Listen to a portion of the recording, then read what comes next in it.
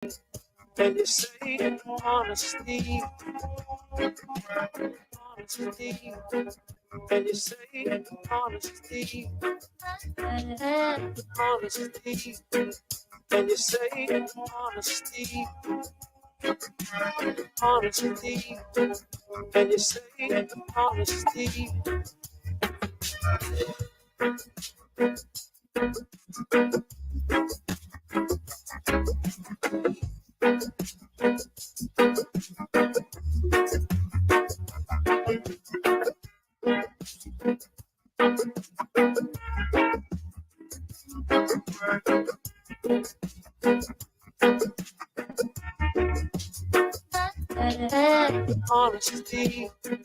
Can you say honesty? Honesty. Can you say honesty? Honesty. Can you say honesty? Honesty. Can you say honesty? Honesty. Can you say honesty? Honesty. Can you say honesty? Honesty. Can you say honesty? Honesty. Can you say honesty? Honesty. Can you say honesty? Ratty. Can you say honesty? Can you say honesty? Can you say honesty?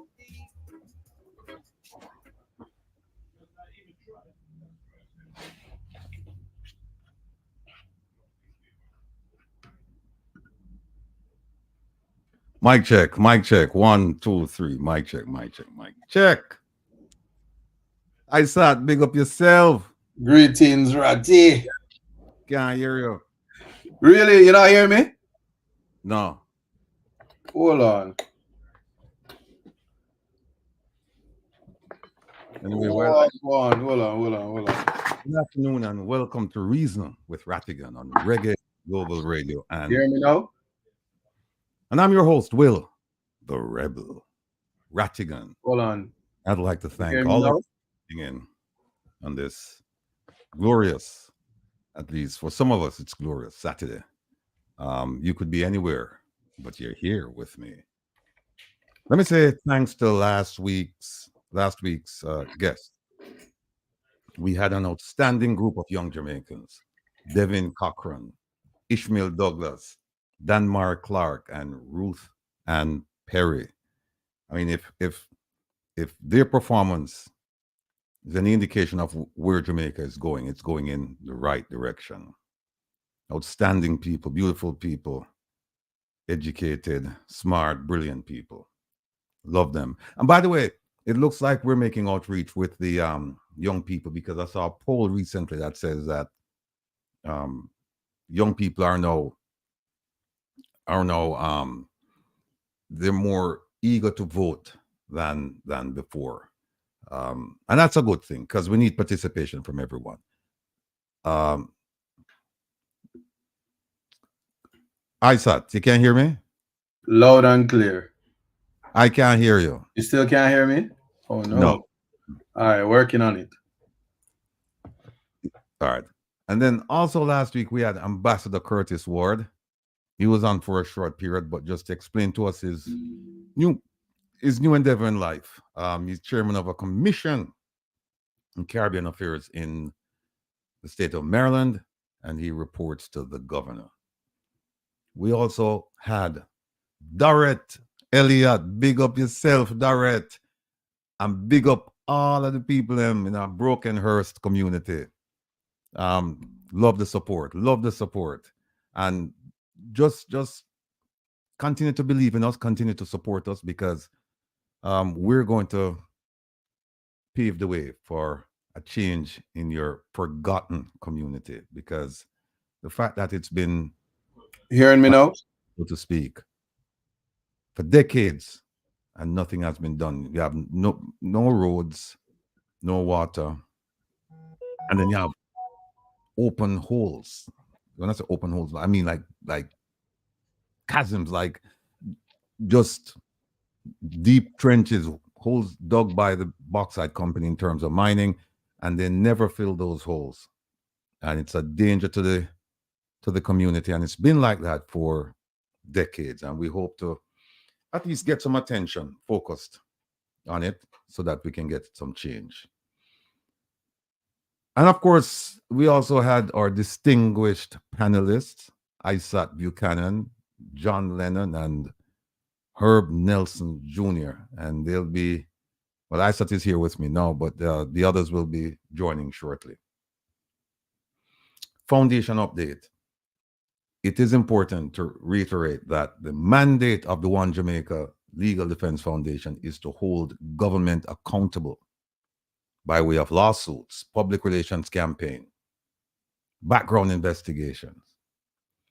And we added another two: protests and formal engagement with donor agencies and governments regarding the disbursements and accountability of funds provided to Jamaica.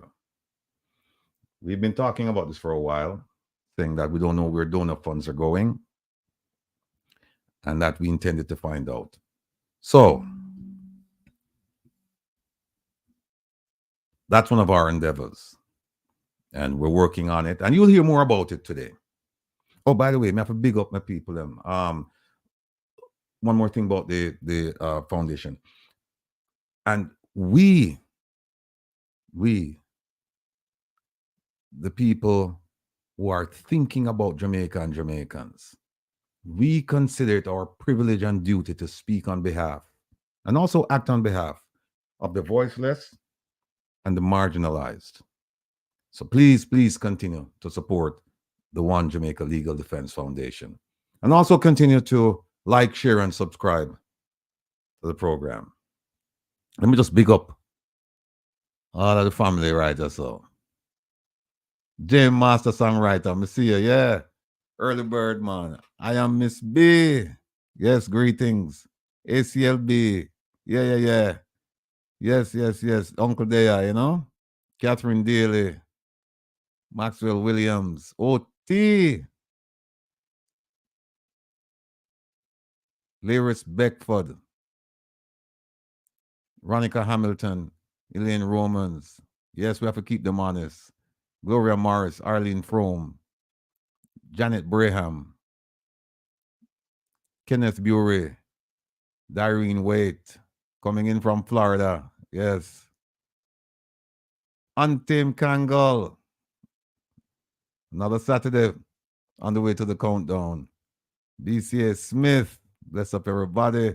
Barbara Johnson. And by the way, happy holidays to each and every one of you out there. Let me see who else is here in the chat with us. Neva Stoddart. Beverly Clark.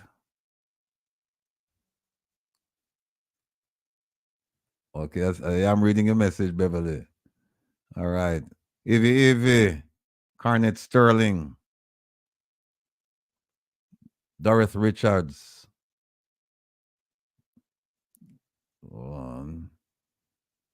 JamaicanTV.com. Yeah. Tell them to like, subscribe, and share up the live guy. Let me see who else. Fatima. Joan Morris. Debbie Jervis. Cedric 10. Sunshine. Sharon Clark. Andrea Hunt.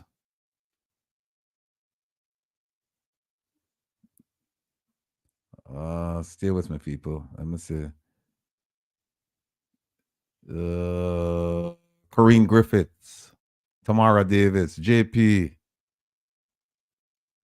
Freedom,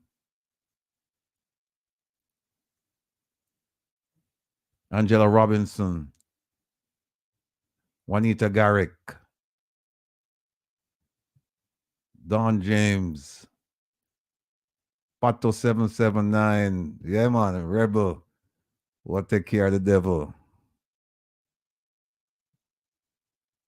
Paulette Johnson, Elijah B, Cynthia B, Megawatt Volt. Yes, Rat Trap, man. Sonia Ellis. Let me see. Movies and TV trailer and clips. Daphne Brown, Natalie Mullins, Dorrit Elliott. Yes, Dorrit, I see you. Just don't big up you and the community. Miss Rita, Nordy, Lion, my brother. Keep roaring. Natalie Mullings, Shots, Diana Atkinson, Sassy Diva, Rebel Gun is here. Run one list. Norman Ferguson, Leonie Denton, Big J64, Veronica Gill, Janet Chicory,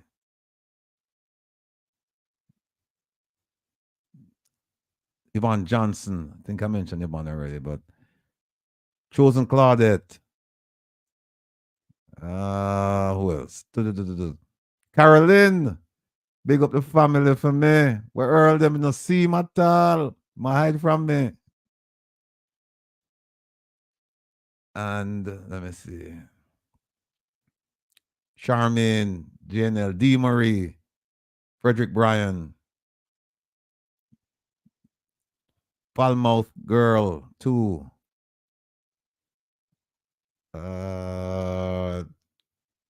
Chosen Claudette, Adir Ian No, Anne Marie S, Andrea, Howard Britton, Joe Blogs, Natalie Mullings, Janet Kissick, Faye White. Oh, no, could I hear ISAT? Yeah, me couldn't hear him. I don't know what going on right or so. Don't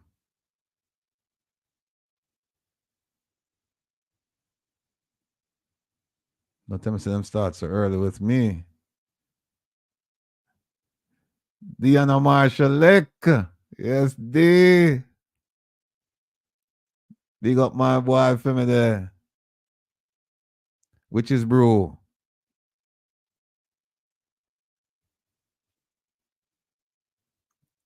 Rustlin Nicholson. Les. Jeffrey. Where you there? Me not see you, Jeffrey. Oh, Isaac, come back. Hold on a second. Let me bring over Isaac, yeah.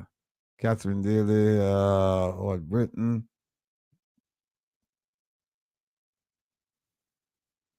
Hold on, let me bring him on. Let me see if I can hear him. Yeah, can you hear me now? You're not hearing me? You're not hearing me? I think I'm the problem. Kevin. Is anybody hearing me though? Problem because everybody can hear you. So the problem. All right. Kevin, I work on it. All right, well, let me leave the. Okay. Okay, I'm in trouble about Starlink. No, Kevin, no worry. I'm not me. It's user error. No worry. I have your eyesight. I can't hear you now loud and clear. Oh, you hear me now? Loud and clear. Yeah, man. Let me bust myself right now. I can't trouble you about Starlink because during my show, my internet drop out. Foreign internet no good. And then so them are gonna tell you, but I tell you before them tell you. I'm a ball out. Kevin! No answer.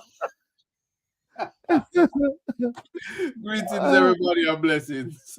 Yeah, man. Let me just run through James, Frederick Bryan, Marlene Blake, Starboy, Catherine Daly, Lorraine Lawrence, let me see this. Sherrock Promotion. Yeah, everybody was saying that. Them Queen, everybody said that they could hear you, but it's, problem was me. So straightened out All right, now. great, It great, was great. for the art. Marinda Roddock. Who else? See everybody else. I thought we can hear Anne Marie S. Gloria Morris. Blessings, everybody. Alfred Miller. Yeah, somebody said I thought we are hearing you, so it's Rattigan side. Ask him to fix it. Coming so. Rattigan do have Starlink, so see with him. Yeah. Carol Allen, Andrea, Catherine Daly, Donna Whitaker, Leonie Denton, the let me see, Tamara. Where I thought gone. I thought is back. Tamara. Where else? Anne Marie Blagrove, Rosemary King, Keith Salmon, Jason Lee, yeah, Colleen James, Michael Ware, Debbie Jervis, Brianna, present, yes. Angela Robinson, uh, tu- tu- tu- tu- Mike to 3 TV, S. Eco, Ron Walker, Ransford Smith, Neville Shackleford, Eddie, big up yourself. Thanks for the strength, my brother. Really appreciate it. Egla Fletcher, Charmian Phillips. Oh, I mentioned Brian already. Kenneth Newland, Brooklyn in the building, of course. Edley Evans, Michelle Scott, Sharon Wright Ellis, Angela Robinson, Lawrence Howell, Anna B. I think I mentioned Carol Garden. No, Carol Gordon. Mm-hmm.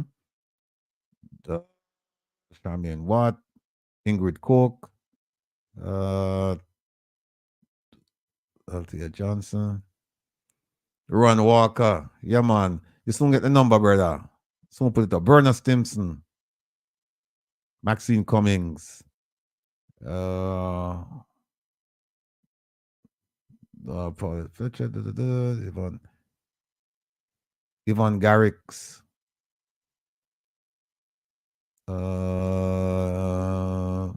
Yvonne Wallace, Rosalie Ricketts.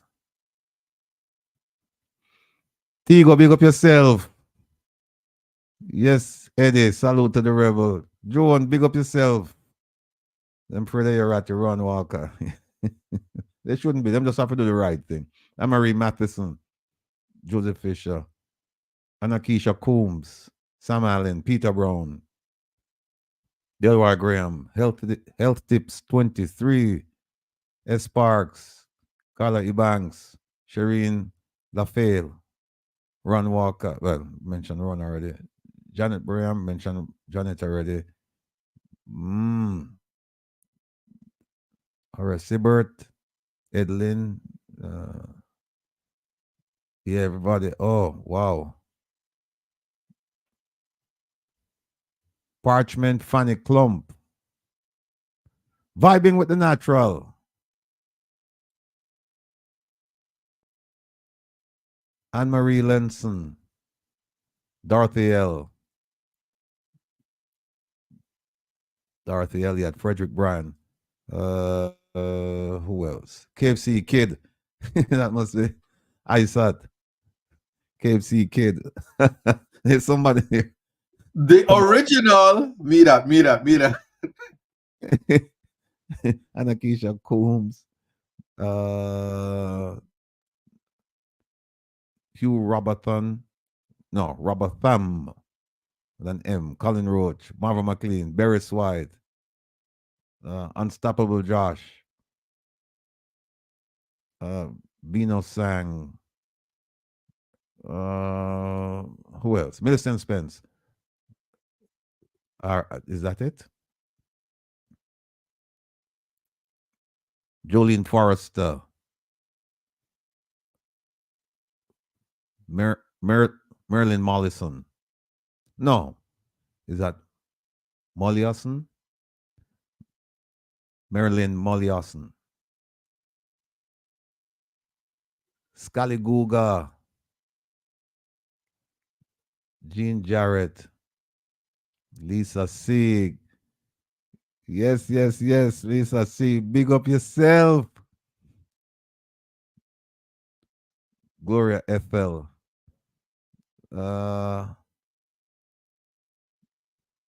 Where are we? Winston Dawkins, Sue McDuffie. Domore Howell. Whoa. A lot of people tune in tonight. Mark Parker. All right, I think that's it. Gail Leverage. Or Leverage. Present, right. All right. No, folks, next week, I will be sending a letter to the DPP regarding a status report on the prosecution of the former Minister of State, Leslie Campbell, former Speaker, Marissa Dalrymple Philibert, and Mark Barnett, President of the National Water Commission. And the purpose of that is to get us, as I said, a status report, because these cases, we haven't heard anything, and we don't know what's going on, and we need to know what's going on. Berna Stimson, big up yourself. Letitia Elliott. So next week, what I'll do is I'll put it out there. I think I have the address already, so it's just a matter of composing. Ratty, I don't mean to cut you. Mm-hmm. Can you hear me? Yeah, man. Yeah, your mic is hot here. Yeah. As it turn it down just a little bit. Yeah. Can you? How about now? Yeah. How about now? Perfect. Okay. Now it's fine. Yeah. All right. All right. No, take it down one notch. Just a little bit. How about now? Mic check. All right. It's good right there. All right. Ask them, people, am I right? You see, my third technician, you see Kevin teach me a lot, but it's way better now. Yeah. So we're going to send that out next week. Kevin, do me a favor, get to the tabs them for me, please, because I want to show the people them something. I want to show probably some little things. One of the things we have to do, people, we have to big up Chairman Ron James. We have to big him up, because him really, I give him a run for the money, and he might whip them street and lane, like my mother would have said. Street and lane, he might whip them. Zolita. Big up yourself. I just want to show. Yeah, put up all of the tabs them. Want to show ISAT something. I have a special one for ISAT. Oh yeah, that one. Yeah. Bring it to. No, not this one. This one. I go run when I see it to that, because I get some pictures today that make me run, leave my phone. But no. We're in full tracksuit mode.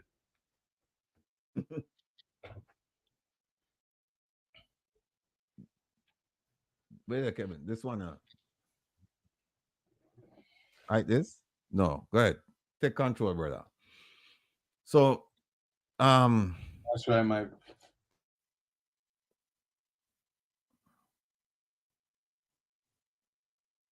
Okay. Yeah, the one now. This. Yeah, want to get ice out that one there. So the renegade who not afraid of them. Sit down there, Hold on there. People want to take a look on that one now. Look on that thing now. Want to can see that? Hold on, you have the thing. Look how bad poor I've been in on a picture there. KFC, why are they doing that? No, people. No. It's right I say no. Listen. The PM. And why is ISAT right there with the PM? Because of that. KFC are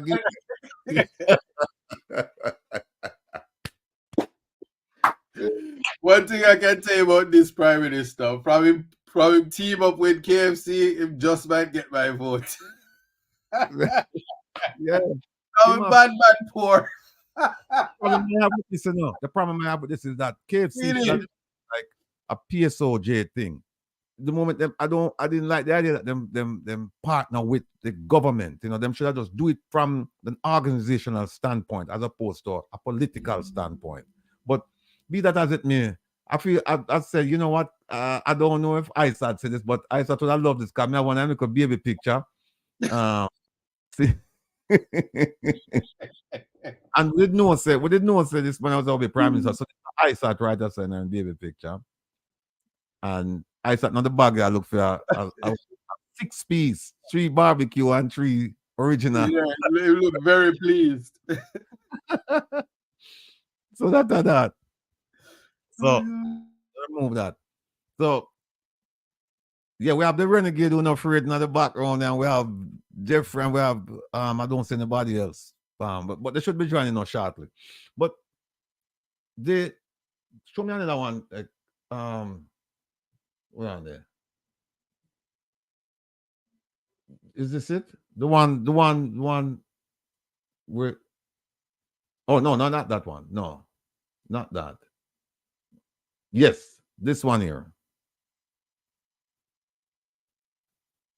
All right. Now, here is something I want to show you, people. And I just want to show you the government function, or malfunction. Right? I just want to show you something.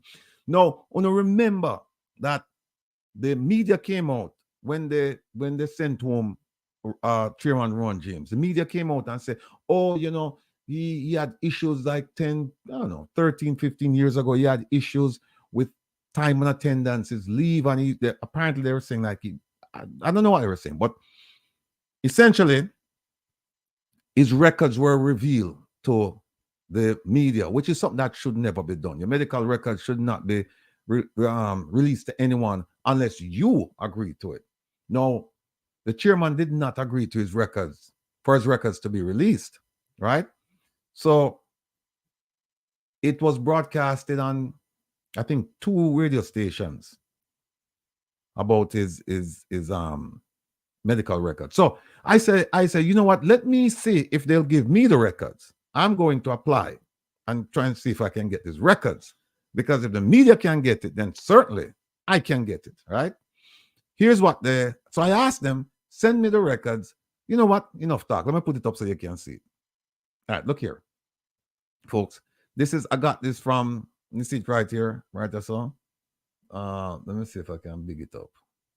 Right, that's all. You see, it came from, see where it come from? Ministry of National Security.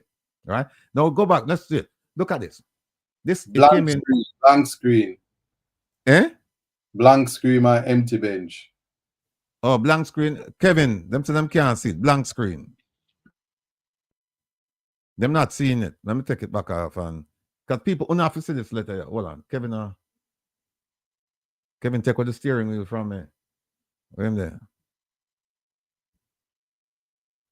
Hold on. Let me remove that.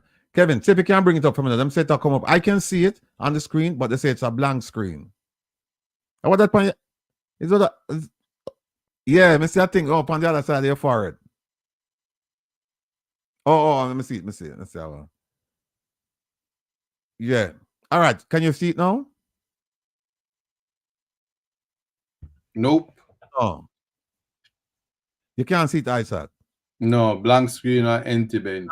Kevin, they said they can't see it. All right, I'm gonna go back in and try to pull it up. But you have to see this thing here to believe it. Jamaica, I mean, we had on Howard Mitchell about I don't know, a month ago. And one of the things he said was that Jamaica is not a real place. And you have to agree with him. It really isn't. And they demonstrate that almost on a daily basis. What I have to say to Ron James is that who I consider to be the real police commissioner. And people say, man, I get him in trouble when I say that. But I don't get him in no trouble because it's the truth. The police commissioner knows that too. That Chairman Ron James is the most sober, forward-thinking, intelligent person that they could ever select to run that outfit. He knows what a crime plan is. He knows what method should be employed to address the crime situation in Jamaica. And he's a no-nonsense kind of person. I mean, just talk to him and you'll see for yourself. He's a no-nonsense. Can you see it now, Isaac? Perfect, perfect, perfect. All right, folks. Let me show you something. You see right here. All right. See where it's coming from. It's coming from Ministry of National Security. You're blind. Right. And then here we are. Right. It came in, I think it came in yesterday. It says, good day, Mr. Rattigan. This is to advise that your hold on, let me so you can see the whole thing. Okay, there we go. This is to advise that your access to information request with regards to Corporal Rowan James, as stated below, has been denied. And here's what I asked them for, and it's in quotation marks. This is my request to the Ministry of National Security. Kindly provide Corporal Rowan James's complete medical history and his time and attendance information, including sick and annual leave for the period 2007 to 2009. In the event that there's another Rowan James with the rank of corporal, please note that I am referring to the chairman of the Jamaica Police Federation. So I wanted to make sure that there was not another Rowan James and we get mixed up, or, you know. And here's what they said to amplify their denial. They said the denial of this request is in keeping with Section 22, subsection 1 of the Access to Information Act, which states, quote, public authority shall not grant access to an official document if it would involve the unreasonable disclosure of information relating to the personal affairs of any person, whether living or dead. So, if they cannot give me Corporal Chairman Ron James's Greetings. Are you hearing me? because it relates to his personal affairs, then by extension, the media should not have that information. So, Chairman Ron James, I know you're watching.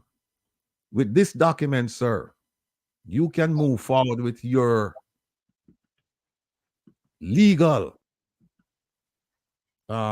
with the legal proceedings against the Ministry of National Security for releasing your personal information to the media, unless, of course, you authorized the ministry to do that.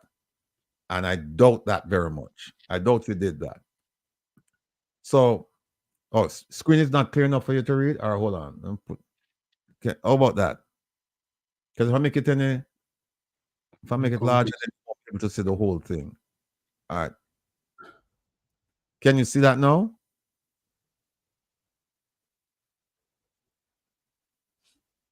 I'm feeling like.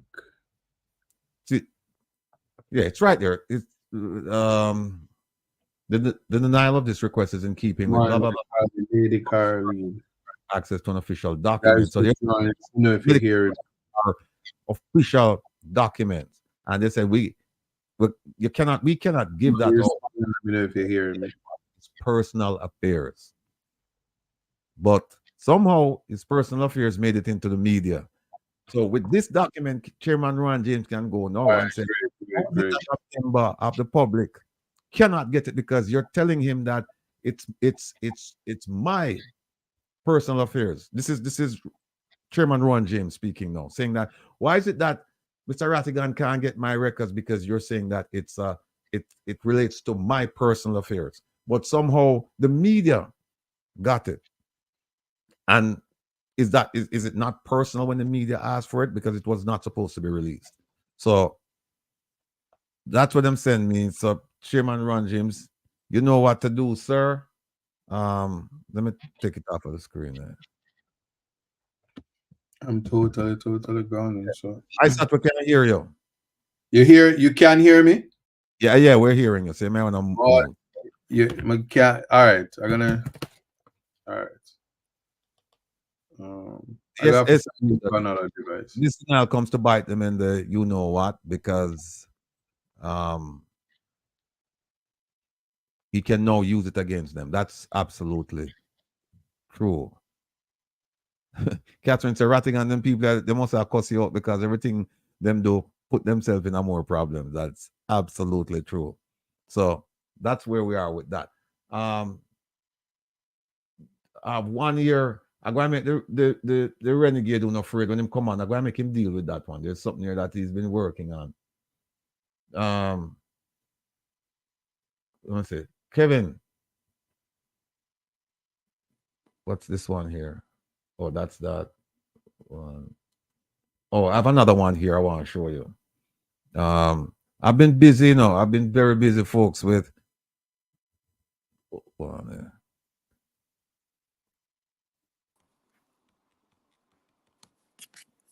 All right, so I might get rid of one of them. Just get rid of the other, the one that's That one. blank. Yeah, thank you. All right, I can't hear you now. I said I'm getting a feed. I'm working on it. I said, can you hear me? Yeah, I'm hearing you loud and clear. Yeah, I'm getting a feedback. Yeah, I'm working on it. Working on it. All right. Folks, I want to show you another. Look at this. Tell me if you can see that document. No? You can't see that document there? Yeah, we're seeing it. Okay, cool. All right. Now, this document, where it come from? Ministry of Finance and the Public Service. And there's a date, December 21st, 2 days ago. Right? And I asked them for some information. And essentially, here's the information I asked them for. I'm asking them for information concerning finance, money that the government turned back to the treasury, right? To the consolidated fund. Now, the consolidated fund, unless I'm mistaken, that's within the province of the Ministry of Finance and the Public Service. So essentially, I'm saying to them, tell me, give me the dollar amount that the police turned back in, because it came to my attention that they weren't spending all the money, that they were sending money back to the treasury, so to speak. So here are the things I asked them for. I asked them 4 things. But let's just focus on number 3. Right? Number 3 said, give me the information evidencing the amount of money that the Minister of National Security failed to spend and return to the consolidated fund for the fiscal years 2016 to 2022. Then I made it even to take a word from the eloquent Minister of Finance and the Public Service, Dr. Nigel Clark, made it granular. So then I went from the Ministry of National Security and look at number 4. I asked him about the JCF. So tell me the money that they turned over back to you guys, because the consolidated fund is run by the Ministry of Finance and the Public Service. And look what them tell me. Question, see it right here. Questions 3 and 4 will be transferred to the Ministry of National Security and the JCF for these public authorities to provide those responses, as this information does not reside in the Ministry of Finance and the Public Service. Now, we know that that's not true. That can't be true, because the Ministry of Finance and the Public Service, they have control over the money for the country. They have control over the consolidated fund. And they tell me now, say that they don't have it. So they're going to send it over to the Ministry of National Security. So you know, it's a circle jerk, because when we go over there, they're not going to give me anything. They're going to tell me, say, go back to the Ministry of Finance. But we're going to get it, We'll get it. We'll get that information. Easy information, I forget. But we'll follow procedure first and get it before we turn to other means to obtain the information. And Miss Carleen Smith, big up yourself. She's been very responsive to my request. So big up yourself. And I think there's one more letter I want to show you. Let me take this down. There's one more letter. Oh, there's an email. I don't know, Kevin, if that email one from the oh, Kevin, if you go in the email, there are two documents there from the JCF that I want to show. It's in the email. All right. Chairman Ron James, don't stop until you achieve complete victory for yourself and the rank and file of the JCF. So big up on yourself, all of the police, all of the honest police. We're not big up corrupt police, just the honest ones. Yeah, this one, Kevin. I think other one there. Anyway, tonight, ladies and gentlemen, please tune in and join me and thousands of listeners on Reggae Global Radio and just relax with the Rebel from midnight until 2, not 3, 2. It's Christmas Eve and don't want to take up too much time from some of you. Or it wasn't delivered. All right, that's fine. I can always go back and deal with that issue next week. No, you've heard of slow jams. Well, tonight you're going to hear slower jams and experience that central mood. So make plans to join me. Whether it's your first time or you're a regular listener, you're guaranteed to have a great time. So we're going to catch up later. Let me say blessings to Mama Eileen, Papa Trevor, Ma P, Desmond Paul, Ma Jean, Mrs. Nelson, and my brethren in Central Florida, Mr. Baxter, Angie continue to take care of him. Also, I have to big up Bunny Drum from Central Florida, original Waterhouse, man. Big up the Reggae Global family, the Meadowbrook crew, the Firehouse crew, the Rollington crew, General Stay So, and all the crews watching at home in the bars, markets, and other public venues. Big up Russell, Charlotte, and the rest of the Trower family in South Africa. Big up the Manisons in South Africa. And big up my farmer friend, not former, farmer, Farmer. You know who you are. And big up our driver, Morel. Yeah, go and take care of the farmer. We don't want nothing to her because she go feed the nation. Let me see now. Waterhouse Vibes, folks, tomorrow is on it's on a break and will return in early January. I think the first week of January, first Sunday in January. Wayne Lonesome's town hall meeting will be on at its regularly scheduled time tomorrow, 7 p.m. on YouTube. No tabloid, no innuendos, just facts. And don't forget to check out Isaac Buchanan's radio show, Context Matters, and that's on Reggae Global Radio on Facebook every Thursday from 5 to 7. Am I correct, sir? Nah, I hear you. When I hear you. Hold on. What is? What's that one? No, Kevin, forget about the letters them. When I hear Isat. Can anybody hear him?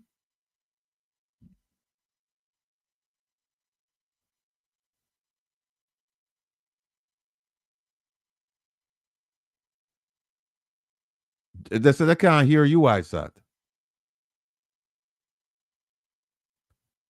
Yeah, they can't hear you. Can you guys hear me?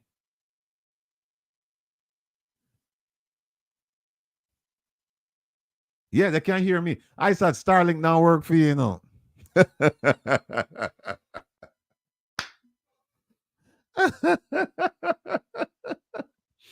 Hey, me that go order it, you know what? You know I'm not gonna change my mind.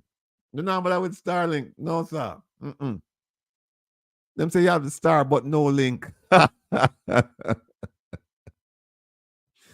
I said, oh, you can recommend. Yeah, see? Even Essie says, yeah, them can't hear me, but them can't hear you. You may have to go. They can't hear your papa. They can't hear me, but they can't hear you.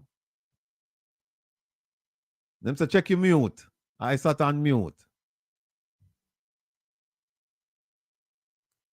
All right. Well, I sat to try work with the thing then. I could just say that, put out the disclaimer that the opinions you hear today regarding the presentations will be that of the individual presenters only and is not endorsed by or known to or vetted by Reggae Global Radio or the host. Today's program, as usual, is going to be gripping and educational. Now, today marks the second installment of the Diaspora Round Robin, and the format is a bit different than my weekly program. We're going to have a fulsome discussion about the issues plaguing Jamaica and talk about contemplated solutions. The conversation will be free flowing, and the we is Herb Nelson, Isaac Buchanan, Wayne Lonesome, Maria Edwards, Jamaican Carlos, Jeffrey Tavares, Rupert Francis, and all of you, our staunch supporters who would like to see a Jamaica that is safe and successful. We will also be joined by attorney Philippa Davies, and she will discuss issues associated with the recently signed Samoa Agreement. Most of us don't know what's in the Constitution, and we've had it since 1962. So I suspect that most of us don't know the details of this Samoa Agreement, and we've heard some interpretation of what it means for the education system in Jamaica. So we shall find out today. And finally, we will also be joined by businessman and former JCF member Xavier Newton Bryant, and he will discuss his story with illegal AR rifles, AR-15 rifles, and armor-piercing ammunition that entered the country under the nose of the Ministry of National Security. I don't mean to spread fear, but this firepower could mean a bloodbath for 2024. 50 AR-15 rifles with armor-piercing ammunition. So we hope to have him. Should be joining us. He should be joining us shortly. Then we'll go from there. Now let me bring on this all-star panel. There's Jamaican Carlos, Wayne Lonesome. There is Jeffrey Tavares. I think that's all we have for now. But we expect to be joined by others. Isaac. Can you hear me now? Loud and clear. You can't survive in this world without Starlink. Elon Musk linked me. I'm in the UK. The internet feel like me there for Ratties or Wi-Fi.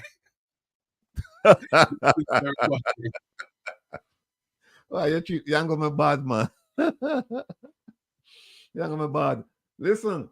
Mr. Tavares, me there for Ratty Wi-Fi. Me in and out. Can't survive. help me. Send me your Wi-Fi password. No, you know. We have I have a presentation for the Integrity Commission. I want to talk about the Integrity Commission, but I'm gonna put that off for a while. I was gonna talk about the Prime Minister's statutory declarations, the ones that cannot be verified, 2021, 2022, and March 31st, the 2023 will be due on or before March 31st, March 31st, 2024. Also, we haven't seen the summary, and the law dictates that you put up a summary of only two people's statutory declarations, the Prime Minister and the Leader of the Opposition. We've seen the Leader of the Oppositions. We haven't seen the Prime Ministers. And it's a shortcoming of the law because there's no time period. So we'll discuss that at another time because I went through it with a fine-tooth comb. I'm not saying I have all the answers, but I certainly have identified some of the problems. And some of you out there, maybe you can correct me, maybe you can direct me so that I can get a really, really full understanding of it. I think I have most of it covered, but you never know. You cannot, this is a learning platform as well, both sides, from us to you and from you to us. I also have a little piece of thing here, and I wasn't going to talk about her. And when the moment I say her, everybody know whom I talk about. My favorite minister. I'm going to leave it. I have something I want to talk about her because I said she put up a dance video, and is it that she's dancing for you? Is she dancing? Exactly, Isaac. I'm going to leave it alone because pantomime. No, yeah, no. She can dance, but she can't work. You know, she don't know what she do. But Here's I'll leave. somebody in the chat say your girlfriend. Yeah, I know, but I'll leave it alone for another time. So look, gentlemen, welcome. Isaac, Jamaican Carlos, Lonesome, Jeffrey Tavares. Thank you for having me on the program, sir. Yeah, them say she'll show off for me. Well, look, let's just before we get to we dub this installment of the diaspora round robin as a call to action. But before we can do the call to action, meaning that these are the things that we're letting the government know that we will be doing. I think we need to have a discussion about what the government is actually doing. And let me just throw it out there and just let me start with Jamaican Carlos. Carlos, Yes, sir. if you could pick one issue and one issue only and say this is the issue that bothers me the most about what the government is doing to the people of Jamaica, positive and negative. When I say bothers me, negative. The other one, I want you to give me one thing positive that the government has done or is doing for the people of Jamaica, and then tell me something that concerns you, something that's very concerning about the negative, something negative that they're doing, that it's doing. Well, let's start with the negative and by the time. Good evening, gentlemen. I sat, bless up yourself, my brother. Bless you. With Rattigan, bless up yourself, sir, and Jeffrey Tavares. Talk your mind. Bless up yourself. Make we talk. So, let me talk about what the bad thing first until maybe we can pick up and find something good at the end. Now, the thing women are like at Jamaica is the crime. It just look like them don't sit down. Hold that thought. Somebody just reminded me in the chat. They mentioned something, and I need to speak just briefly on it. I'd like people to know that what you're seeing here is a show of unity. A show of unity against what the government is actually doing in Jamaica. Now, let me be absolutely clear. We don't all agree. The five of us you see here, we don't all agree on everything. And that it would be impossible for us to agree on everything. We don't agree on a lot of issues. But the one thing that we do agree on is that what the government is doing, what it plans to do for the people of Jamaica is not in the best interest of the people of Jamaica. So I need to let people know that we're here united in the cause against what the government is doing in terms of corruption and the crime and service delivery and so on and so forth. So having said that, sorry to have interrupted you, Carlos. The floor is yours, sir. Go ahead. So the first thing is the crime, which the breeder is corruption. That's the main thing we have. There's the raw, brawling corruption. First time, them used to hide the corruption. And we have social media here, and it seems as if the corruption is on display every day, all our face, bow. And we know that corruption breeds crime. Jamaica have to heal. And that is my biggest problem with Jamaica. The corruption that I know breed crime. Any country where you have such a large amount of corruption, you will have widespread crime throughout the country. With any society, anywhere in the world, not only Jamaica. Anywhere is a corruption, crime follow. The good thing when we see go on. Good thing, brother. Them say that no good go on. We never go around the thing, you know. But them say that no good go on. We can't, me not go around the thing, Rattigan. We just say that no good go on. Somebody. I rather no. Keep my face, sorry, Carlos, but you make me have just turn on my mic and think I'm hungry like a dog. Now you make me turn on my mic. Hey, people, the renegade they are in the ramping up, but me, I'm just talk the truth, so I'm going to turn on my mic. All right. Assad, miss you. It's Ice, are you going to stop calling me Assad today? It's Ice today. Put some respect on the I. Where's the I and I. But Mr. Jamaican Carlos, why are you so wicked to the Prime Minister? Jeffrey I. The man called 5 states of emergencies and you said nothing now go on for crime. I'm offended for him. Remember, I read a while ago, so the bursar get shot in a state of emergency down that way. Hanover, the bursar will No, get shot. that's what you call a love triangle, allegedly. You think if Peter and Will in a problem, state of emergency can stop that? Isaac, behave yourself. Happen that all the time. It's like the youth them are show them something like I show them say, boy, I dare them. I bet them I can go in deep and do this. We don't in that area. Come over and over again. So state of emergency no stop no crime. They go send the criminals. All right, so Carlos, you said that corruption is the number one issue for you, and it's concerning, and that the government is not doing anything that you can point to and said this is positive for the people of Jamaica. That's right. All right, Lonesome, let me hear from you. Give me something positive, something negative. Something to what? Negative? You don't say something positive? Yeah. All right, let me tell you something. If we have something positive, the government no need to do PR. If we have something positive, we no need to do PR. Because we just see it. So for instance, if you sick, you go to hospital, you know, say, beach chair. People sit down 3 weeks and them foot swell big like jackfruit foot. So the government look about them. And then you have some PR like Christopher Tufton come and say, I do the best and I do this and stop it. Not even toilet tissue in a hospital. Yeah? But them do too much PR, them tell too much lie, and Andrew will stop tell lie. Stop tell lie and do the people them business. You understand? And too much corruption. I'm going to see SSS boss, not even talk to him, brother. Eh? It's too bad. Go on yourself. You have to name the Justice League, you know. I mean, not pet government, you know, none at all. If you do things good, we da see it. Not, you know, have to come and do no PR. You understand? Me no joking thing with no bogus government. Me no that. You understand? Work for the masses of the people and run the PSOJ, brother. Straight. You understand? All right, keep it real. All right. Point of order, Mr. Speaker. Point of order. Yes, as an artist, I just want to let the other artists know, if you want a career, don't make Mr. Lonesome sign you.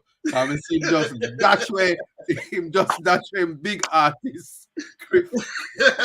Wembley have Stiff Tongue, Chris Tongue, Wembley, where artists?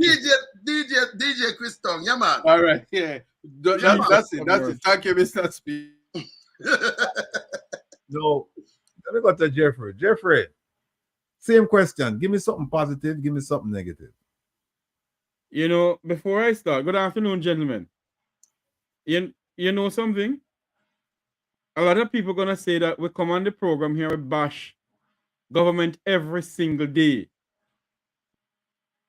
The only thing positive, and I know my good friend Wayne knows, he's gonna say, Jeffrey, shut up. The only thing I see positive that is coming out of Jamaica now is the arrival of tourists. That's true. You know? No, Jeffrey, me not tell you shut up, you're right. That's the only thing. Edmund Bartlett is working. That's the only thing I see. But the problem that we face in our country remain the same. Lying about employment, the education system,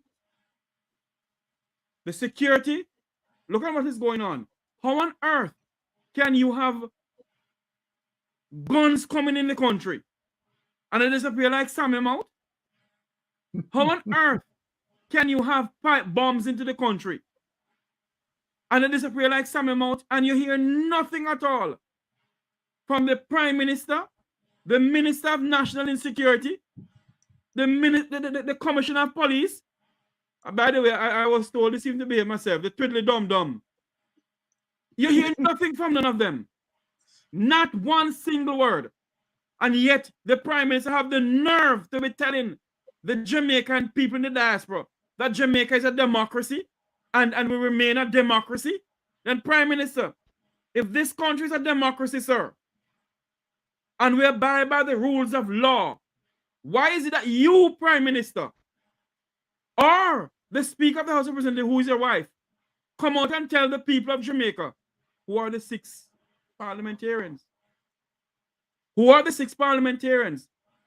Come out and tell us, what have you all done with 2 point something billion dollars. That's 1/3 of $1 trillion, if I'm calculating correctly, of donor funds, of loans, and of gifts that come into the country. Where are the money?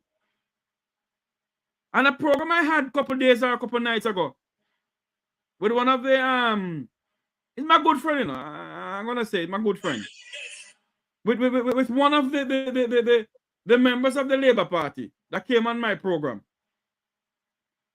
And I said to him, if the Prime Minister is pushing this country as a democracy, why can't he come out and talk? Why? Why are we sitting down in a country? And you know, I'm gonna say this in, and I make no apology to nobody. The members of the Jamaican diaspora, on a warm bad, on a licky and suck up to these policies when they come to the United States. Because you don't want to take pictures with them. The time has come for us as Jamaicans who are living outside of Jamaica, whether in New York, wherever, in Europe, wherever, America, Canada, wherever. The time has come for us to rally around a single cause and a single purpose. And that is the One Legal Defense Fund. The time has come for us to put away PNP, JLP, and stand up for this piece of rock. As I always said on my program, we came here by labor pain, not by aeroplane or party pain. And Jamaica is bleeding from within. I can see you laughing, and that's my few words, Mr. Speaker. Okay, point of order, Mr. Speaker. Point of order. Go ahead. I don't know how the system works, but maybe Kevin can help us, Mr. Speaker. But we're gonna have a mute system because this conversation is hot. We have to just turn off their mic, and then I will get up and say, "He's the speaker," and we're just gonna mute you. And I will wait my turn, Mr. Speaker. Thank you. Not the Parliament of Jamaica, though. Well, I started off by saying that, look, corruption, big problems, and nothing positive. Lonesome followed up by saying nothing positive, all negative. Jeffrey, you just come along and you say, well, there's one positive, just tourists. We see more tourists in the country. But apart from that, everything else is a problem. Education, national security, housing, so on and so forth. Let me turn to ISAT. ISAT, same question. Well, I want to start by saying, you see the judiciary, it's a different cloth cut out their side. If you want to know about integrity and lack of corruption, just go over to the judiciary. That's why the constitutions set that way, doctrine of separation of powers, so that people can, when you want justice and you want equality, you go over to the judiciary. That arm of government is completely different. That being said, that's one positive. The next thing is road. Kill you with road. Not nice like road. The road them so nice. There was a MP. I think his family owned all of St. Thomas. I'm not sure. I'm not good with names. But he just, the way them love road, them just go in our one constituency and say, road for the Christmas, and just throw down asphalt. And the green trucks them roll out and them just do road. That's positive. So whether you like the conversation or and protocol wasn't followed and we don't know who got the contract, one thing I can tell you, all when you're hungry, you're going to get road. That's a positive. Mm-hmm. Negative. Yeah. The negative? The negative might be a positive for me because you see, once it's a 6, I think of a 6-piece of KFC. And I saw the Prime Minister partner with KFC. The office of the Prime Minister partnered with KFC and they were giving out chicken. You can't get any better than that because at least you have road and then your belly can full for the Christmas with the partnership with KFC. So that's another positive. I want to also say, in terms of, we always have this conversation about the murder rate. But I just want to say, context matters. That road that I just spoke of, the traffic deaths, vehicular homicide, death by road accidents is almost 3 times as much as the murder rate. That one wonders if we're spending too much time on the murder rate and how we dealing with crime. It's just I'm just putting it out there. And then lastly, personally, I wish to take this opportunity to address Mr. Tavares and say, don't nobody talk bad about the Speaker of the House. I personally gonna answer you.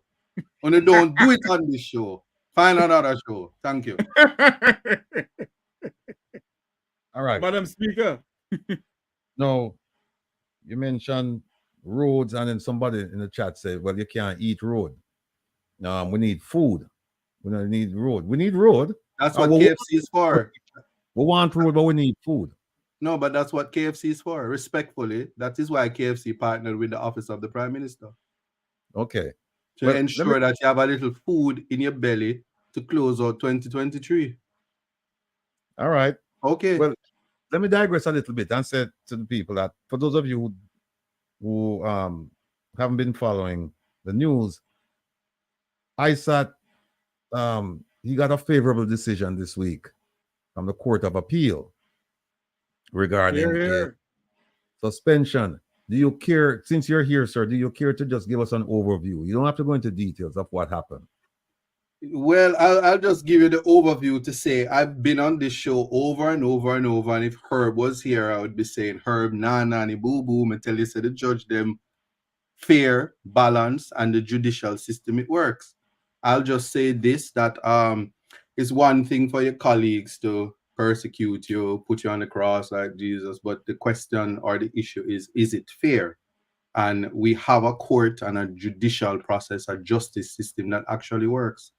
So the good thing I can tell you is that as the system as we know it and guided by case law and precedent, and a stay was granted to me. By the grace of God, I'm gonna say that as well. And KFC gets no attribution for this success, but that when we criticize the judiciary, the purpose of the criticism, and sometimes that it is an exercise of free speech. So one doesn't have much to say about that. Safe to say that when decisions are made out of the court, some will be sad. Some will be happy. I'm sure there are persons who are very unhappy that I receive a stay from the court.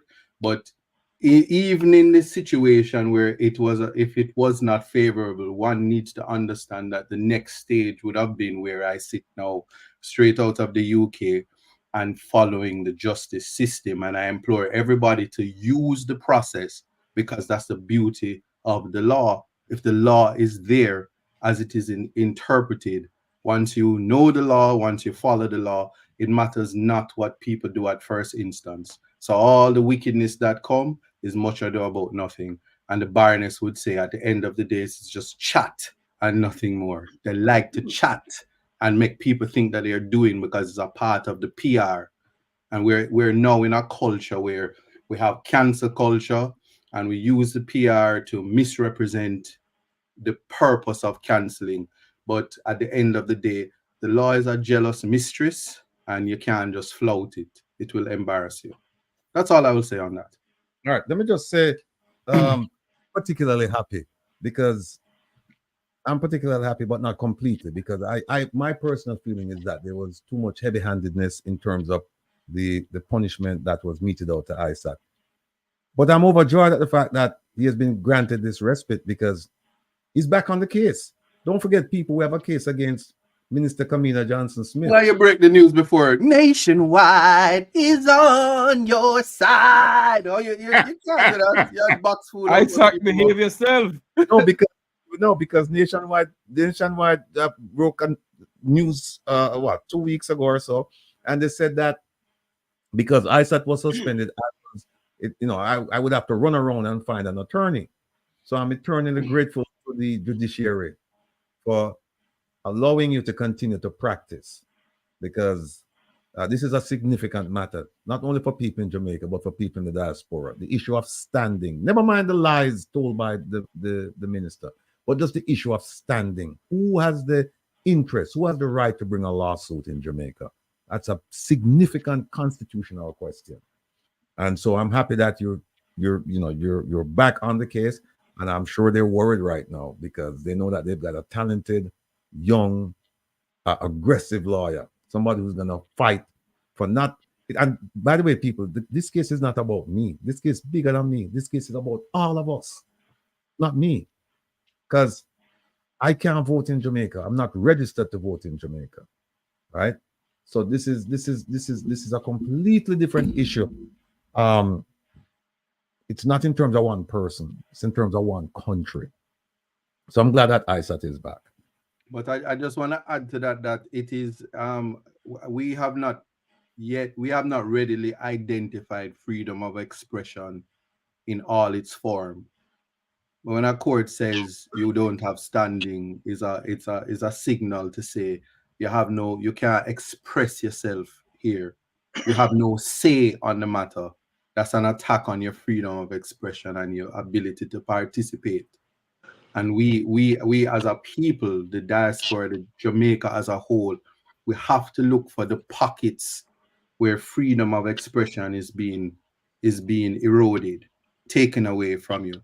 Your voice is the most important thing. If you don't speak to your brothers and your sisters, you can't get to educate them, you can't get to enlighten them.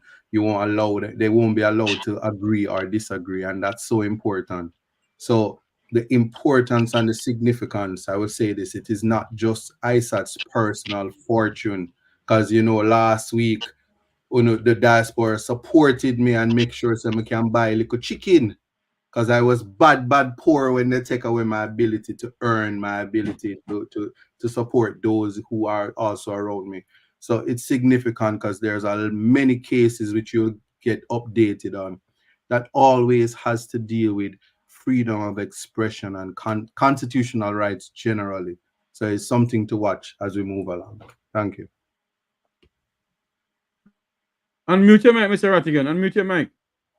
Ladies and gentlemen, we are joined by Dr. Rupert Francis, chair of the Diaspora Crime Intervention and Prevention Task Force. Rupert, you need to button up your shirt, man, or you show your chest. You lift weights or something? Well, man, change the thing as what titty, man.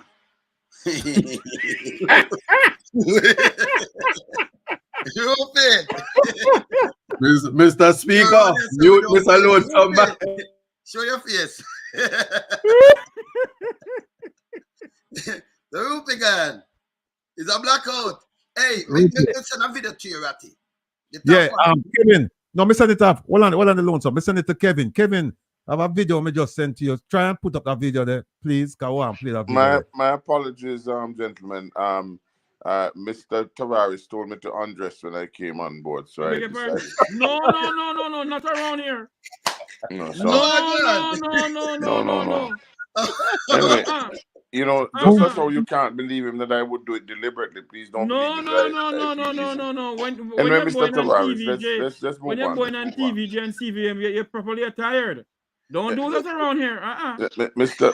Tavares, okay, thank you very much. All right. It so happens that the instruction didn't come to me in terms of and I just went out, as you know, and came back. Yes, back. I want to thank you very much for having me on the forum. Yeah. Listen, Dr. Francis, what specifically do you want me to talk about? We've gone around the horn, and we're up to you now. And I see my sister is back. So let me bring her on. There she is. Where she is. Oh, bring her on there, Kevin. Yeah. Lovely smile, man. Beautiful person. Inside and outside. Dr. Francis, what we want to do is this. We're asking, the question on the floor is, name one thing that, bless up. Welcome, Maria. Thank you, Rattigan, and to everybody in the chat. Yeah, Carlos, Wayne, Jeffrey, Rupert, ISAT, good to see you. Blessings. To the unity, when I say we're not all of us, we can't do every single thing, but there's one thing that we agree on, and that's why we're here today. Dr. Francis, name one thing that you would give the government credit for doing, something positive, and name something that negative as far as your administration.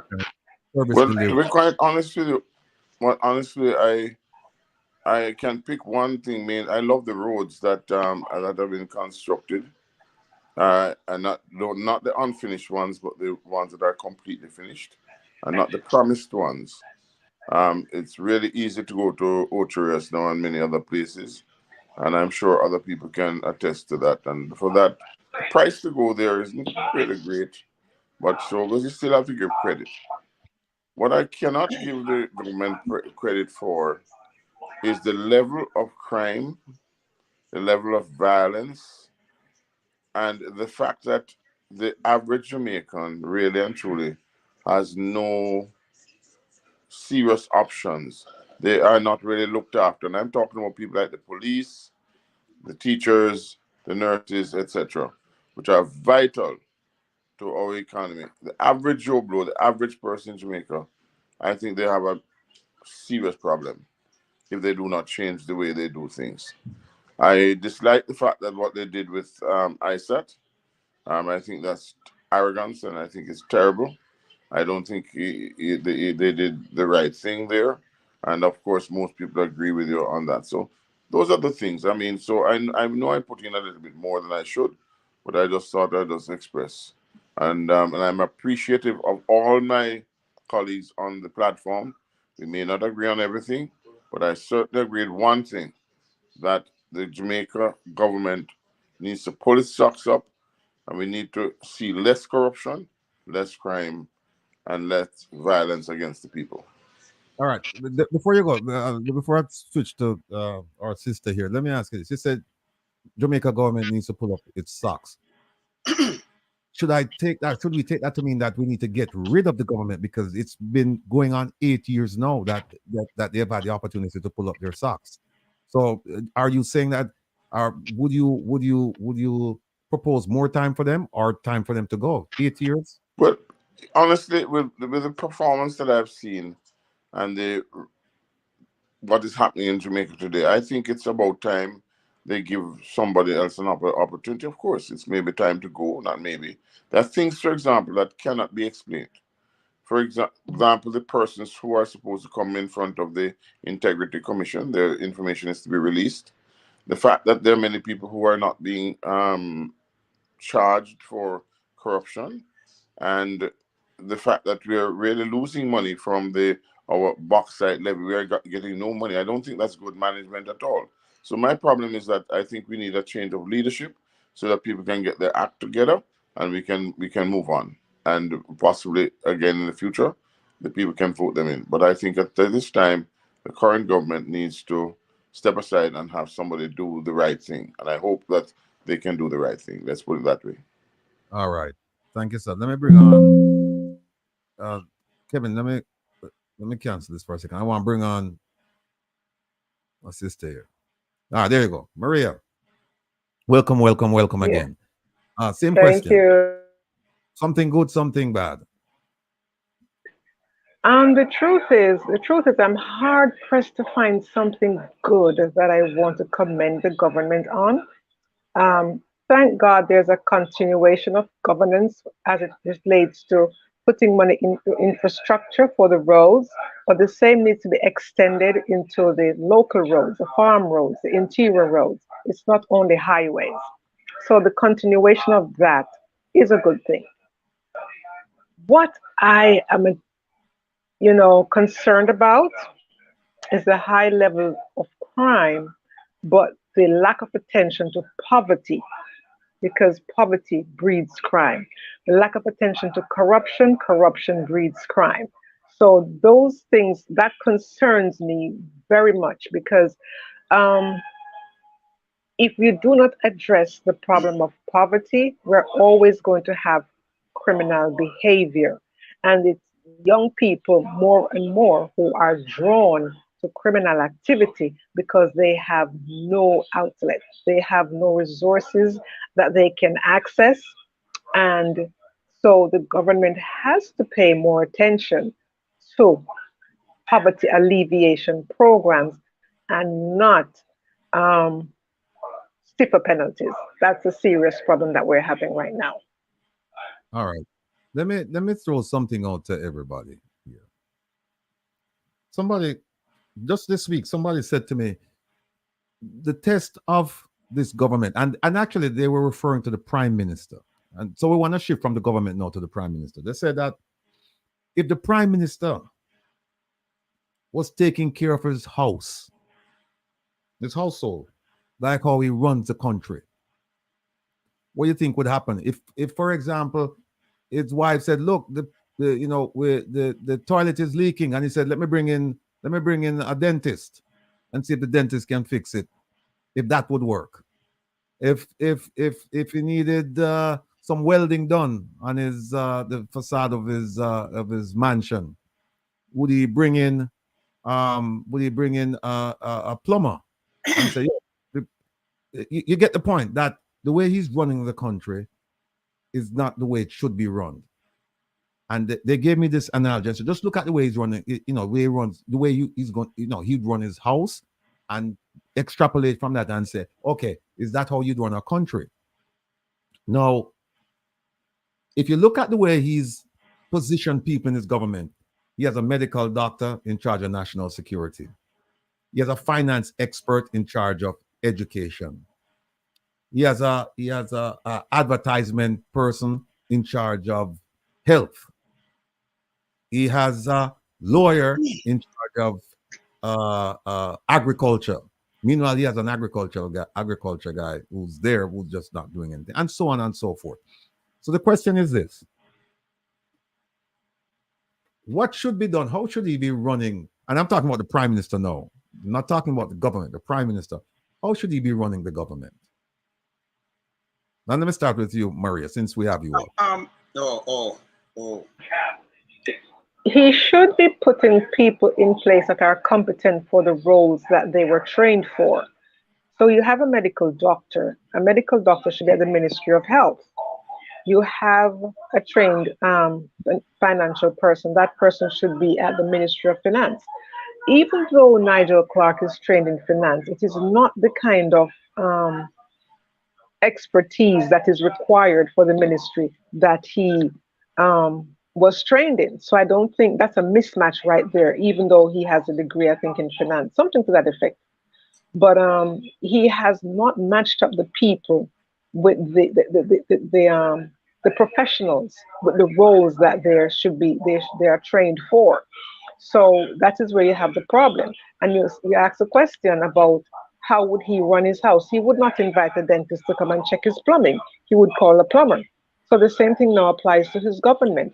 And find someone who has some background in national security to take on the Ministry of National Security. He cannot choose a medical doctor with some history of problems who cannot travel overseas to take on a ministry such as that of national security. So he has to reorder his cabinet and put the people that are qualified for the positions into those positions. All right. You want to jump in? Go ahead. Let me tell you something though. I don't see Dr. Rupert just mentioned about the road, right? What is the Dr. Rupert? But the North-South link, it's easier for you to go authorized right now, right? Yes. But to tell you the truth, that North-South link opened from the 5th of August 2014. I don't think he was the Prime Minister. Make I show you, by the way. So just hold it. Just watch. You can see on the phone. North-South link opens today. What's the date? Can't see the date. Well, yes, I remember. Show the date. That's 2014. August 5th. But yes, but let me say this to you. I'm not just. So hold on. No. I know, but I'm gonna just saying this because most of the time when the Prime Minister him take credit for things that he doesn't do. So it's a continuation. But North-South link opened from 2014. The Tree drive from down there and it's easy. I mean, just remind you still. It opened from 2014 and the Portia Simpson watch. And the Williamsfield Park is a continuation highway 2000. So, when the Prime Minister, because you must say build more road than anything else, and then people have put it together. So you have to know when this leg open and what happened and these kind of things. If you upgrade a road, the blueprints are there. You understand? So we don't give no credit when they're supposed to get. It does straight. You understand what I'm saying, Ratty? Yeah. And that's it. So we just want to know when it open. And we just remind the people then because in the ramping, I'm sure the whole highway. Me have a video. Them I show the whole highway. Say, well, we build highway, we build road, but the interior road not build. But you just want to know when it open, or it's a continuation, or when it. You understand? So continue something, but it open from them time there. Okay. Go up there. You understand? So we're not crediting for something where and And not it is- even, and we never even talk about too much of the road. The All man just start to work for Jamaican people and just stop the PR stunt. We need him to stop that. And the SOE we done with that now too, you know.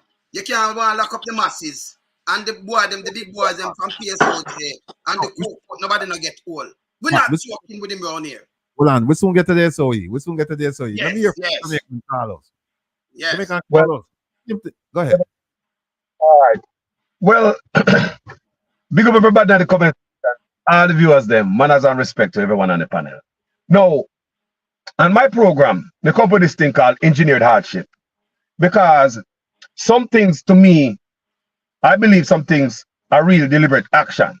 Because number one, with the background of the police commissioner, you couldn't work at McDonald's up here, so. Everybody couldn't get a job at McDonald's. Number one. So with that background coming in, all right, no, I'm gonna show you how it's deliberate. Like you guys talking about how them get everything is just misfit.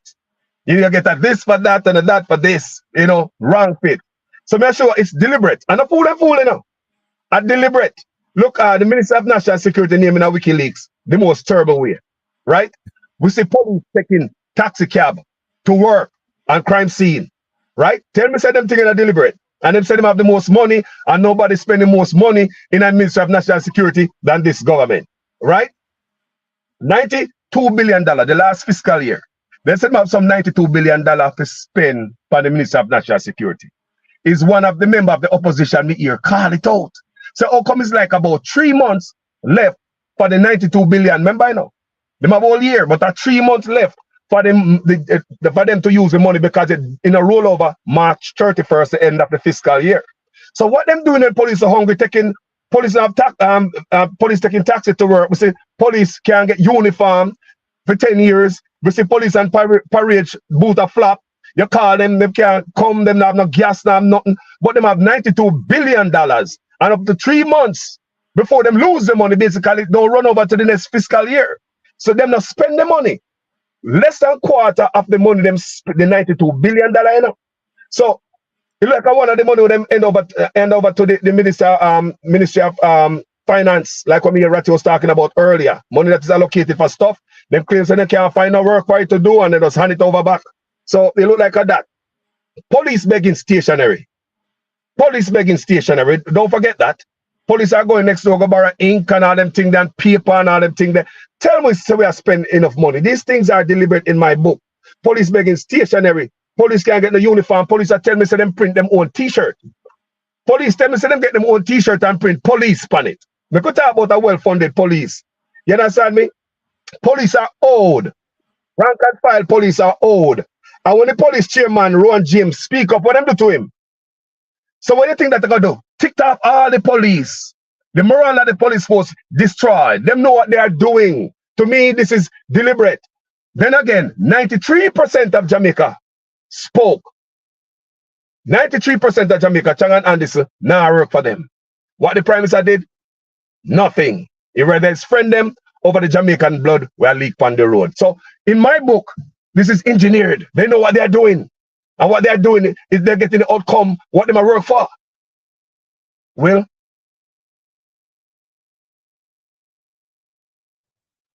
Mr. Rattigan? To follow up on something that Carlos just said, crime pays a few, poverty benefits a few. So when they have the people in this perpetual state of poverty, a few people are benefiting from it. And they have the people so angry at each other. And when they sit and watch the people so angry at each other, a few people are still benefiting from it. So if it wasn't paying the few, they wouldn't benefit, because then you can, with the crime, they can create a prison industrial system where you are building prisons, for-profit prisons, to put whom? The same young people who are fighting against each other. And let's back up about the $92 billion and the money going back into the consolidated funds. If they were paying attention, they would see where they can put that money, they can invest that money into the young people who are crying out for some help and from some assistance, but they are not paying attention. So that is the reason they can keep putting back money into the consolidated funds, because they don't care. They do not care, because if they address poverty and you have more young people working and more and less poverty, you won't eradicate poverty altogether. You won't eradicate crime altogether, but you can minimize it. But when you minimize it, who benefits the most? While the people will be better off for it, those at the top will not be richer for it. But people at the top are benefiting, they are more enriched when you have poverty and when you have crime, because you get more money into the system for poverty alleviation program and for crime prevention programs. But where are those donor monies going? So that is why crime and poverty pays the few. I just want to say that the points that you both have made are very legitimate and very upstanding. But what I'd also like to say is that a study has been done on Jamaica as to why there is so much crime and violence, especially among our youth and our men. And it goes to show that leadership is at the top tier of the whole business from a very long time ago. And there's been no improvement on that in this current government. And what they should be doing is laying a foundation where there can be less crime. It has to start from the lowest end of the spectrum with the children going right up. We have to start a system that can give these youngsters opportunity. As a young man came on the program the other day and spoke on his program about what are the things that could be done to improve the crime situation. Nothing is being done towards that. And this has been successive government, let's be honest. So what we have to do is to find a new way to look at, to evaluate it. And there are people who can do that, and they can set the parameters. The government has to set the lead in this and to remove it, not to develop new things and that they're thinking of that can do it. Because, for example, crime is not a public health issue. Crime is an issue that is built in poverty, surroundings, all different types of issues. The things come into why crime is the way it is. So therefore, I think that's what they're failing. Leadership is the issue. Not, and as you mentioned, both the Ministry of Health is ill. The leadership is ill-conceived. The Ministry of National Security, the leadership is ill-conceived, and other ministries. So this is all about leadership. They have to start leading the country and stop putting themselves first and put the people first. May I push back on something? May I just say something that follow up on something Dr. Rupert Francis said? There were programs in place by former governments to deal with education. Those programs, many of it were scuttled. Education from the lowest level to the highest level, scuttled. There were programs in place to deal with vocational and skills training programs at very basic level. Those programs scuttled. There were programs in place to teach people how to read. Program scuttled. Now, if you do not have a robust education system from the basic school level all the way through, you're creating the problems that we now have. You have to address what is happening on the ground in each community. What is happening in Kingston does not affect what is happening in Maypen. What is happening in Upper St. Andrew does not affect what is happening in Tivoli. Two different communities. So the programs need to be tailored to suit the needs of every community. They can do that. And I'm tired of hearing about studies and studies and studies. They put so much money into studies. Right now, the Prime Minister wants to commission a study about crime. How much is it going to cost? Over He wants billion. to put in a ministry. Exactly. He wants to put in a ministry to focus on peace. Rubbish. How much does it cost to put a ministry together? Of almost $600 million annually. So it's not that they don't have the money. They have the money, but they're not utilizing the money, in putting the money into the areas that need it. So when they talk about they don't have programs, they are lazy and they're being disingenuous and they're being dishonest. because the young people are running around. Now, when I say come, when you talk about coming with something new, why does he want to create a STEM school? Instead of creating a STEM school, utilize some of the schools that are there. Utilize those schools, upgrade them, pay the teachers well, and then you will have a better education system. But if education is not addressed, if poverty is, first of all, hungry children cannot learn. And if those things You are know, not addressed, we're always going to have crime.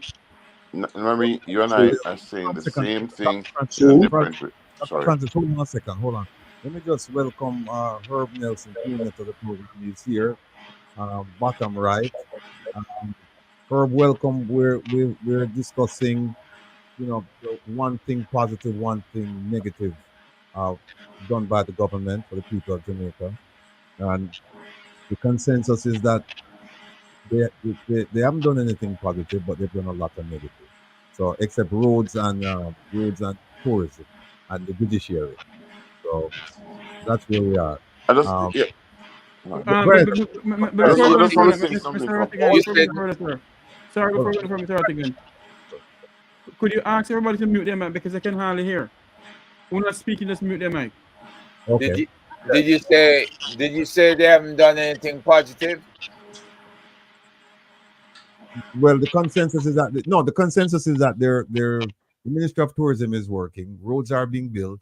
Although we Okay. just found out that I didn't know this beforehand. And that's why I'm saying, you should always open up yourself to learning. Lonesome just pointed out that one of the North South Highway was actually opened in 2014, not 2016 or beyond. So I didn't know that. Okay. So Ratchet, thanks for bringing Ratchet, that to just my. give me an opportunity to I'll just go to- answer Marie there. Marie, you and I are saying the same thing in a different way. We're agreeing on it. What I'm trying to say to you that studies do matter, and early childhood education has not been substantially addressed in Jamaica. It's a fact. Yes, it's been a hodgepodge, and as a result of that, we cannot. The children are held at a disadvantage. That's why the boys are the way they are. In 1962, just one statistic. The University of the West Indies had about 90 men and 10 women. Now in 2023, almost um, sure it's about 20 men to 80 women. Now, what happened was the women were attended to and the boys were not attended to. And that's one of the reasons. But I'm not going to go into the study. I'm just saying to you that we are speaking the same language, the same thing. It's a lack of leadership. Leadership is the key. If you can lead and you do it fairly and not in a political way, then we are going to move forward. And we must look after our poorest. A nation is judged by how we treat the poorest among us, the least among us. That's what I'm trying to say. Dr. Okay. Rupert.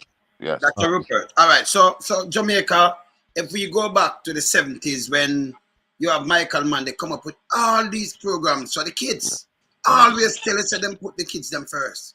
Because the country will put kids and old people last, is a failed state. And then put in all these programs, even for old people, Jamal. Them come in with all these things and then them come and scrap it. And now 2023 or 24, we have to talk about the same thing where they put in from 1970s. That mean the country will go back way. Because them shouldn't move them. I agree, and surprisingly, I agree with you.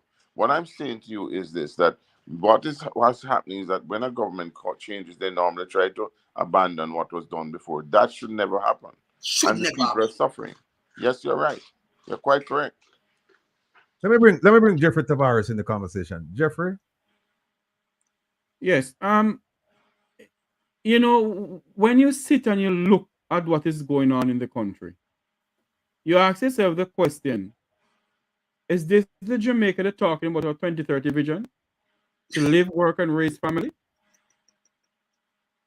When Jamaica is knocking behind Haiti's back door, whenever I say this, people call me and say, "Come on, Jeffrey, stop saying it." The truth is the truth. And I'm not a member from the political party. Jamaica is knocking behind Haiti's back door. But yet, we want to send our daughters and our sons in harm's way into Haiti? Is this the country that the Governor General dubbed a 2030 vision for Jamaica to live, work, and raise family? And a crime-infected, corrupt country led by Prime Minister Michael Andrew Holness? A nation that is going down not even Spurtree Hill, but rolling down Blue Mountain Peak? Is this the country, Isaac Buchanan, that we want to leave for Jamaica? For our children, I should say? Is this the country, Herb Nelson Jr., that we want to leave for our children? Is this the country, Wilfred Rattigan, that we want to leave for the people who live behind you in Waterhouse? Is this the country, Carlos, we want to leave for Jamaica? For your children? Marie, is this a country you want to leave for your children? Dr. Rupert Francis, my good friend Wayne Lonesome, is this a country you want to leave for our children? And when we have programs like these, you have people come on the program and say that we're bashing Jamaica. Wake up, take out this PNP and this JLP idealism behind your back, behind your head rather, and think about Jamaica. I am passionate about my country. Sometimes my wife says to me, say, hi, calm down. I am passionate about my country. And we need to stand up and call a spade a spade. Jamaica is going in the wrong direction. There's no prosperity as what they dubbed. It is going in the wrong direction. And I believe, and this is my views, that starting is cooking the books. When how many Jamaicans out there don't have a proper job? Our education system is going through the door. When you sit and you look, and people calling you and say, Mr. Tavares, I'm at the hospital for how many hours, and I don't have a chair or bed to lay down on or to sit on. I can go on and on, Mr. Rattigan, but I yield All back right. to you. Yeah, sure. Thanks. That we're the panel is making some interesting and some really relevant points, and I trust that these are well received by the chat and people watching the program. Now, let me just say this: that we're gonna shift a little bit because we have our two guests here. Philippa Davies is here. Philippa, I hope you don't mind waiting a little bit because I was expecting a little bit later, but you can. Okay, good. And then we have the man of the hour, as I said, the man of the hour, the man with the power, the man too sweet to be sour, Xavier Newton Bryan. This is a gentleman who broke the story about the 50 AR-15 rifles that are now in Jamaica. Nobody knows where they are. So without further ado, let me bring him on and introduce him. There you go. Xavier, how you doing, sir? Can't hear you. He's muted.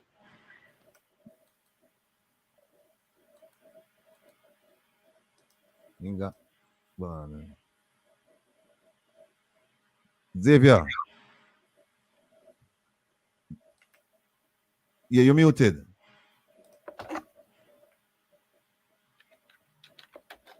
Can anybody hear Xavier? Because No, I we can't hear him. Apparently he came in Turn up. without the audio. See on if you his can mic. turn up something there. Turn up your mic or something. Maybe he came into the studio without the mic being connected. Only the video.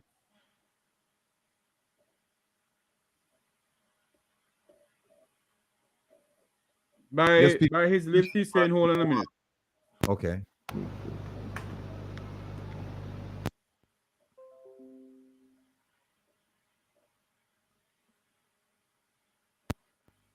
Mic check, 1, 2, 3. Mic check. Can you hear us, Xavier? Can you hear me?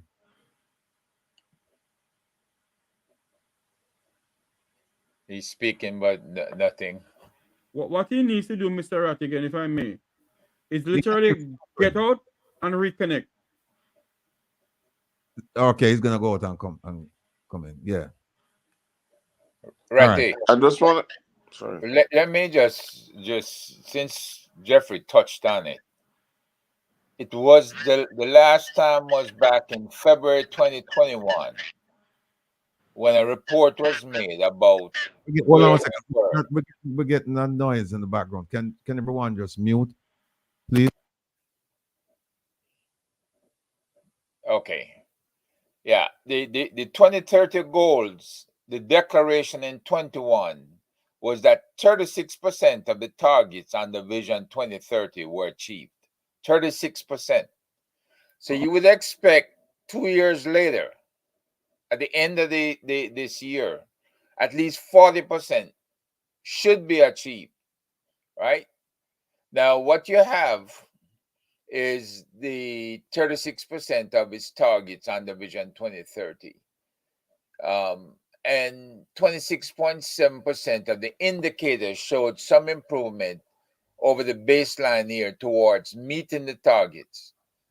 There was no growth or decline for 33.3% of the indicators. So if I'm permitted here just to look back, the goals are focused on ensuring that 1, Jamaicans are empowered to achieve their fullest potential. 2, the Jamaican society is secure, cohesive, and just. 3, Jamaica's economy is prosperous.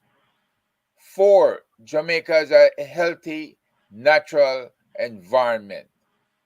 Well, if you're going by everything that's been happening over the last 6 months, we have been having oil spills, which impacts the environment. We have a lot of illicit dumping, which they're still trying to clear up. The economy, the government declared prosperity, but still we have close to 2 million people going to bed undernourished. The Jamaican society is secure, cohesive, and just, and that answer is no, because states of emergency has been declared unconstitutional, and there are gang members who are being cut loose by the Chief Justice because he's finding that they're bringing them to court with very little evidence of wrongdoing to go on. With all this money that Dr. Chang has claimed he spent, and the fact that his own senator, who runs First Global Bank, who runs Grace Kennedy, he's the CEO, he declared Don Webby. Dan Webby, he declared at one point not even half of the money that the Ministry of National Security claimed that they had budgeted was spent. He said 2/3 of the money was still backed up, and the Dr. Chang had no plans to spend it. And this is near the end of the year, right? Now, if Jamaicans are empowered to achieve their fullest potential, why are we counting cleaning windshields and other minor, non-productive tasks are being counted as jobs, full-time jobs? I can answer that, Herb, if I may. Yeah. You see, when you're out there and you're cleaning the windshield, and the tourist girls, them see you, them give a green card, and you get to Germany, England, America, all over. The sweat just a drip off of your back, and the tourists them just. Nine and a half at you when you clean windshield. The tourist now say that way you down there. You know, say I'm gonna bring the guy on the show. There's a famous windshield wiper that lives in Germany right now. Yeah, well, dreams do come true. A job is a job, and one thing about this government, if you walk up and down, you work it. Don't forget that. I have to know the young man who gone to Germany though. Oh, the sister on the lie, me I tell. Yeah. I know Hold on a that. second. One out of thousands. Hold on a second. I want to go to Queen them, Jeffrey. Hold on a second. Xavier, we're not hearing you, sir. Look at my the No, internet is I think what he needs to do, Mr. Rattigan, there's Let, settings in let his me computer. try something, too Jeffrey. tight. Xavier, go into the setting, right? My Click on internet gone settings at again. the The bottom of internet your gone. screen, and then click on audio. And then when you look at your mic, see how many mic you have that's linked to your computer. And you have to test each mic.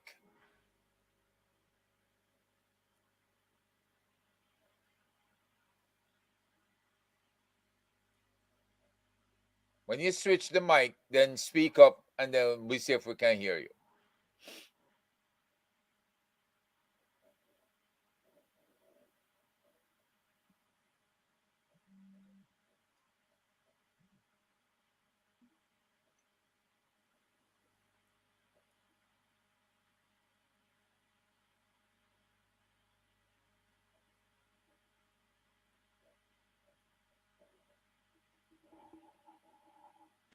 I think that Hold your fingers up and show me on the mic you see. Ratty, your mic is muted, Ratty. Use the phone and the laptop. Let me put up the cell number.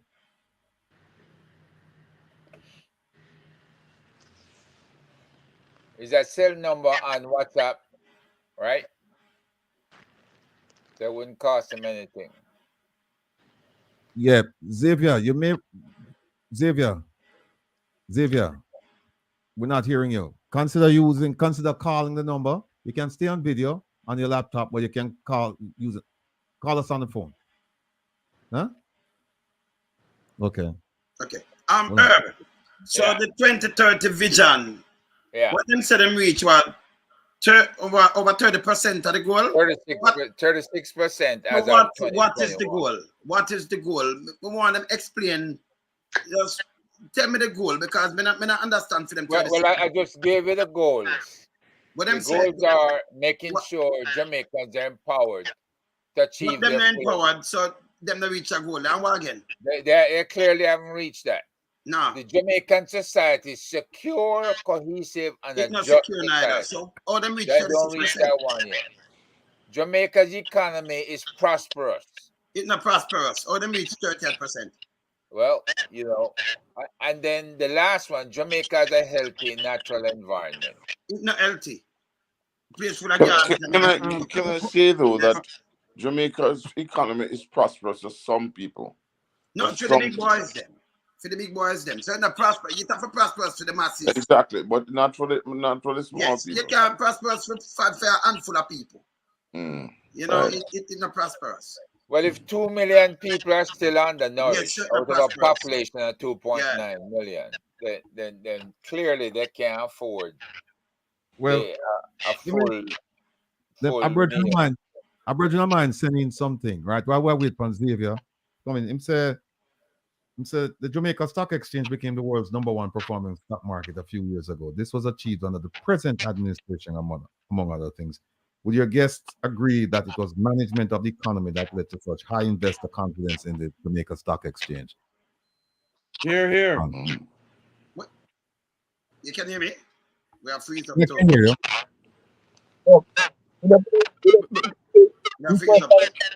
So for the hold on. Sorry, Mr. Rattigan, not taking over your program, Mr. Rattigan. Hold on. Not taking over your program. But people who are not speaking need to mute them because honestly, it's having a great feedback. Turn on your mic, Ratty. Yeah, Carlos, you want to take on that one? It looked to me as if you wanted to take that on. What me that say basically is there any numbers that come out of this administration? I don't believe nothing, brother. How about the stock exchange? Okay. For them, brother. For them. No number, my brother. I don't believe nothing. If they go to the sign, became my umbrella. Hold on a second now. We have a difference of opinion because you are saying you don't believe the numbers. Lonesome say, yeah, I believe the numbers, but that only benefited the rich guys, not the poor. No, for the rich guys. So that's why I'm saying that him I believe because I'm for the rich boy for them. So Okay. a handful of them just perform like the rest of Jamaica is not Jamaica, you know. It's just a handful, just a handful where you count and them tell a stock exchange. By the way, them have 30 million US in a SSL where them say move. And now nobody not gonna claim them money. 177 account. You could have Jeffrey, you have money in a SSL, brother. Because you couldn't have money in a no, me ask. Hold on. Hello, good afternoon. Hello? Hold on.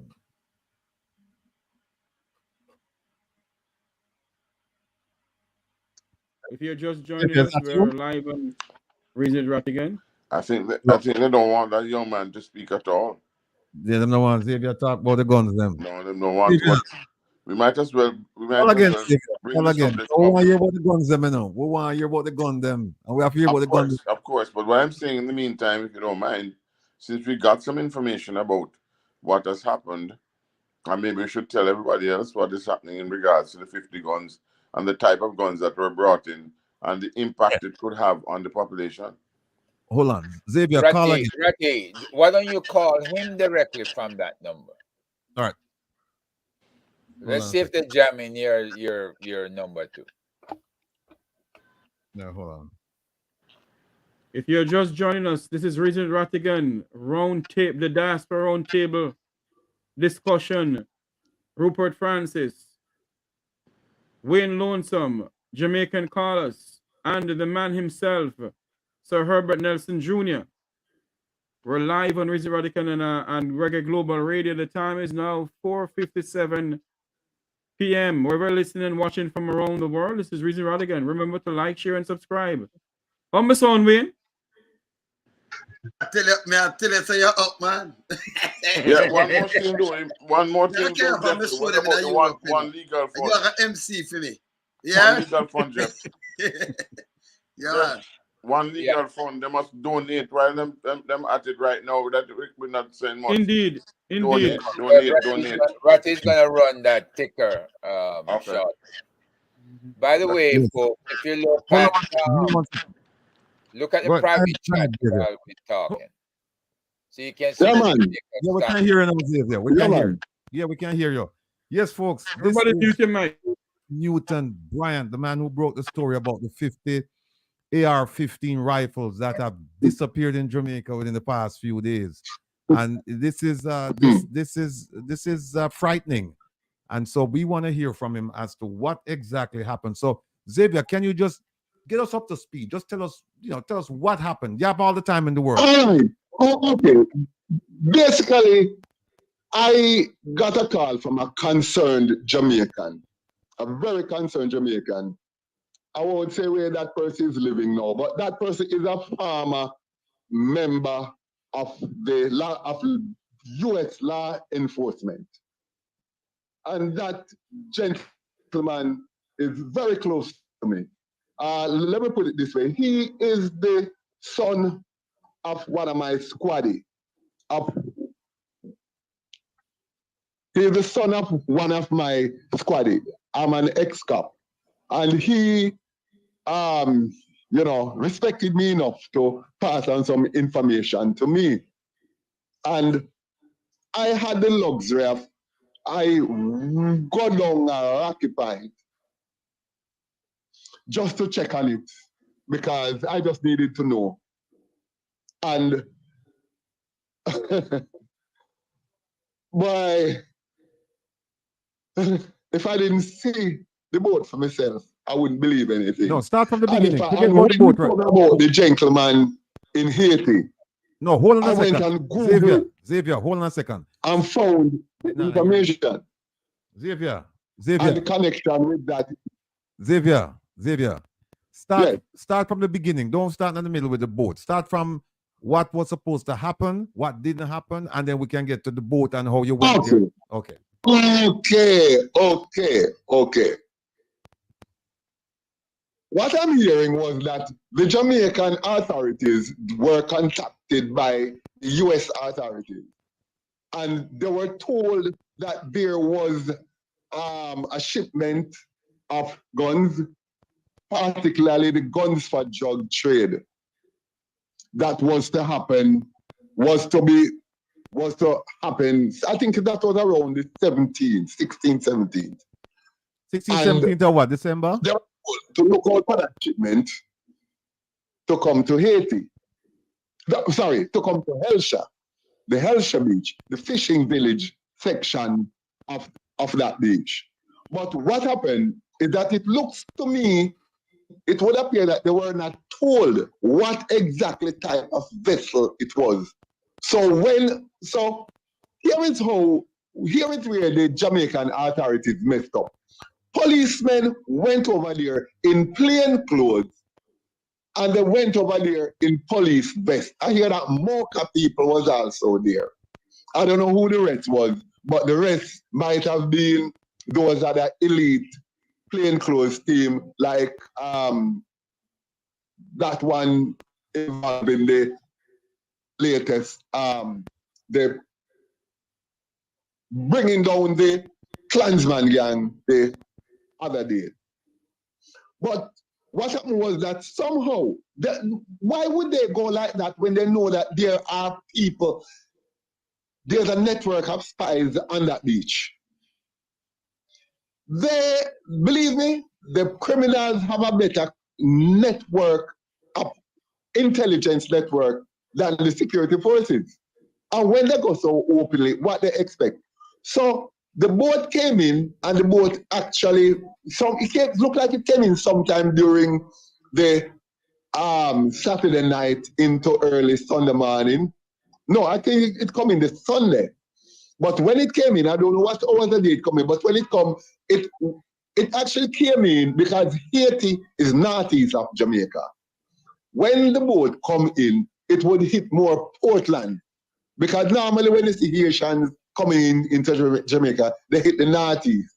They're normally coming at Portland. So this boat, it would have come up somewhere off the coast of Portland, then circle around Morant Point, head past Morant Bay, come past Harbour View on the outside, and come round the airport and come round Port Royal. Then it would head for Helsha. But what seems to be, I don't know if they were contacted by somebody unsure to tell them, listen, don't come here, so. And of course, they diverted, but naturally the boat could not go back, turn around and go back to sea, because that would look suspicious. So it came in around Port Royal into the Kingston Harbour and head straight for Morgan's Harbour. And the difference why this boat was not picked up, or why somebody chose to use this boat, is that every police in Jamaica is looking for a fishing boat. One of those other little fishing boat that goes out to sea. But this was a cabin cruiser, one of those yacht-looking boats, that fancy boat that rich people have. And it have fishing rods on it, but this is only used to catch like blue marlin and all of that, sports fishing. It's not really the commercial fishing boat. So they wouldn't be suspecting that for some reason. They didn't suspect that boat, because I'm assuming that they had seen it. So it went to Morgan's Harbour. Morgan's Harbour is a nice hotel. It have discotheque, it have bars, restaurants, blah, blah, blah. Very nice marina. I think it's the only really marina we have on the South Coast. You know, all those fancy rich people normally park their yachts there and have it cleaned and what. But the boat leave out overnight early into Monday morning and went to Rocky Point. It bypassed Helsha, bypassed Old Harbour, and went to Helsha. I went to Rocky Point in Clarendon. And that's where they made their deal. But I think what happened is that because of the way this boat came in, they couldn't refuel at Morgan's Harbour because it may look suspicious, and they wouldn't allow anybody to go on that boat anyway. So I don't know what happened, but it went to Rocky Point. And they couldn't get fuel to the boat in time. Because normally when that boat comes in, there wouldn't be trouble with a return fuel from Haiti. Because I have to slow the boat down, add extra weight, and if they have to scoot away from any law enforcement, it would take more time. So the Army would refuel when they get to Jamaica. Somehow they couldn't refuel, but they make sure unload everything and just abandon the boat. So that was how we get to understand that the Mahi, they put the connection with the gentleman in Haiti. Because under international registration, those boats, you can trace them to who owns them. And, well, I don't know, because the guy who they say owns the boat, he just came out of prison on the 30th of November, out of a U.S. prison in Florida on November 30th, just virtually 3 weeks, not even barely 3 weeks before his boat was found there. So it leaves us to wonder, why would a man just come out of jail and the first thing him do is make a move like this? I'm not saying it's not possible, but it looks suspicious to me. But then again, I know that he would have had those weapons, or access to those weapons. He would, because the US had dumped those weapons, donated those weapons to him to use it. He used them to destabilize President Aristide to get him out of power many years ago, because we know that what the US is capable of. So he would have had that arsenal tucked away. Because Haiti is one country that has to be kept destabilized. And they can't use foreigners to come in and destabilize it. They have to find people on the inside who they can pay to destabilize and keep down their own country. So basically that's what. But guys, before I go any further, I remember, and this is a lesson that I've learned in life, and it has taken me through, and I have never forgotten it. This lesson was given to me by my grandmother, and it was given to her by her mother. So my great-grandmother had an experience. She told my grandmother, and my grandmother told me when I was about 8 years old, and I remember it to this day. And listen to how this sounds. And this is an eye-opener. She was working as a housekeeper, or would say a maid, for a rich Bakra in Westmoreland at a place called Meat. This man owned cane field, and he owned cows and horses and so on and so on. And he also owns a vegetable place where people would come and plant vegetables. And what happened is that he would goats from the other little peasants, let's call them the peasants around, because that's the only animal they could own is a 1 or a 2 goat. And they would sometimes come onto his property and would eat down some of his skins and eat down some of the fruit, vegetables that he plants. He hired a black man and tell the black man, any goat come on this property, shoot him. He paid that black man very, very well, and he gave him a gun. Any goat come on my property, shoot that goat. And my grandmother, working for him, she realized that one day the ranger did not turn up for work. And some goats came on the property. And when the goats came on the property, the Bakra had a son about 16, 17. And he said to the son now run for the gun and was ready to shoot the goats. And the father called him out, no, come here, where you going? He said, Daddy, I'm going to shoot the goat them. I mean, you want the goat them? He said, no, come here, listen. I am paying a nigger to shoot the nigger's goats. Let the nigger shoot the nigger's goats. And let the nigger hate the other niggers. Don't let the nigger hate you.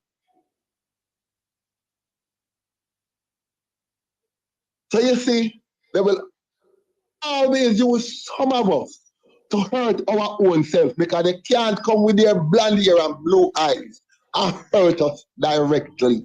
And they use our own against us all the time. Pay them well and set us against each other. All And right. we'll never unite and All right. become one. Xavier. So Xavier. these guns Xavier. that come here, you know, yes. Yeah, I was going to ask you about the guns and tell us about your visit to Rocky Point to look for the boat.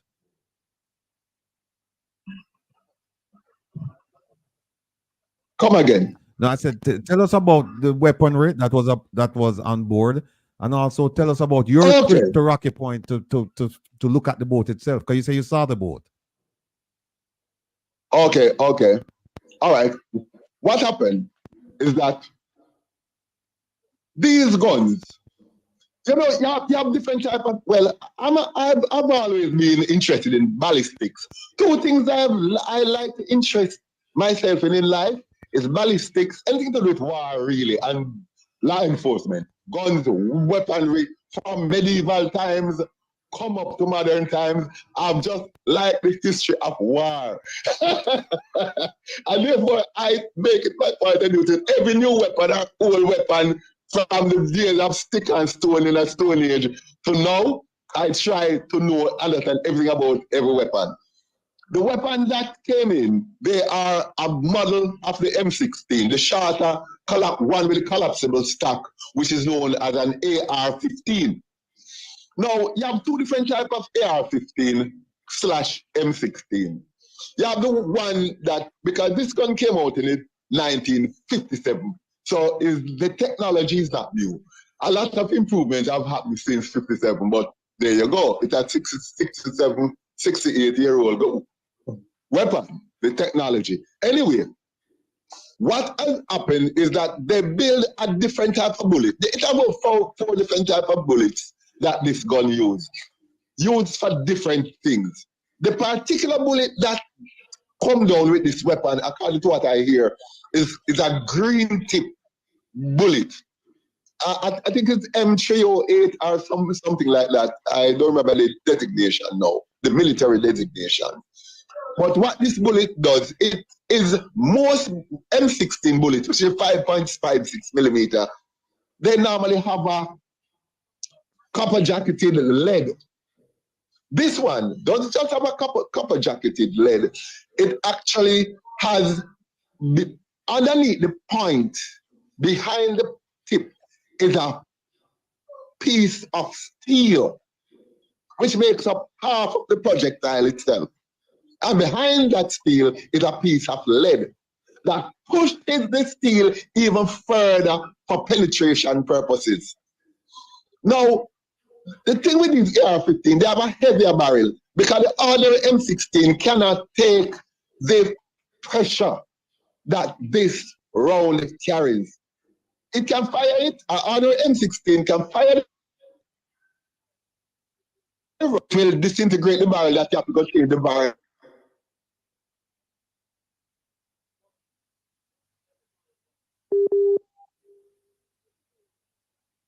Well, reconnect. Xavier. Yeah, you're reconnecting. We can't hear you.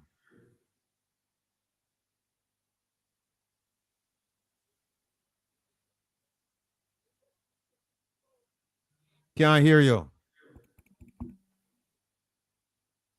Can't hear you. Oh, you get disconnected now. You're disconnected now, sir.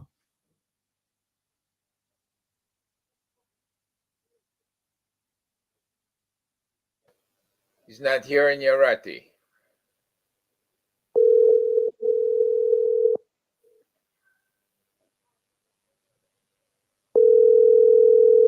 I'm calling him now. Okay.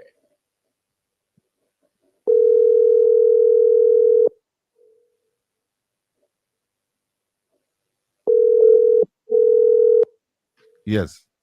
Xavier, can you hear me? Oh, sorry about that. I didn't realize I had. Nah, no worries. So how many weapons? How many weapons came into Jamaica? We know about the project. Well, what I heard, what I have heard is that there were each box hold 10 guns. Each box hold 10 guns. And there were 5 boxes. So that means 50. And I hear 1,000 rounds of ammunition. I don't know. But if we have 1,000 rounds, I mean, we're looking at a lot of human lives there. Where the gun?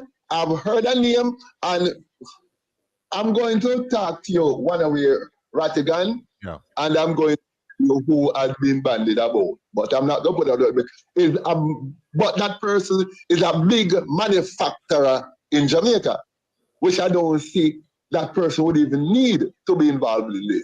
But a big manufacturer. All right. Tell us about and exporter. Oh, hold on. You understand? Hold on, David. Yes. All right. You give me the name offline. But tell me now, you made a trip down to Rocky Point, and it's interesting to Rocky Point because Rocky Point is where the plane crash landed, a year, 2 years ago, and the plane the contents disappeared and the passengers disappeared. So you went down there. Tell us what you discovered when you went down there. Okay, the craft was actually in dock. There was all right. It was just off the port, and there was a marine police boat close by. There was marine police close by. So we decided not to go like on the beach itself. But what happened was that, all right, the person who I went with, they took photos, and they haven't sent me the photos yet. I'm going to get some of those photos. Okay. No, you don't have independent personal knowledge of any of this. So the question, no. All right. So the question is, why do you believe the story? Well, here is the reason why I think it is legit. Because I actually, when I Googled the person who owned the boat, because I was told from before I went there who owned the boat. Mm-hmm. And when I Googled that, and the individual, I'm about, hold on, this man, him just reach back in Haiti. And he's a former police chief in Haiti. And a former leader of a death squad. And so this guy is really not your friendly neighborhood model citizen. Nevertheless, what would he be doing that for, and who would he be working for? Mm-hmm. No, you've seen the boat, right? Yes. You've seen the boat. And you say it's at Rocky Point. Was. I've heard it had since moved. It may be by the Coast Guard or might have been moved to. I'm gonna check down Marine Police down at Newport West, Newport East, which is just behind the craft markets down. When did you go to Rocky by. Point? When did you go to Rocky Point? I thought it might be there. When did you go to Rocky Point? I think it's the Tuesday. Last let me see. Not this past Tuesday, the Tuesday before? Hold on. Was it that Tuesday? I'm trying to remember now. Yeah.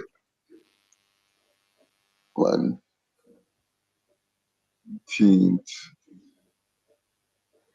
I went down. No. Hold on. I went down there. I think no, man. The 19th. Was it 19th or the 20th? I'm gonna check my That would have been this week. When it finished, that's this week. Yeah, man. earlier this week. Yes. All right. And you went with somebody, you said. You went with a person. Yes. Now, when you got there, you said there's a Marine police craft close by. Yes. All right. So you travel, let's say you travel from Kingston all the way to Rocky Point. You just look at the boat and walk away. You didn't make some inquiries to say, hey, you know, what's going on here, especially given the fact that you're a former police officer. Brethren, remember, I'm a YouTuber. Mm-hmm. I had intended to do this story, and I did. The last thing I would want to do is to really go down there and beat myself in any way, shape, or form. I really would want to do that. Mm-hmm. All right. I tell you what. Let me. So the essence of the story is that a boat came in from the U.S. authorities. The U.S. authorities notified the Jamaican authorities that a boat with carrying AR-15 rifles would be traveling from Haiti to Jamaica. The police went out in force. They were looking for a fishing boat. Turned out that is a different type of boat. The boat went to Morgan's Harbor. Then it left under the cover of darkness and it went to Rocky Point, and then it wasn't refueled. And now the boat is in the custody of the police. No weapons on board, and the crew gone. Yes. Okay. All right. Let me throw it out to the panel. Xavier is here. Ask any questions you want. Well, Xavier, you're a very, very, what should I say, brave man. Because a lot of people might say, hey, you should have done this, you should have done that. Oh, I won't be able to hear. You can't hear? I'll tell you what you You know, I'm gonna try and fix. I'm gonna try and sort out the mic thing and come back on. Go and discuss amongst yourself. Let me try and sort out the mic thing and come back. Yeah. Let me go to the control panel and see if I can. We have another guest here, so I know you're not going anywhere. You're with us the whole afternoon. So sort it out and come back, please. Yeah, man. All right. Yeah, man. All right.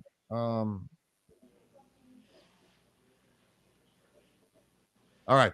We have while Xavier sorting that out, we have Miss Philippa Davies with us. Let me bring her on. There she is. There she is. Ms. Davies, good afternoon and welcome to Reason with Rattigan, and thank you for taking the time out of your busy schedule to be with us. You're muted.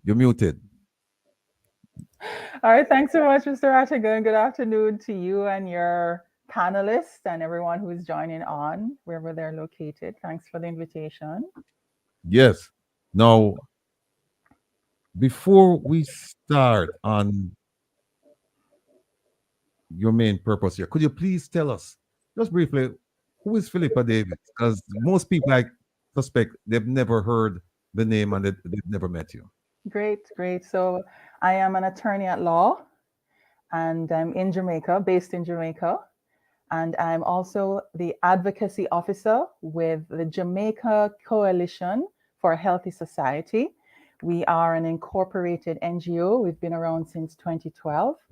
And our focus activity is to comment on public policy issues that concern the well-being of the family and fundamental freedoms.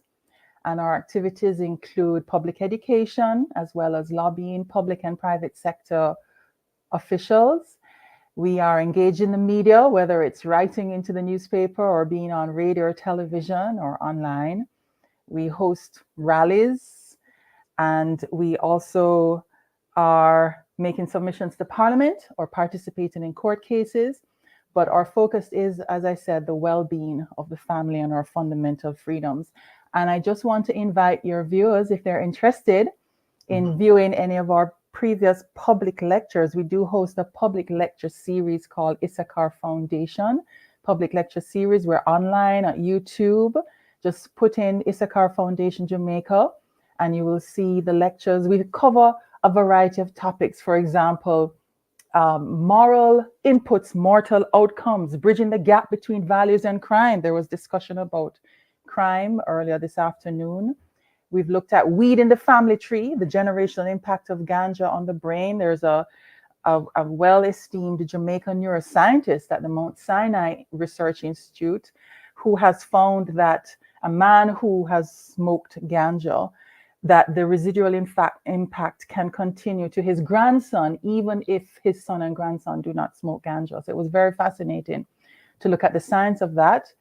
Other topics we've looked at is combating state corruption, George Soros, globalism and the threat to human rights, and a variety of other topics. So do go onto YouTube to look at our previous lectures. That's Issachar Foundation, Jamaica. Mm-hmm. If Good. I could, if before I just get to the particular topic that you wanted to ask me about, since you were talking about crime previously, if I could just make a comment or two, if you would allow. Sure, this is home for you. Go ahead. Okay, thanks. I don't know if somebody had mentioned, I don't know if anybody had talked about family and the role of family either as a risk factor or a resilience factor in terms of young people being drawn into crime or delinquency. I think that family as a pillar and formation of family and experience in family is an established, important place in sociological literature. And I think if you think about Professor Herbert Gale, perhaps his name has come up in your previous discussions. He is an anthropologist at UWI-Mona. He's done a lot of research on crime and risk factors. And what he has found is there's a common profile of boys and girls who get drawn into gangs. And that is an absent dad, an absent mother, or poor relationships with mother and father. And also a particular feature that many of the shooters, those that are multiple murders, have a common, unfortunate, tragic experience of being very abused, severely abused, even tortured by their mothers, who themselves were abused in their childhood. So abused girls becoming mothers, then abusing their sons. And I think that's a factor that we need to talk about, how having committed mothers and fathers is a resilience factor. Not having a committed mother and father home is a risk factor. I think also that some research has come out by nutritionists in Jamaica that has found a particular pattern in some inner city communities where baby boys are being deliberately starved. So the boy is being starved and the girl is being fattened up. And if you think about the sort of chemical imbalance that could result in, apart from a hungry child and an angry child, how that can affect their development overall and then performance in school, common pattern of school dropout, school failure. So why is it that in some inner city communities, mothers think that starving a boy is going to make him stronger and badder? But what is the actual life outcome of such a practice? And I think also Dr. Michael Abrahams, you probably have raised his name as well. He's written about in the Gleaner about how boys are being beaten up in the schoolyard by girls, but teachers are turning a blind eye. The boys complain and they're just dismissed. But if that boy was ever to raise a finger against a girl, you know, the full weight of the disciplinary procedures would fall upon them. And I think that just there's a general recognition that boys are getting a raw deal. So when we now deal with the crime, not to say that those factors by themselves result in criminality, but then we've created a very hostile environment for boys in Jamaica. And then we have to ask, how are we going to resolve this crime, which is plaguing the society? And it should be treated as a public health issue. We have to look at all of the factors that are going into it, and our boys are getting a raw deal. So I just wanted to add that perspective into the conversation, Mr. Rattigan. We welcome that perspective, and you're giving us a lot to chew on. But let me start with talking about this Samoa agreement. Yes. I haven't read the agreement. I've read people's commentaries on the agreement. I've listened to people talk about the agreement, and I've heard the Minister of Foreign Affairs and Foreign Trade, my favorite minister, otherwise known as Apina. I've heard her say that, you know, it takes time to go through the agreement because it's several hundred pages long or something to that effect. It's voluminous, right? Yeah. No, get us smart as far as this agreement is concerned. What are your concerns? First of all, let me not assume you've read it. Have you gone through this agreement? Oh, yes, 400 pages. Yes, I've read it. Let's start there. So, what do you have any concerns about this agreement? Absolutely. Jamaica. Right. Please tell us what those concerns are. Right, so understanding the history that the Samoa Agreement is the latest iteration of a trade aid partnership agreement that the African, Caribbean, Pacific, ACP nations have had with the European Union for decades, starting in the 1970s. The first was called the Lomé. It was renewed several times and it became the Cotonou Agreement. So it's named after where the agreement is signed. And now the latest is the Samoa Agreement signed in the Pacific island, Samoa. And originally it started in the 1970s as an effort to bring some sort of equity in the global trading environment for former colonies of certain European countries, developing countries, to have an entry point of preferential trade access into the European markets for primary goods, sugar, banana, cocoa, what have you. And over the years, the focus has expanded now to economic cooperation. But now with the Samoa Agreement, it is about political partnership and political dialogue. The trade aspect is reducing, especially since in the global space, there's a lot of liberalization of trade. There are various regional trade agreements. So now the focus, and which is important to the EU, is political partnership. Now, because there are 79 ACP countries and you have 27 EU, that's over 100 nations in the UN that if they were to work together, that's a powerful voting bloc or political bloc when it's only about 179 nations in the EU, in the United Nations anyway.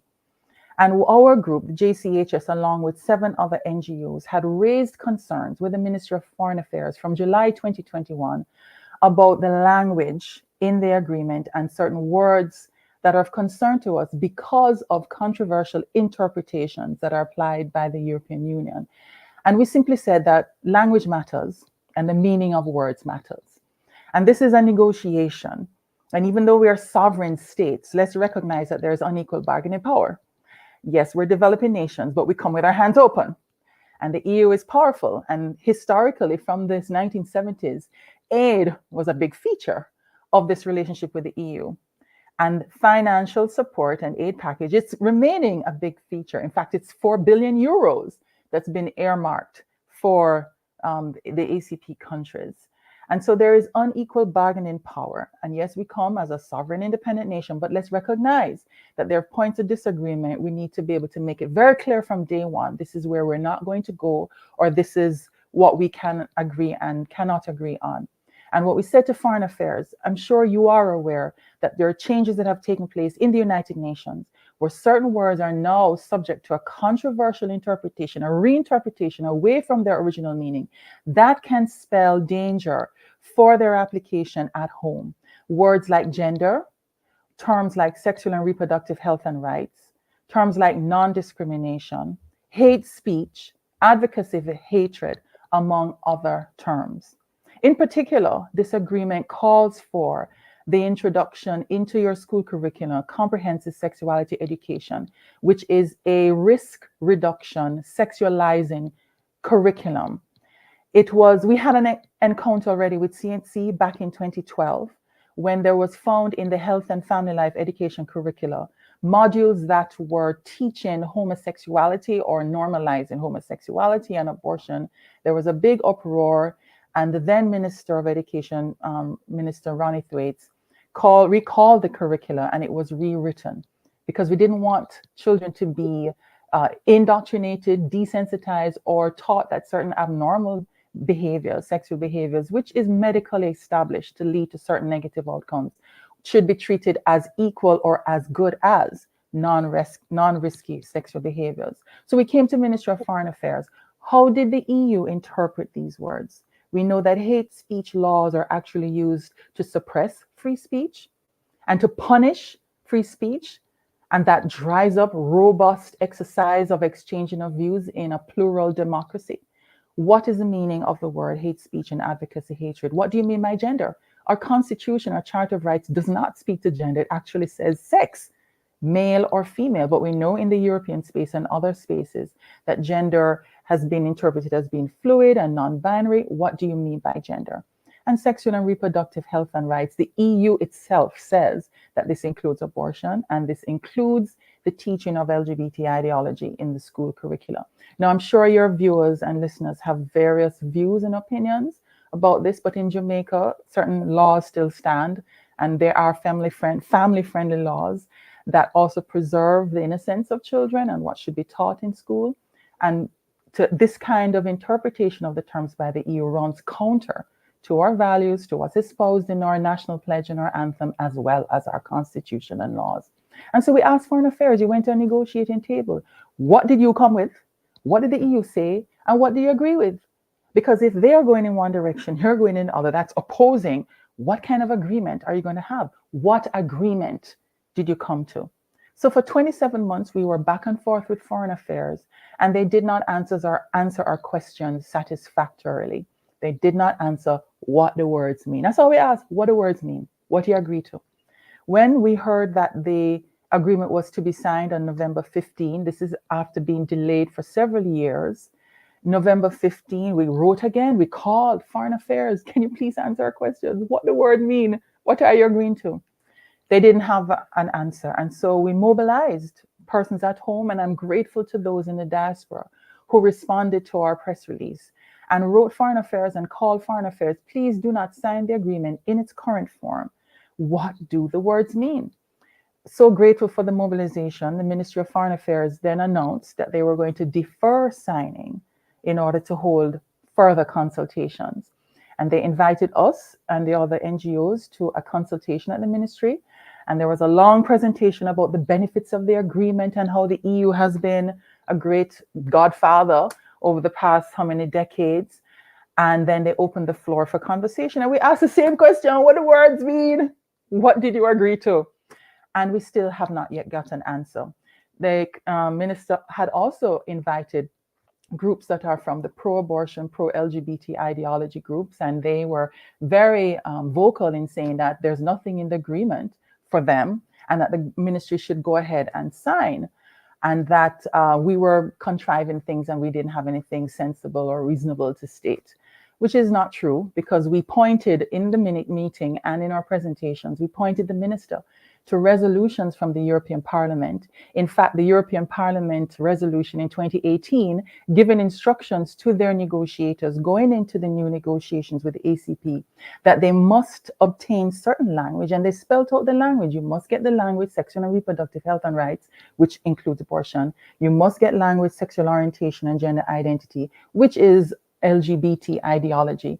And that was very clear. We pointed the ministry to other resolutions from the European Parliament, which shows how they treat their own member states who are very conservative in their values, like Hungary, like Poland, like several of the Eastern European nations that do not subscribe to those ideologies, and how those EU member states are vilified by the EU, how they're called destabilizing rule of law, democracy, and good governance because they're not changing their laws to suit this ideology, how they're punished financially. So the EU purse is withheld from them because these conservative European nations, which hold views similar to us in Jamaica, are choosing to exercise their sovereign rights not to subscribe to those ideologies, and how they're punished.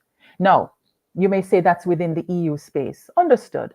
But that's a mindset that they will bring wherever they go. And the EU themselves said in the various documents that are listed in the preamble to the Samoa Agreement, their consensus for development, they are committed to spread these ideologies globally. They bring it into the EU, they bring it into their bilateral relationships with countries.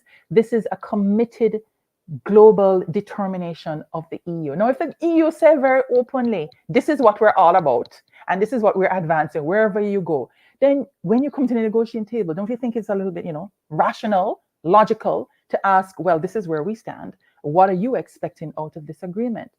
And yet the minister and the ministry could not answer us on that. Now, the minister went public because the persons were now aware of what's going on. And the minister went public and said that her government is a loving government, it's a caring government, and they want everybody to be assured that they're not going to go beyond our laws and our constitution, and that they would submit an interpretive declaration when they signed the agreement. So we asked, could we see the interpretive declaration before you sign? Could we see it? since you say you're going to be upholding the laws and constitution. And we also offered our own suggested language to ensure that the words and the meaning of the words are clear. Well, the minister announced last week that they have gone ahead and signed, the ambassador in Brussels signed, and they submitted the interpretive declaration. We haven't seen it yet, but she only sent us an excerpt to say that nothing in the Samoa Agreement would override or supersede our laws and our constitution. Well, we have written asking if she would allow us and the public to actually see what's in interpretive declaration, because the minister is not signing in her own name. Neither is the ambassador in Brussels. She's signing on behalf of the people and the citizens of Jamaica. So we need to know what she has committed us to and what she has said. And finally, Mr. Rattigan, if she's not going beyond the laws and beyond the Constitution, then why not say what the laws and the Constitution say? Just say it. You know, if you're not going to go beyond it, just spell it out. So this is the state of play. They've gone ahead and signed. We don't know what's in the interpretive declaration, but I am grateful for the people of Jamaica that responded to our call for support and for their inquiry, and that they were mobilized. And so we now wait to see what that interpretive declaration. Let me end by saying that this is a binding 20-year agreement. Okay, Samoa is for 20 years. So what the government has committed to will go beyond them, if they win or don't win the next election. This is 20 years into the future we're talking about, which is why it's so important to know what the words mean now, because we're actually committing our children and grandchildren to this implementation. Thank you. Thanks. You've given us a lot to unpack, and I have a very, very knowledgeable, astute, brilliant panel here, and I'm sure they're gonna ask a bunch of questions. Not to mention the chat room. I mean, these people, I mean, they know what the issues are, and I can see them discussing them already. But I'm a little bit concerned, and I'll tell you why I'm concerned. I'm concerned because, well, we all should be concerned, but I'm concerned because of the wishy-washy nature of the government. There's no consistency with your policies. And I'll tell you what I'm referring to. Not too long ago, the US government said, we're sending a same-sex couple to Jamaica, right? And we need you to give them credentials so that, you know, I think one person was assigned to the embassy and he's coming with his same-sex partner. And the minister got up and she said, no, that's in violation of our culture. It's in violation of our laws. It's in violation of our constitution. It's not going to happen. No, I don't believe this is the first time a same-sex couple was assigned to Jamaica. I don't believe it. But for this couple, the minister stood up and she said, no, we're not going to make it happen. Then the US government responded by saying, hey, you know what? We know have some people in America, you know, who they are more than 5 years. And we're going to send them home by November. And then all of a sudden, nothing, except that the people who are supposed to go home in November, they're still here in America. So now the question is did they give credentials to the same-sex couple to come and work in Jamaica? And this is putting the sex aside. I'm just talking about the consistency of the policy. Just like with you, they're not telling you the truth. They're not showing you the document so that you can look at it in black and white and say, okay, fine. And you make one of the points that you made that is so interesting and that we should all be mindful of is the fact that when they sign this document or any document, they don't sign on behalf of themselves or their family members. They sign on behalf of the people and the government of Jamaica. So we stuck with it. Question: is there any way, let's assume that they're not in power next election. Is there any way that we can rescind that, if government wanted to, that it could say, okay, yes, we're going to rescind this agreement? Oh, yes. There are clauses in the agreement that allow a country to terminate, to step out of it. And let me just say that not all 79 of the ACP countries signed in 15th November. In fact, 35 countries did not sign for various reasons. Maybe they needed to complete their internal processes, but 9 Caribbean countries did not sign, including Jamaica. The Bahamas didn't sign, Trinidad didn't sign, St. Lucia didn't sign. At the time, St. Kitts didn't sign. St. Kitts has no signed. We have no signed. Bahamas and Trinidad haven't yet signed, and some African countries. Namibia, very open and very clear, even before the November meeting, said we're not signing, and they cited similar concerns as we did. They said they're not signing. Okay. So there are various reasons. So yes, you can leave. In a sentence, why did Jamaica sign? Because there's 4 billion euros earmarked. And the minister at the consultation, the minister said, I mean, that's the whole reason why PIOJ came to that meeting and listed all of the benefits to Jamaica over the decades from EU funding. And the minister said that there are various projects that are in train, that, the funding would be needed. And the EU said, like, they're perhaps embarrassed that the 35 that didn't sign on the 15th November, and the EU said, well, if you want to access the money, which kicks in January 1, 2024, then you need to sort out what's going on by end of December. So there was a timeline that Minister Kamina Johnson-Smith wanted to meet. All right. Let me just say, Xavier, I see you're back, but just since we have you for the whole evening, you can just stay right where you are. You can join the conversation. It's a very interesting one. And you're in Jamaica too, so this should have some interest to you. Let me just open it up to the panel. Right. Panel members, Philippa is here. Who wants to go first? Right. And Mr. Rattigan, just about the issue that you mentioned with the U.S. State Department asking about getting accreditation for same-sex couple. The ministry never really came out and, what is the word now, clarified everything that had been said. It was painted as a media storm, that two separate incidents were being conflated as being related. So there was an inquiry by the U.S. State Department if this accreditation would be given if a same-sex couple were to be assigned to Jamaica. And then there was a matter of the renewal of the visas. But somehow in media, the two were linked together, but they weren't necessarily connected, just simply because there was a proximity of time in which they happened. So the ministry has not actually cleared the story. So it remains a fuddle, but these two things happened that might have been on two separate tracks. Based on your source information, do you know if that same-sex couple, if they received... No. And I don't think anybody has come to Jamaica, right? I do know that in Barbados, that the next ambassador set up to go to Jamaica is a homosexual man within a couple relationship with a homosexual man. Okay. All right, panel. Who wants to go first? I know it's usually ladies first, but if not, then I will.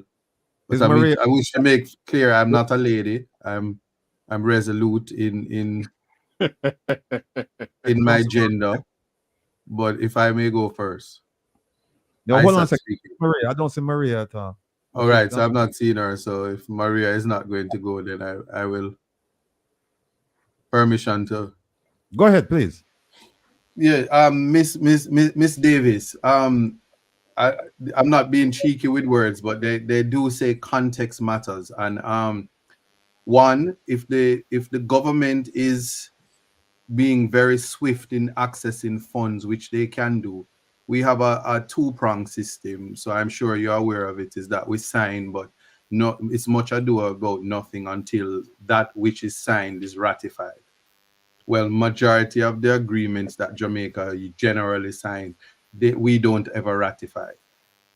So I think, and I will submit with confidence that it is harmless signing in the initial stage. Implementation is known as ratification. But if I sign something on the 20th of December and get some money by the 30th of January, and then we say, oops, election call and no one, I have opportunity to do what I want with that money. And then the next administration, when them ask, wait there, we say, well, we're no longer in the government, the money gone. So that's one half of it. The next issue is that, and I need clarity on this, and I'm not putting you in the hot seat, but a lot of what is said, our constitution now, if it remains and the charter remains as is, very prospective, then nothing that you sign on to can breach the charter. So the only concern arises is when the constitution is being changed. Outside of that, this is a false alarm by NGOs and society to keep Jamaica completely restricted in an age where there is YouTube and children have access to alternative means to discover sex. One wonders if the conservative ideas that you're speaking of is in the best interest of children. So I'm just wondering, because this is in the vein where oral sex remains taboo. Persons use interpretation and context. I recall letters from your society being offended by the quoting of dancehall music and the calling of heads to roll because somebody quotes dancehall music. So I just want to know, how excessive and extreme are we in circumstances where our constitution actually protects the very things that you are worried about? And Rattigan won't like this, but the minister is actually right. There's nothing that they can sign that would override the Constitution. And we could simply go to the court, which actually works, and say this is in breach of the Constitution as it is right now. And so the 20-year argument really isn't about anything. And I think that Jamaica, being a little bit poor, bad poor, should access money, even if them scamming the EU where they can, respectfully. So I just wanted to respond to that somewhere in the middle. Okay, thanks, Mr. Buchanan. And yes, we do have a dualist system where we have to formally adopt through our parliament international agreements or instruments that we have signed onto. But I wholly disagree with you that it is harmless. The fact is that we have signed a binding legal agreement, and there will be expectations to which we will be held in the various fora with the ACP-EU in the next 20 years, as well as in the UN. Because if you have looked at the agreement, it refers over 40 other international instruments, and it does state very clearly that the Sustainable Development Goals, the SDGs in the EU in the UN, Agenda 2030, is a foundation for the implementations of the Samoa Agreement. And we know that in the UN, these ideologies that are inimical to human flourishing, whether you are conservative or not, because we're talking about behavioral choices, we're talking about education, we're talking about what is being taught to school and whether children access it on YouTube or not. You still need to provide them with a framework rooted in biology and actual, scientific truth in order for them to assess the various messages that they may be receiving. The fact is that within the UN and by the EU, there is an ideology that is being advanced that is inimical to healthy life and to human flourishing. And that is what I don't mean to cut you, Everything you're saying is accurate. What I'm speaking about is the history of Jamaica. For instance, the Mandela rule has been around since 1988. And to date, a requirement in language identical to what's in the Samoa Agreement and a requirement by the United Nations and the EU states is in the exact language. And to date, Jamaica has not even ratified the Mandela rules, which is the foundation for change in the prison system. So everybody has their things that they're passionate about. I'm not even dumbing down or trying to say, let me withdraw the much ado about nothing. Safe to say that if we believe in our constitution, which I do in every part of it, especially the charter, especially the 2011 amendment, and its importance is that I would respectfully say, and I can get in trouble for this, that the signing of the agreement is simply to access the funds. And since I won't put the minister on the spot to say to all of the NGOs and civil society that's complaining, that if I were the minister, I'd say, listen, we're not holding our horses. Let me just go get this money, then we talk. But we need to access the money in a particular timelines, especially when my government is at a position where we may not be the next government, and there are clauses where the next government can always remove themselves from the agreement. I'm just saying, for me, I don't see it going beyond the accessing of the money, respectfully. So it's almost like We are complaining. I'm not. It's the concerns are legitimate, save and except for the current administration. If we look at what they did with the coming of the same-sex couple versus the signing of the agreement, we can see the motives are clear that if not for the money, they wouldn't have signed. But we know that the two-step system will be the fallback position, and much can't happen unless, as I said, our conversation would be different if the referendum passes and the constitution that emerges is one that pretty much facilitates the introduction of that which we all are, and I'm on your side on that, worried about in terms of what our children would have access to. Yes. Okay, Mr. Buchanan, right. So what are you disagreeing with? No, Because I'm if you say that our concerns are legitimate, and you're yes. saying that there No, can be your no change. concerns, I'm saying your concern would only be legitimate if the new constitution Right. doesn't But we don't have know. But the we don't protection in know. This place. government has said very clearly that they are pursuing and intending to pursue comprehensive constitutional reform. It goes beyond simply Jamaica becoming a republic, but comprehensive constitutional reform. We don't know what that scope is. And so simply to say at this point in time that the Samoa Agreement or its interpretation and implementation will not go beyond the laws of the Constitution, but yet there is this prospective change to the Constitution. It behooves us to state very clearly what these words mean. We don't know what that constitutional reform would bring.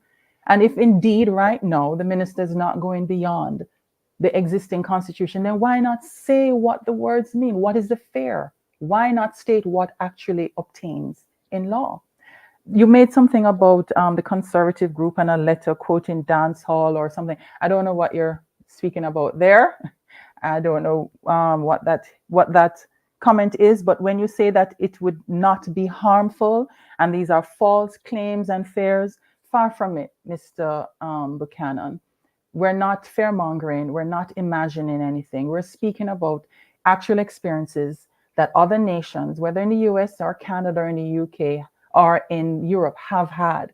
And we're simply seeing their experience down the road and what could happen in Jamaica and what we need to ensure now so that there isn't a creeping change and then we wake up one morning and find that we are silenced because we didn't speak up 20 years before or 15 years before. And so it is prudential and wise that we learn from the experiences of others and we say very clearly, this is what this means and this is what this doesn't mean.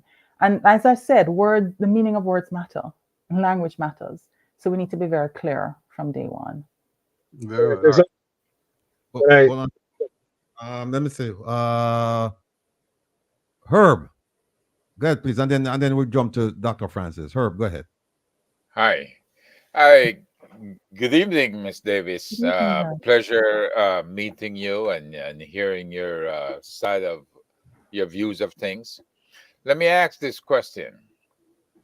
We've seen a very prominent U.S. president, very popular with the Jamaican people, Barack Obama, speak to Jamaica and Africa about certain freedoms when it comes to sexual practices and when it comes to the recognition of LGBTQIA, all those letters, whatever it means. What is Jamaicans' beliefs? Because at this stage, you have so many Jamaicans living in the closet. They're apt to come out at any time one of these days.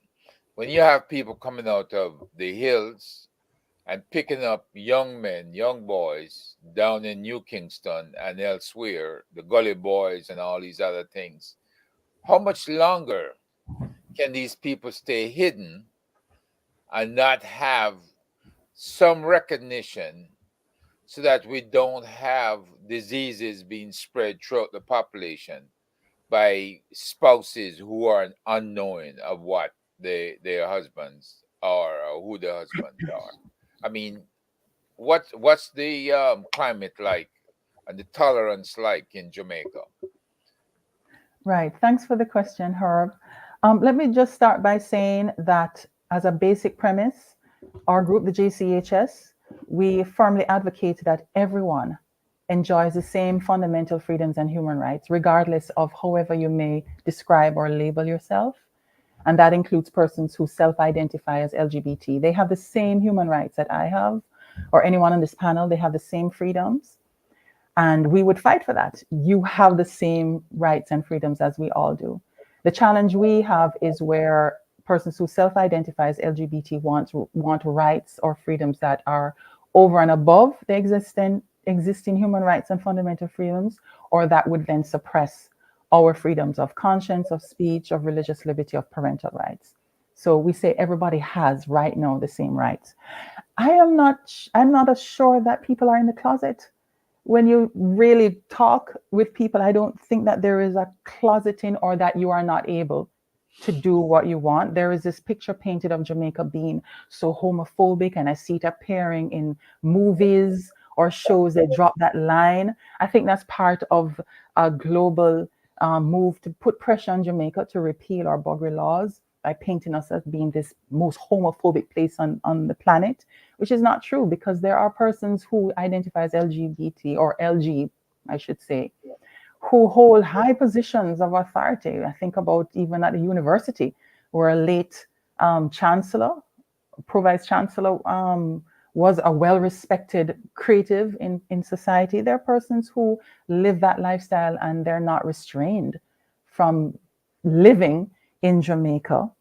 But what we're talking about is not an identity. We're talking about choice, and that's what the law regulates. It regulates behavior. So being a homosexual is not illegal. Being a lesbian is not. Or she's hung up. No. Hold on a second. Philippa, if you can hear us, you're frozen. Oops, I clipped out for a little minute. I'm back now.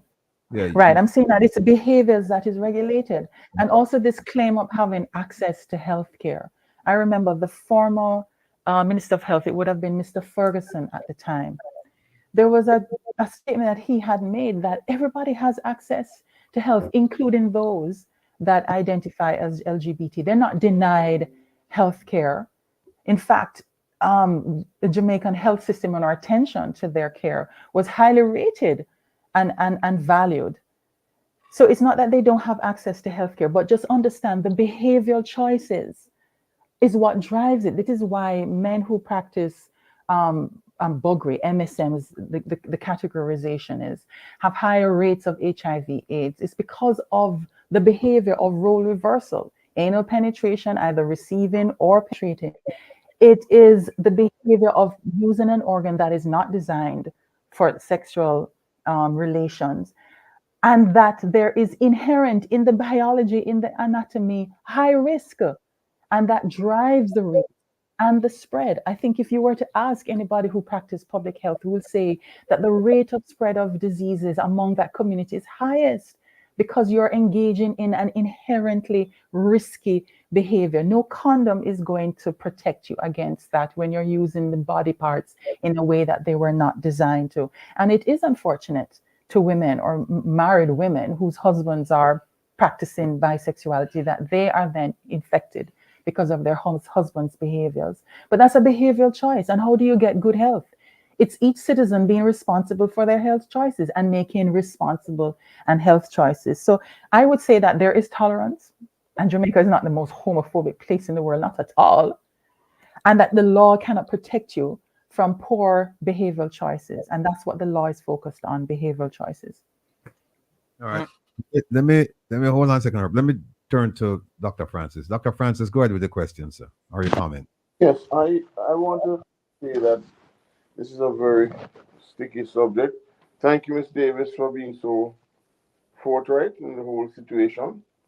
And the question I would like to ask everybody, including yourself, is conservatism bad? Is our what we stand for in certain circles in Jamaica, what do we stand for? Not certain, the entire Jamaica. If you take a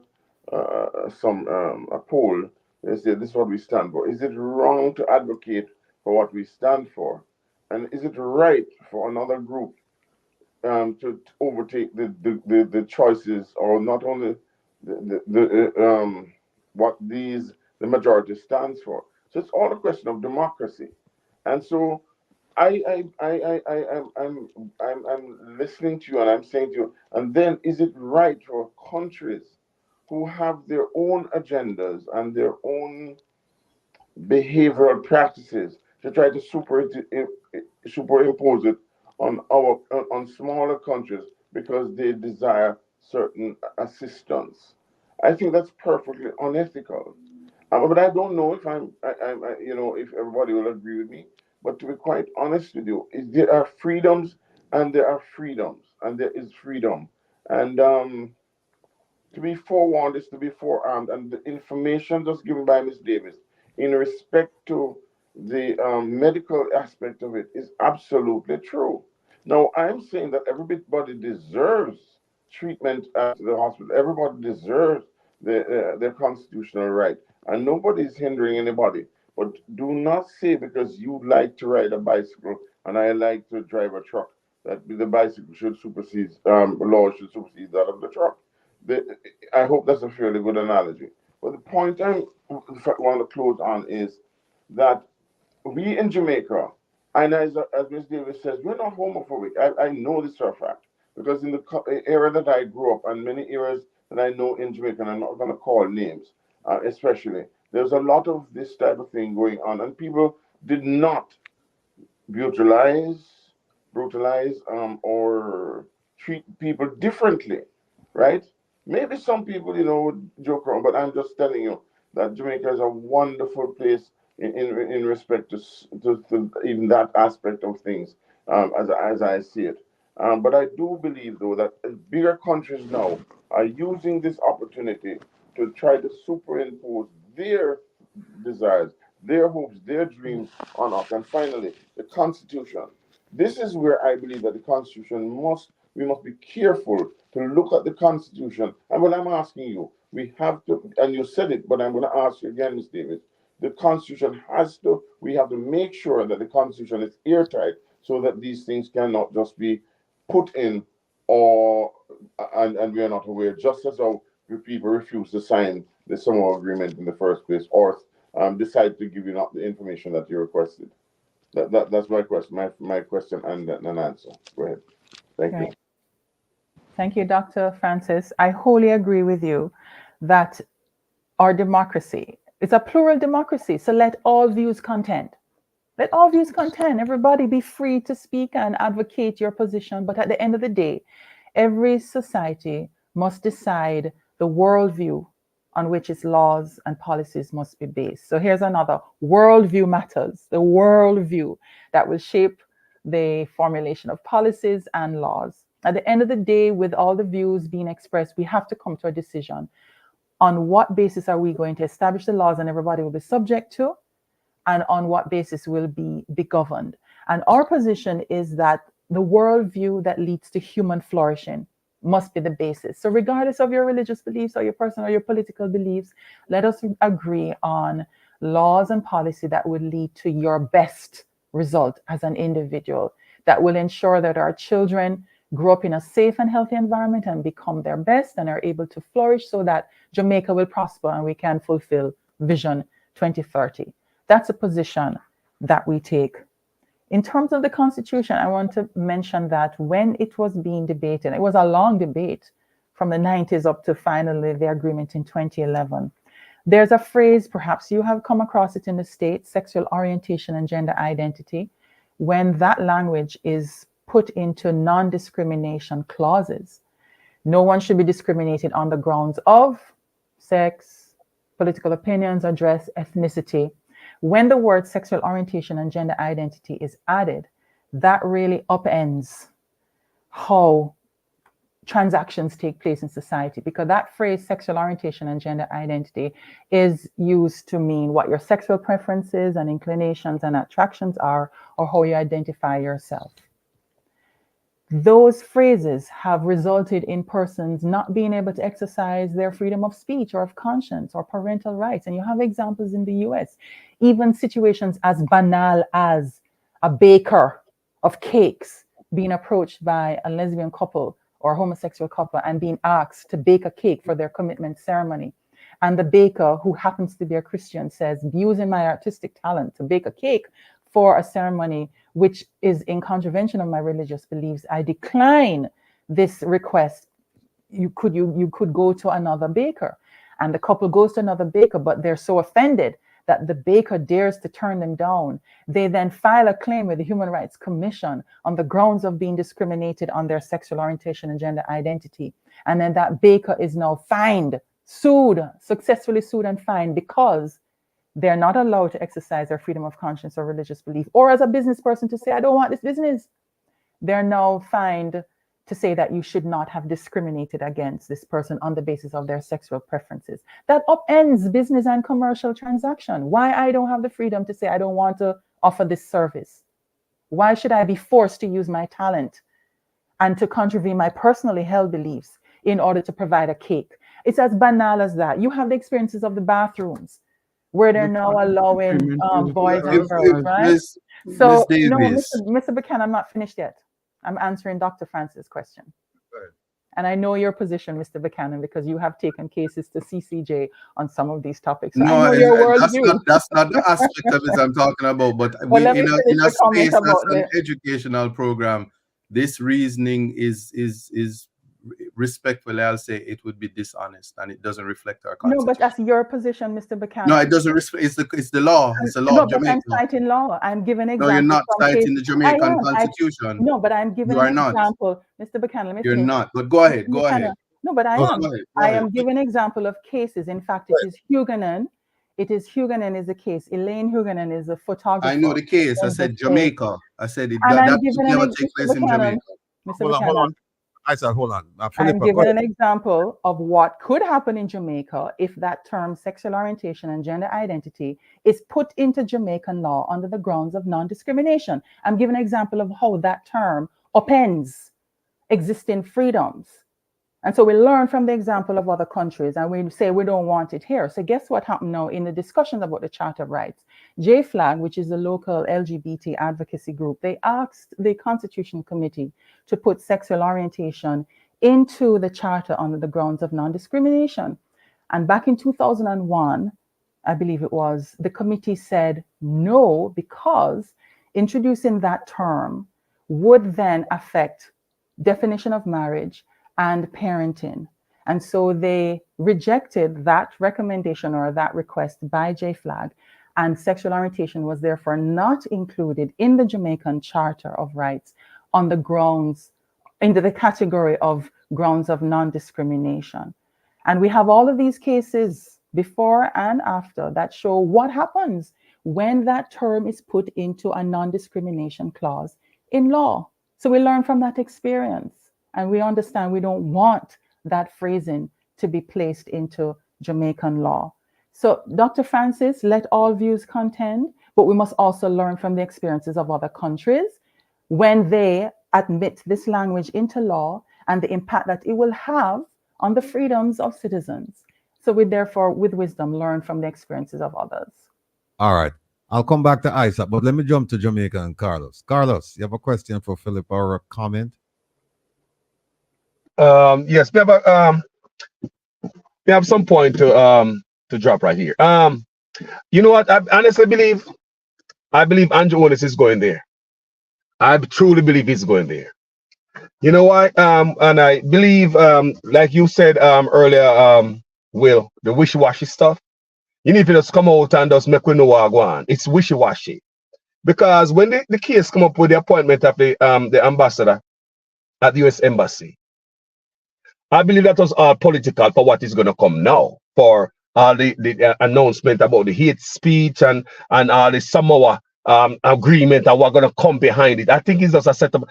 To me, he's just trying to go out there, go fix something and set up something, because in the meantime, when when there was a dust and a smoke kicking up in the new space, and everybody said, "Go on, my boss, go on, my boss. You don't know fish, so you do the right thing, boss. No suck up for that." And everybody said, "Go on, boss, you do the right thing." No, nobody come at the embassy like that.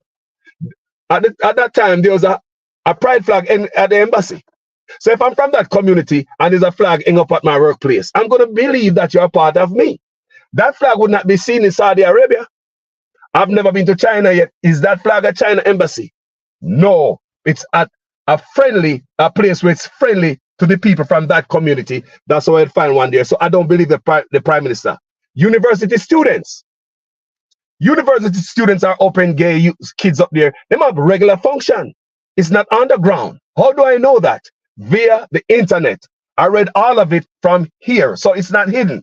So you see the prime minister come out with this hate speech, and we don't have no problem with that right now. We have social media, we have social media bloggers, social media personality who come out openly and say they are gay. They have the biggest platform. I'm talking about those Jamaicans gay who are in Jamaica and overseas, who are from that community. Them have the biggest platform. Where's the discrimination? Nothing like that. We're not feeling that. So people coming out everywhere, and I'm sure you have some of these people in government too. You understand me? So I believe this Samoa agreement is going there. I don't think they're backing down from nothing. Remember, there's a flag at embassy. Come on in, we're friendly. The youths who are going to be our politicians or doctors tomorrow, lawyer, they're going to university. They got their function up there. Nobody stopped them. It's loud and clear what is coming to us. So I know we hear about this hate speech. Hello, something in a something. That's all I have to say. The Andrew is good. All right. Jeffrey Tavares. Yes. I'm reading this thing here. The new partnership agreement will serve as a new legal framework for EU countries, 79 countries. This includes 48 in Africa, 16 in the Caribbean, and 15 in the Pacific countries. Around 2 billion people are covered by this agreement. The question I have to ask this evening, or maybe it's a statement, I don't know, because I'm going through this agreement here. Is it that Jamaica, the authorities in Jamaica decide going to legalize same-sex marriage? That's what they're, I mean, based on all of this. Maybe I'm wrong, Miss Davis. Can you correct me on this? Is there a plan by the government of Jamaica to legalize same-sex marriage because of this agreement that they have just signed? I don't know what their plan is, but we would not want the agreement to become a premise or a pretext to go down that road. They would have to change several laws, including repealing the Buggery Law and then changing the definition of marriage in the Charter of Rights and the Marriage Act. There's some legal hoops that they have to go through. But the point is that worldview matters, ideology matters, your political intentions and agendas matters, which is why it must be clear where this government stands on the meaning of those words that have become controversial by the EU and in the UN and what their intention is. There are several laws that would have to be changed, and we don't want them to, but we need to know, where does this government stand? And let me just add to answer to Mr. Carlos that under the Obama and the Biden administrations, the US Embassy in Jamaica flies that LGBT flag in June, their so-called Pride Month, and we protest every June against them insulting our hospitality and defying our laws and just being bad guests. And they must take down the flag. And I can tell you, I'm walking out there in the morning and Jamaicans driving by and they're honking their horn and they're supporting us. And the thing is, the Vienna Convention on Diplomatic Relations says that the only flag to be flown at an embassy is their national flag. There's no space under international law for them to fly another political flag. So is the US Embassy saying that the people of America have said that this is another flag that we subscribe to beside the Star Spangled Banner? The international convention says only your national flag is to be flown, no political statement from any other flag. But yet, the U.S. Embassy in Jamaica flies this other political flag. But isn't the U.S. Embassy a sovereign soil? They are sovereign nation, but they are still our hosts. And the Yes. property where they occupy is very much in Jamaica, it's not in America. So you're kind of doing a mental imagination that Yes, when yes. I come onto US embassy that I am in the US, but they're very much in Jamaica. And there are certain principles and protocols that they are to subscribe to as a guest and under the Vienna Convention. But it is not America at how much 149 Old Hope Road. It is still very much Jamaican soil that we have allowed as host our guests to occupy. And there are certain protocols that they must observe. But let me ask this question, because maybe I'm wrong. Maybe Herb Nelson or Isaac Buchanan or somebody can correct me on this. Isn't the American embassy, yes, Jamaica is a host country, but isn't the American embassy on the soil of America? Is it the American grounds under the Geneva Convention law? If I don't know. Correct me if I'm wrong. Philippa, Vienna Convention. I can, if you like, can I answer that? Yeah, please go ahead. Yeah, so the embassy itself is on American soil. So much so, if an American citizen was outside on the sidewalk and kick you down and run into the embassy, Jamaica has no jurisdiction, and they would have to go to file jurisdictional paperwork, including extradition laws, to get you out of that embassy. So you'd be under complete protection of the U.S. government, and they would require the whole channels to get you to prosecution. So that's how technical it is. So You're right.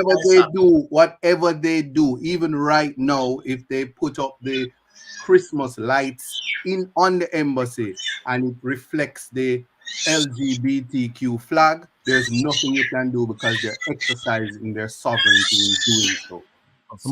So let me ask this question here. That means that the flag that is flown at the American embassy a year or a couple ago has nothing to do with Jamaica in the sense it is sovereign soil. Absolutely nothing. Absolutely nothing. It's as similar as people who are offended. Isaac. Could we mute if we're not speaking? I hear that?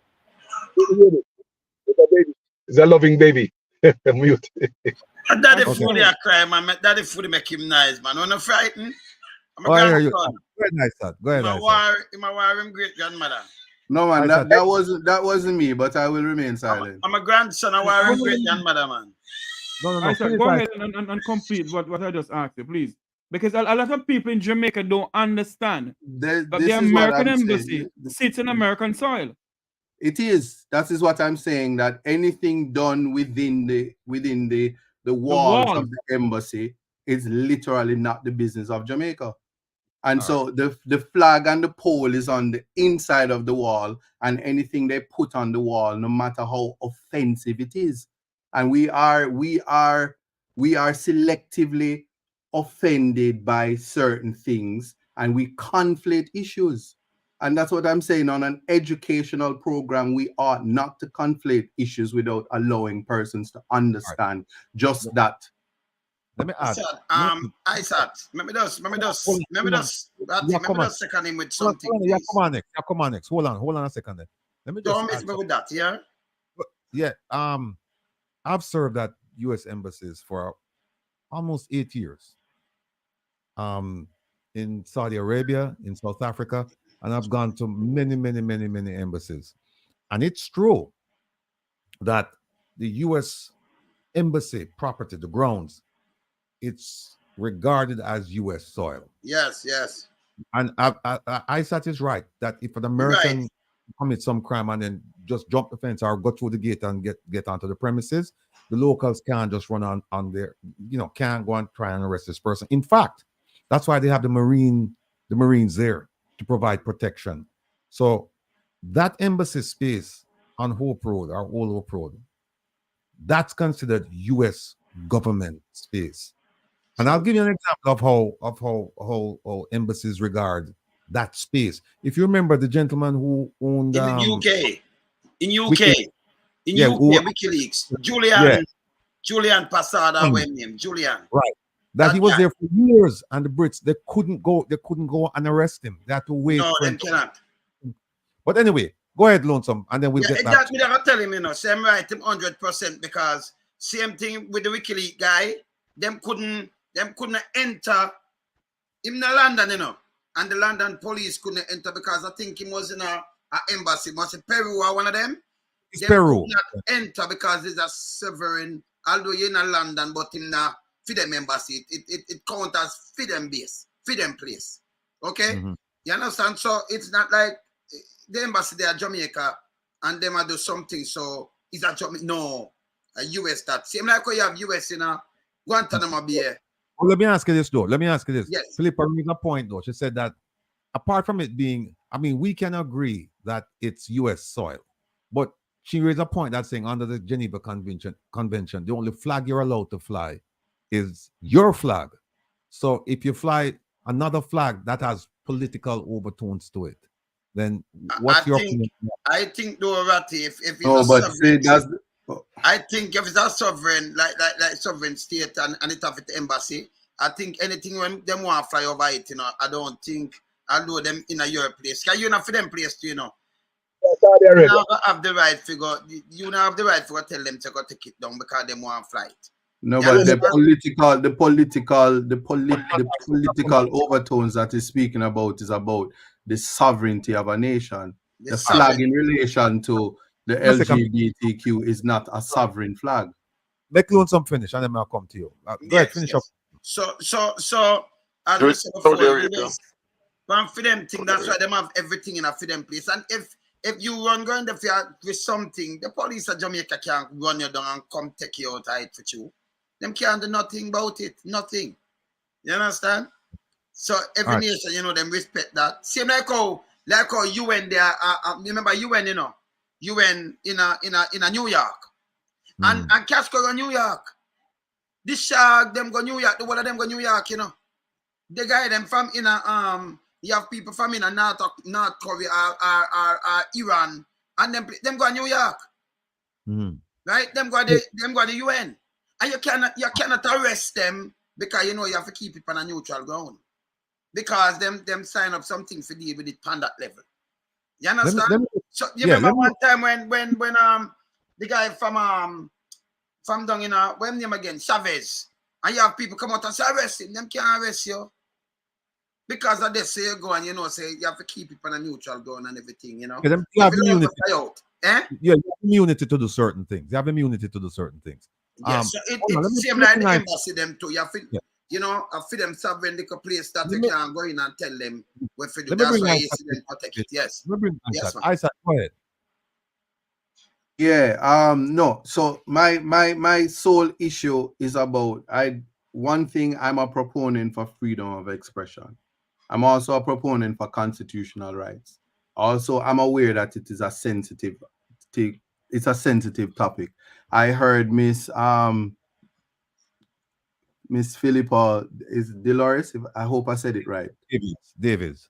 My bad. I can't. It's the thing is small. I heard her mention a case which I was a part of, which is the Quincy McEwen case out of Guyana. And I like to give transparency. That case dealt with men in Guyana who were cross-dressers. It matters not if they were transsexual or transvestite. There was a law that forms a part of vagrancy laws. Vagrancy laws are designed to deal with post-slavery, the whole thing like loitering, things that oppress people. Now here we had a law in Guyana that dealt with cross-dressing. It says that men are not to be found wearing dresses, a cross-dressing law. This has nothing to do with sexuality. So that particular law at the time would have said that men couldn't wear dresses, but women could wear pants. If that is not equality, a breach of equality before the law, I don't know what is. And so as a young attorney, I participated in a case and we were successful at the CCJ. So I was able to go to the CCJ with similar arguments and the law was struck down for equality before the law. Nobody cares what you do in your bedroom. Now let's go to the Jamaican space. In the Jamaican space, and I say this every time on this show, and I just want the opportunity to give clarity on this. There are two Jamaicas that are existing. So when I hear Carlos say that the boys and girls up at the university and mention of the late Professor Rex Nettiford and the freedom that they have to be themselves, that's as one sect of society. And the people who you refer to who are uptown that are free to be themselves, that has nothing to do with the fact that in America, all a Jamaican has to do is cross the Mexican border and scream cat. You don't have to do nothing. You just take a plane. When you reach to Mexico, you step across the border. You could be the baddest man. If you say cat, the United Nations, it is law. They have to stop. They cannot deport you because Jamaica is listed as the most violent nation when it comes to homosexuality in the English-speaking Caribbean. So we must not forget that there are still people in Jamaica who are beaten and killed for being gay in particular neighborhoods. The same neighborhoods that the NGOs have no problem with state of emergencies. The same neighborhoods where still in 2023 there's a problem with being a Rasta man. So when it comes to minority and when it comes to constitutional protection, I do not conflate issues. The Constitution, and I on this program made it clear that the Constitution make it clear. In fact, the Jamaican position is this: whether you're gay, whether you're straight, whether you're not, just understand that we recognize sex between man and woman. So we don't care if we don't want kiss up, love up, just don't have sex other ways. That's the position of our Constitution. I don't see how that has anything to do with educating people. For instance, and I'm going to say it, and people are going to be upset, the position of MSM, and let me define, that has nothing to do with men who are being promiscuous, men who, because they're not free to be themselves, go and marry women, and the women run up and down like how they are uptown, run up and down and say, I'm married, but they're married to a gay man in the Jamaican space. They are the proponents of carrying across the high rates of HIV. But say the lack of safe sex is why there is HIV. How that conflates to accessing money that is protected under two-prong test is two different issues. But when it comes to minority groups, we need to be careful. While we have freedom of expression, we need to be careful. While we can say what we want, we need to be careful not to discriminate against people. The discrimination is what I take offense to in any form, because I have a case before the court, albeit they tried to suspend me, that dealt with a young girl who wanted to go to school and she wasn't allowed to go to school because she had dreadlocks. There are still sects of society who think that dreadlocks is offensive and repugnant. And if it was not for our wonderful prime minister who has a son that decided that he did not want to comb his hair, the law would not have changed to facilitate him. Yes? And the education minister would not have come out and say he can go to school.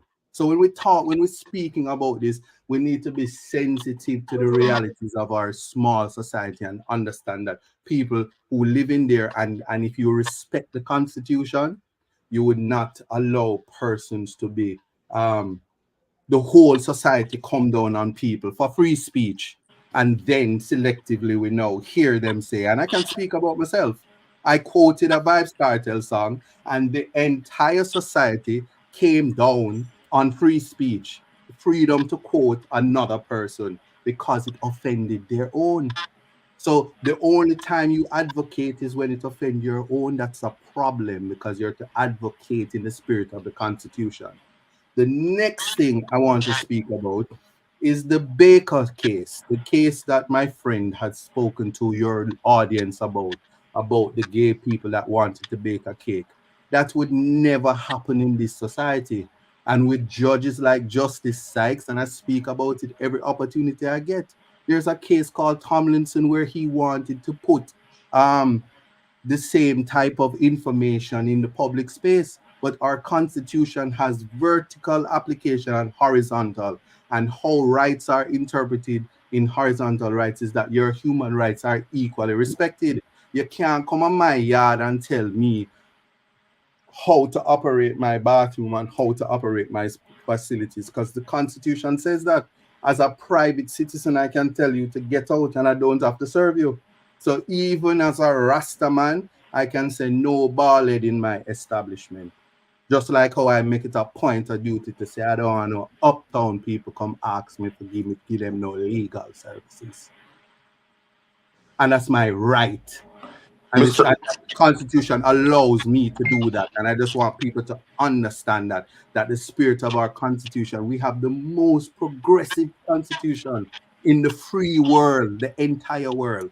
And we And treat it like it is nothing. But I digress. no, can I just have a question for Mr. Francis, hold on. Isaac. Let's have a question for Isaac.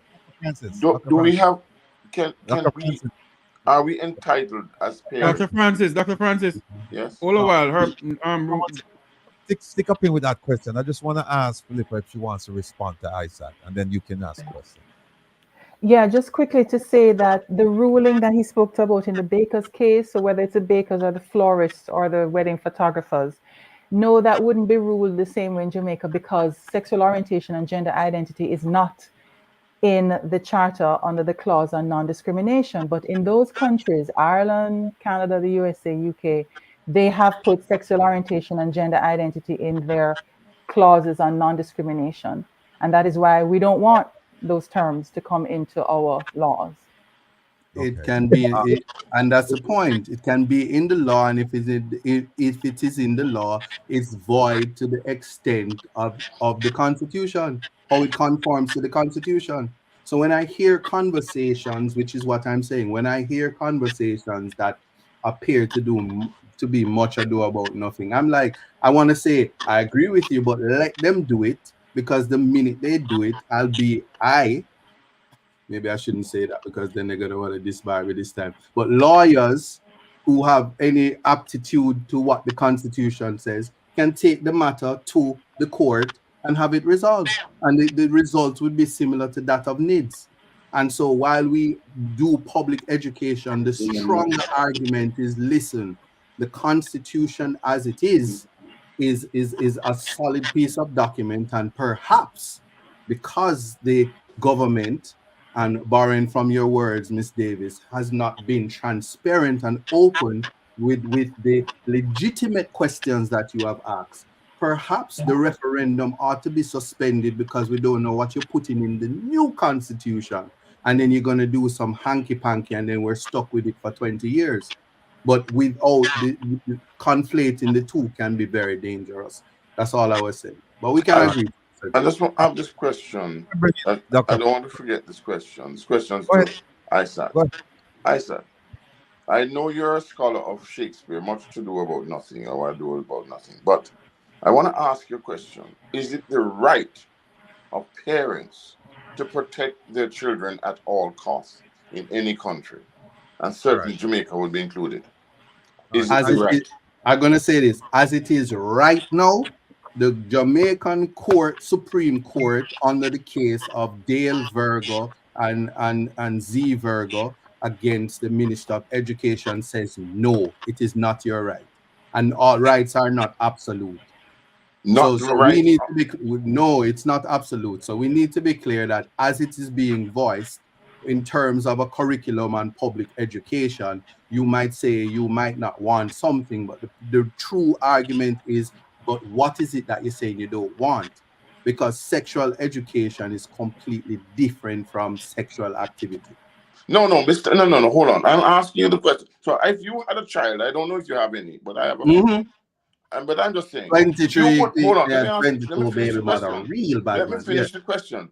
Would you be okay with your 3-year-old upwards being taught sexual different sexual practices as you move forward? Absolutely not. I would not be okay with that. And let me make something clear. We're talking about an education system that should be flushed down the toilet now. Even without bringing these things in it, our education system is lacking in several ways and need fixing. We need a new education minister to deal with what is there now. much less the introduction of other things. We can argue it from that point of view. Okay. But if you Fair. have your child, you have the autonomy and to protect your right, including the right to family life. The Constitution protects that, and I can tell you, there will be private schools that don't have to conform to that curriculum. So now the question is it an agenda to attack the poor of Jamaica because we have two Jamaicas? It's just a matter. But when we're dealing with agendas, we have to sit at the table and find out what's in the best interest of our youth, and also what is in the best interest of our country as a whole, but selectively, because it's ironic, and I'm going to say this with no apology. It's ironic that the very churches are coming out and worried about hate speech when they are proponents to suppress free speech. All and right. I have the proof. I have the receipts for that. Can I ask you this one question, and I'm going to keep quiet. I want to ask you if there's any correlation between what we teach our children from the beginning to now, to whatever age you want it, and that is the root of crime, because the lack of the instruction that is given early in early childhood, which doesn't really exist in Jamaica, does that affect the criminality that goes on in Jamaica today? Of course, including the lack of sexual education. What we cannot deny is that there are young people who are suffering from sexual identity. And so if you want to talk about crime, there are people going around and having alternative sexual lifestyles, and at the end of it they have to murder their victims like serial killers, because they don't want people to find out about their sexual proclivities, because they don't even understand what they're doing themselves. It sounds extreme, but it is a reality.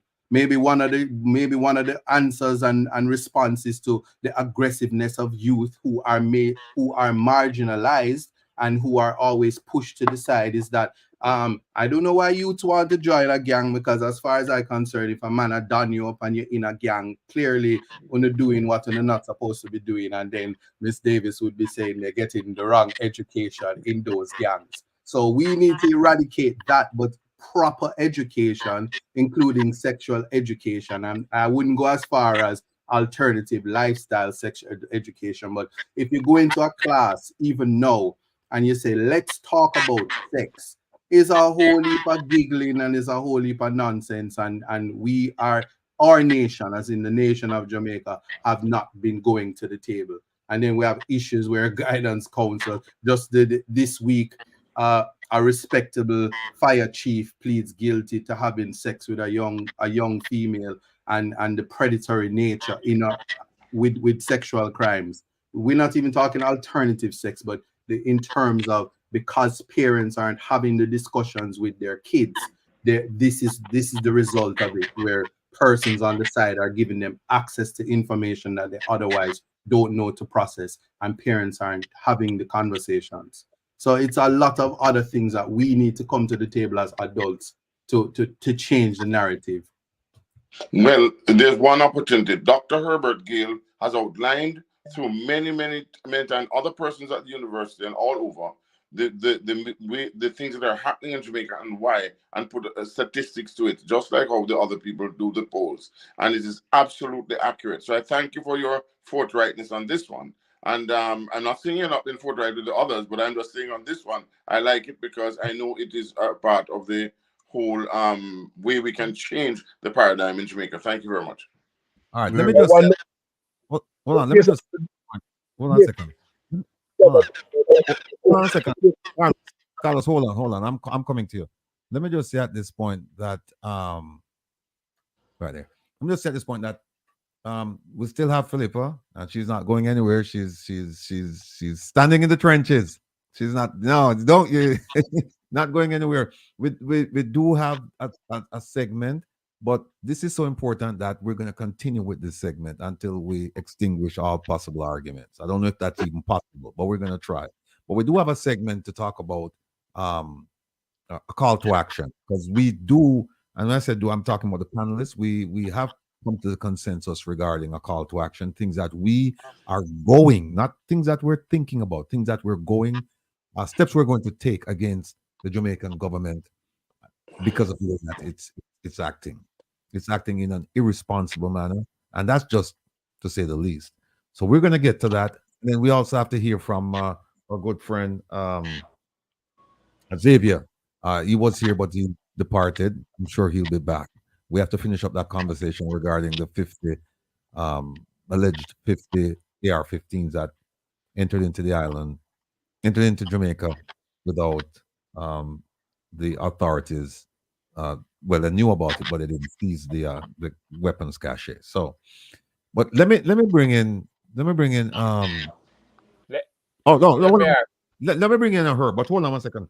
I said you just said that the churches, and correct me if I'm wrong, that the churches are proponent of hate speech, but they're opposed to free speech, or is it the other way around? Which one was it?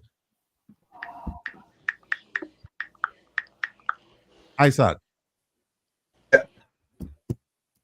Wow. All right. Here's what happened. Because I'm looking at the panel. And when he said that, Filippo rolled her eyes.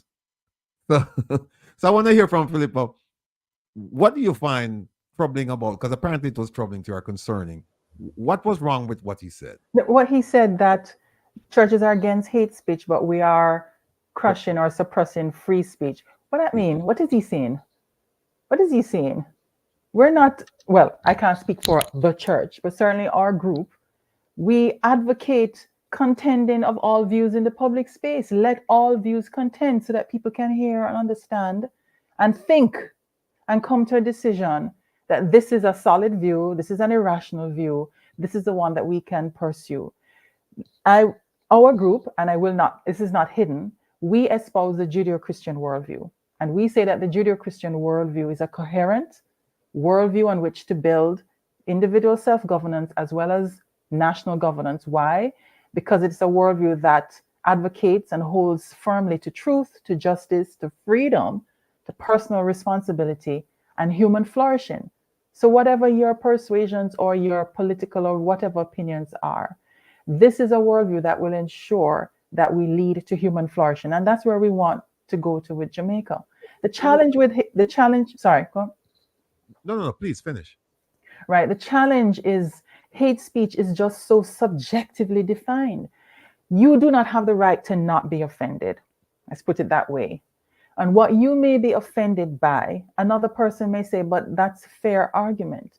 And that's a problem with hate speech laws, that a government could use it to silence dissent and to punish opposition because they don't want to have the debate, the robust debate where their views or their policies are challenged or discussed. And that's the challenge that we have. What do you mean by hate speech? How do you settle hate speech and what the boundaries are? Now, certainly, we must be responsible with our speech.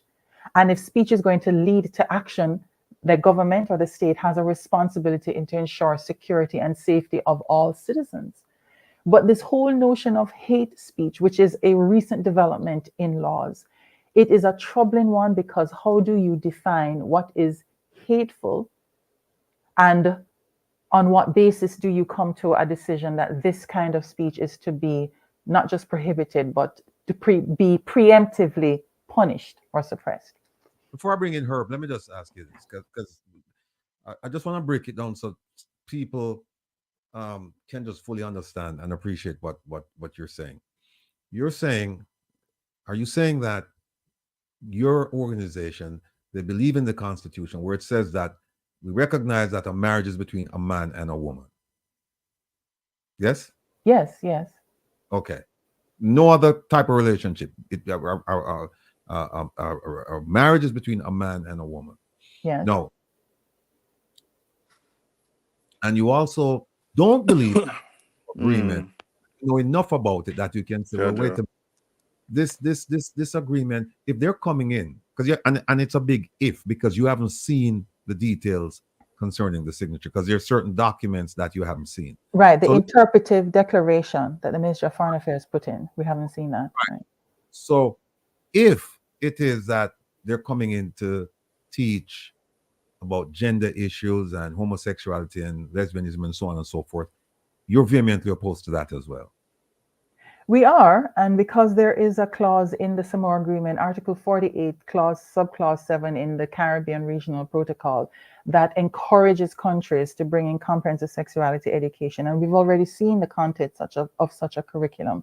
And Jamaica has already rejected it. So we wouldn't want now for it to be an obligation under any international agreement to bring it back. Okay, fair enough. Herb, go ahead, please. Yes, Philippa.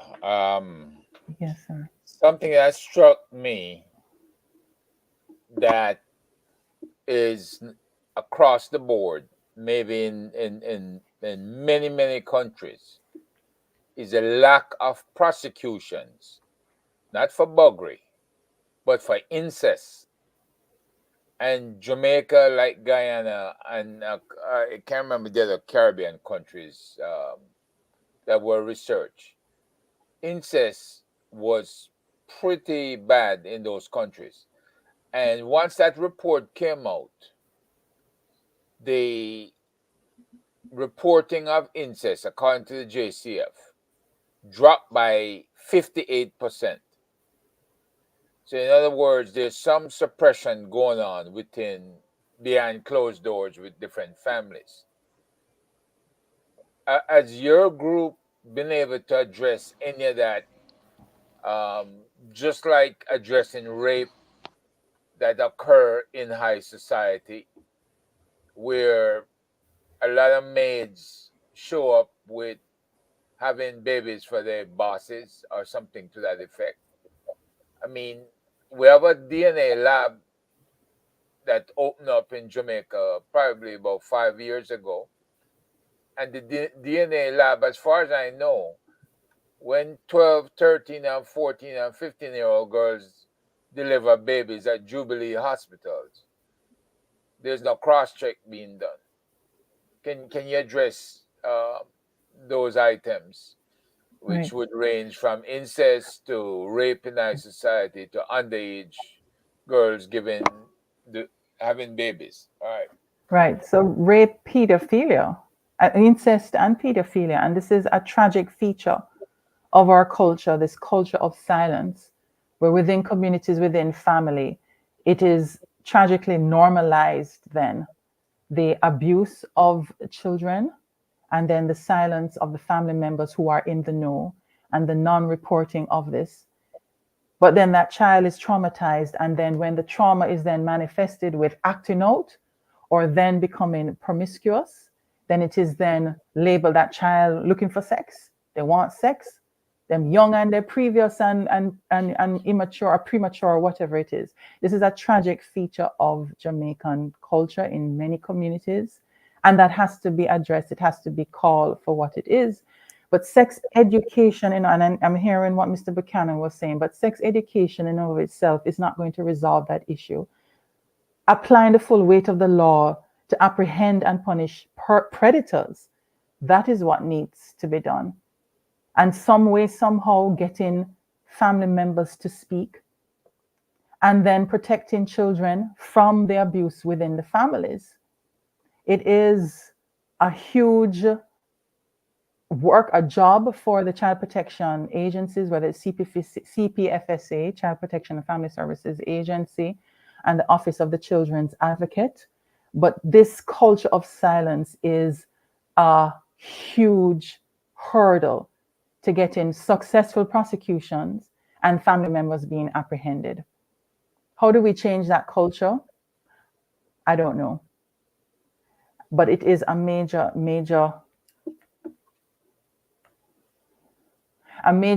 issue. Then the rates of teen pregnancies, that is also a big concern that we have, that abortion can cover the predator because the evidence is then removed. And there have been cases where a teen girl is made pregnant. I think there was some investigation by the Gleaner on an incident where a girl had been raped multiple times and had become pregnant, and she was forced to abort the child, but she had no evidence and no voice to bring a case against the perpetrator. An adult male who was providing monetary support to the family or to her mother or to her grandmother. but the evidence was removed by abortion.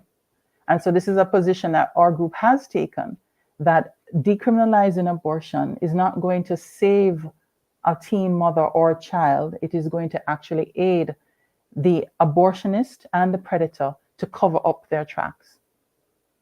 Now, having said that, there's a second part to that, which I separated completely, because we here in the Institute of Caribbean Studies have reports of football coaches, national coaches, impregnating their female charge at various levels, whether it is when they were coaching at high school level. These are under 16 girls. And then they force them to sign non-disclosure agreements to support the child and a big payoff for the family. Now, what involvement does your organization have that could help to help those women and to reveal who these predator coaches are? Not just in football, but I'm sure it's occurring in netball, in basketball, in whatever kind of sport there is. You always have some predators out there. Well, I don't have an immediate answer for you because that's not an area that we have been involved in. But our work in terms of the advocacy of the retention of laws that will protect children and preserve the innocence of children would cover what I've said. Such an incident is to ensure that the law is fully applied, that predators are uncovered and not allowed to escape the full weight of the law, and that action is not taken to get rid of the evidence. And this is what you're speaking about is incidences in Jamaica. Yes. About football coaches impregnating girls and female. Absolutely. And guess what? There's no requirement for the JFF or for any other parish president to run background checks against coaches before they're appointed to oversee the various teams. So until and unless Jamaica applies these rules in protection of its youth, you'll never know, because we have instances where the boys themselves were being penetrated while they're on tour, as well as the girls. So where is the report received about these girls becoming pregnant by their coaches? Who is that told to? Who has that information and has not acted on it? Other coaches.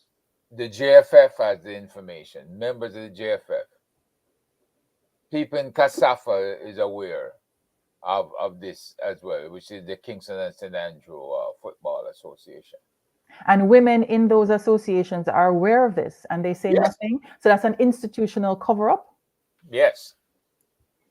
But somebody needs to speak. Somebody needs to say something to an investigative journalist. There has to be some point where the information is broken. It can't just be. I'll go even higher than that. Babsy Grange had a situation where she had to sit down with members on the national women's team and their coach and have a discussion. So Babsy is aware of it, right? I'm sure Dennis Chung and Ricketts, who runs the JFF, is aware of it too. And I'm not just picking on Jamaica because we have reports elsewhere. But I'm saying in Jamaica, these things occur. And just like the cover-up with the buggery and with who are these police officers and judges and others who go on the prowl at night, picking up with the gully boys and stuff. The Gleaner cannot do enough of an expose. I know they went out, they took the pictures of license plates of these cars going through the area and stopping, but that's not good enough. they need investigative reporting to dive deeply and to reveal this, right? Because it's happening, and it's unfortunately it's happening where a lady who runs the Hear the Children Cry Foundation goes to a district where there's a report of a 13-year-old who's being molested, only to discover that her 15-year-old sister has delivered a baby by the same predator. And these cases, they arrive at Jubilee Hospital, and Jubilee is delivering these babies. And the police, as far as we know, the police are not involved in any investigation to find out who these daddies are. There's no DNA occurring. So, you know, it seems like it's a betrayal of our young people. And only when you're forced into a situation that the evidence is there and somebody is pushing the evidence that you come up with a compromise, but you don't want to prosecute. Well, you need prosecutions. The predators are politicians, yes. If they are police officers, yes. If they are pastors, yes. And those three categories have come out on top as the worst three categories in Jamaica when it comes to getting underage girls pregnant. It's very unfortunate. But, you know. Yeah, Mr. Herb, somebody has to come forward and be that one person in whose name a case would be pursued, and maybe others may come out after. But you need a person, you need somebody to step forward for a case to be filed and to be pursued. Okay, thank you. Mr. Rattigan, can you hear me? Because you're muted. Sorry. Yeah, no, what I'm saying is that let's just time is not really at a premium, but I think the subject matter, I think we have discussed it at length, and we may have to come back to the subject matter at another time. But what I'd like to do at this point is for us to go around. Well, it's not even around; it's vertical. And if we have questions, parting questions for Philippa, or comments or whatever, let's just go ahead and do it. Let me start with Jamaica and Carlos. Carlos, go ahead. I just have one something to make. It's that case of the baker. I think that if I'm not mistaken, because I watch the news a lot, you know, that case had made its way to the Supreme Court, and the court ruled on the side of the baker.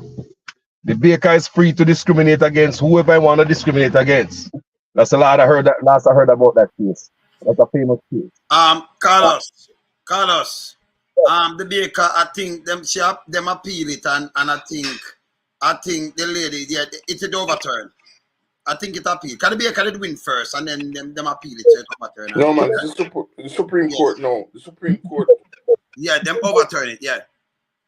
Supreme Court? I don't think the Supreme Court. Yeah, them overturn No, it. the U.S. Supreme Court ruled in favor of the baker. That the baker was free to discriminate. That was the final decision. Absolutely. I think no, man. Check it out if you have overturn. Supreme Court, you know, brother. No, who don't gonna overturn that? Rule on the side of the baker. Yes, that was, yes. But the rule on the side of the baker, yes. Carlos, just check it. Just check it. All right, go ahead, Carlos. Final quote is the side of the baker. If somebody can quickly Google it and have them on the phone. That's all I have to say right now about that case. All right, let me go to Lonesome. Lonesome, any comments, questions for Philippa? Wait a second, Ratty. Repeat. Any questions or comments you have for Philippa? Because we've talked a lot about this subject, and we've even you know, as me say, you know, Mr. Family Morals, you know. So this is my stand. So me not have any question for you, you know, and you know, me just a family morals. You know, I'm married 25 years now. Super dad and super granddad. Yeah, so me just still, you know my thing already. Yeah. Philippa give the thumbs up. Yeah. Shall give the thumbs up. Yeah, man. Yeah, man. You know, Hold on for me, Mr. Rattigan. everything is coming over choppy because what happened? People are not speaking to mute their mics. That's why I come over so choppy. We can hardly hear. Dr. Francis, can you mute, please? Not trying to take over your show, but you know. I'm mute, you know, and every time, but I mute mine long time. No. I'm just long time. on the line. I'm just not saying you, but I'm saying Carlos, Isat, Herb. Yeah, man. Everybody. Each time we attack. Yes. Right, As finish me up. say now, as a dad and super granddad, me just keep it. I me tell the Jamaica. Me tell you what me I said though, Rattigan. You know what me I talk, me just knock it. You know Jamaica. You know the politician, them and the big boys, them what me call PSO, boy, the big boy, them hypocritical. Because we have some people what them call Gully Queen. You know them take them up and them let them at 4 o'clock in the morning, and then them same man they come out and them say what them want say. So Jamaica stay. Let them say Jamaica the most homophobic country in the world, but if they turn tonight, some of them who you hear attack, you just see them in them real action, in them villain suit. You understand, Ratty? So I leave it right there. I'm a dad and super granddad. I have business with my business. Nobody business is not my business. My business with me and my family. Family the more as 100%. And I'm out. All right, sir. Yeah, man. Jeffrey, go ahead. What was the question again, Mr. Rattigan? Sorry. No, any questions, any comments, any observations you want to make to Philip, or The only thing that I want to say to her that I think what she needs to do is you have programs like these. You have my program. Mike, the problem, My mic is the problem? I think so.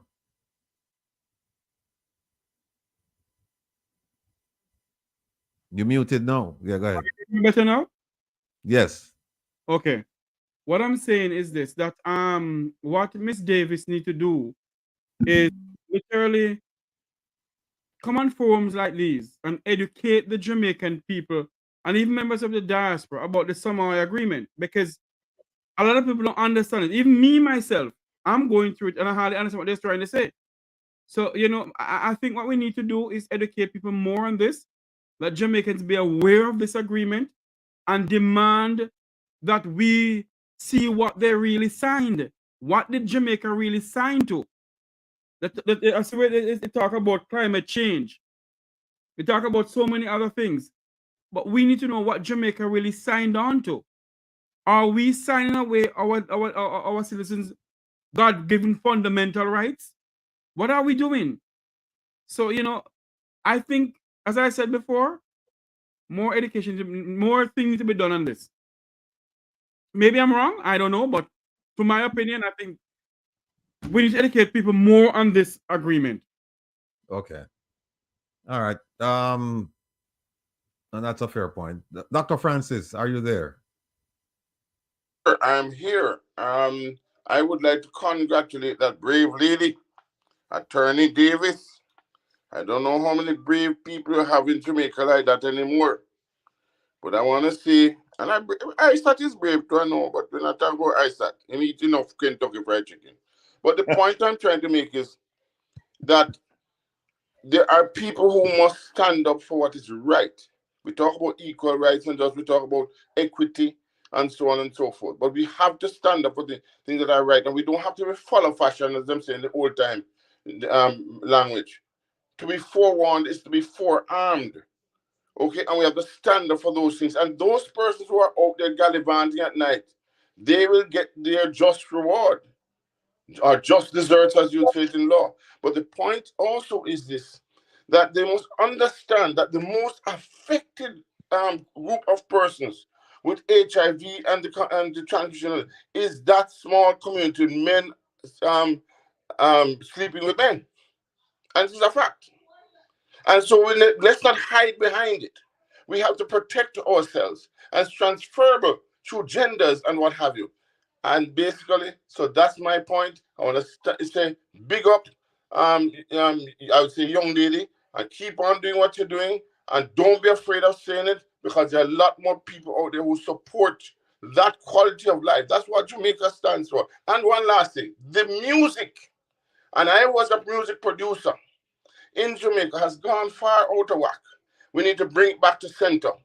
That old time, well, not old time music necessarily, but bring it back to center where we are exposing good patriotism and stewardship. That's my point. Thank you very much for the opportunity, Mr. Rattigan. All right. Don't go anywhere. Stay where you are. Herb. No, I haven't heard our fearless leader in the task force say that. I would recommend he and Lonesome doing a duet. Don't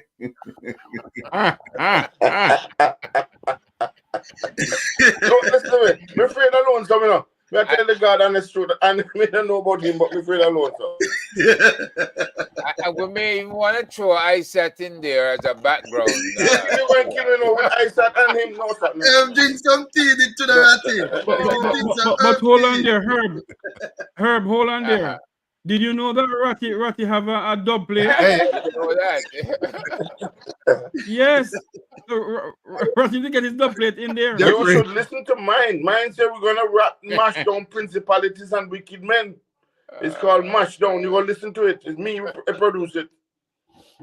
But on a more serious note, Attorney Davis, my challenge to you is those things I've said. I'd love for you to survey which one of those concerns are higher in terms of priorities for parents, since I think you are representing parents.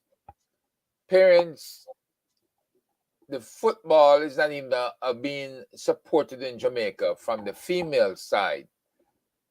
And I think the fear is there that they don't want to send their daughters out there. Jamaica has some lovely looking females. And you have some predatory coaches. And the two of them don't mix. So my challenge is for you to look at those people, because keep in mind, sports like music, like dance, like anything of the arts, it comes with STEM. They changed STEM from STEM to STEAM because they have included the arts in development of our youth. And Jamaica has done a wonderful job in championing different sports, different arts. And I would say we could do even better with the right coaching and the right participation. If you participate in numbers, it's harder for coaches to isolate your child and to take advantage of them. And so when we talk about men and buggery, it might be a very small thing compared to what's happening in the sports world. And we're not paying enough attention there. So again, that's my 10 cents worth. And thank you for coming on. I've learned much. And, all right. and just maybe we ought to have a session between you and I, arguing the finer points of law, because it seemed exciting when the two of you clash over the finer points that you clash on today. So I let you pick the next subject matter. Invite Miss Davis to come in and comment. That's a nice segue for me to bring Isaac.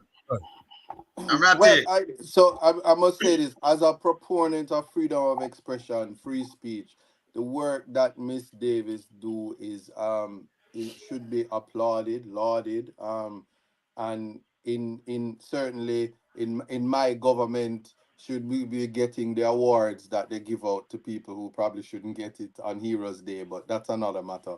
You don't have to reject it, Miss Davis, but I feel that strongly about you because I know the work that you and your organization does in many arenas. The beauty of our constitution is that what the things we advocate for and the space that Jamaica gives each and every organization to speak out about, and the advocacy. I hope that the viewer and the audience do not take or banter or legal banter as being contentious. It is just evidence of advocacy. I appreciate the work that she does. I just want to give clarity because I had got cut off in relation to I said that the the church is a proponent for hate speech, but then well they give out hate speech, but they said that they were worried about what hate speech would look like and whether it would disrupt freedom of expression. My statement was in relation to the statement that the church had put out in advocacy for my punishment and possible disbarment for quoting dancehall music, and at the same time is now saying why is the prime minister trying to bring hate speech law and preventing us from speaking freely when hate speech is that any suppression of any minority group is defined as hate speech, and so that's where I was coming from, and certainly the advocacy to push for my disbarment coming from the church was actually a complete advocacy to suppress freedom of expression in the form of quoting dancehall music. Just like the doctor just said that he took issue with young people expressing themselves freely through music and felt that we should bring back the music, but bring it back to what? Peter Tosh and his citation of colorful bad words. In his time, it was bad, and so we should allow the generations to flourish and the music to be a form of expression and hope that the anger and the oppression and the frustration that certainly young men who are marginalized in Jamaica have, that they get the space to do the music so that Lonesome can actually have some real artists instead of the health minister as in prime artist on him label. We want to get back to the freeness and have more conversations like this, and I certainly would invite Miss Davis on context matters because it does. And we wouldn't be having a contentious conversation because really the most important thing that I take away from Miss Davis is that listen, you can't be signing documents and telling us we're gonna be okay and we don't even know if you can define language because that is what matters. We need to know before we can even embark on the depth of the discussion. And so I thank you for sharing with us and educating us, Miss Davis. So I thought, so the church is take side the other day when them said them for this bar, the church is take side. But that Yeah, I is see. very no, but They listen, did. that by the church, remember just speak out, 'cause you know my thing now, because you just tell me something now when I have to burn the church because them very hypocritical. These are the That's same churches. These are the same churches where you have pastor tell lady, make him nine to a vagina and rape her because she have demon. And the amount of pastor go around and trouble 13-year-old little girl. Couple of them we get, them arrest them because I come and knock out against it and do the thing about it and them thing there. Very, very hypocritical. And them molest the boy too. So them very hypocritical. And not only them.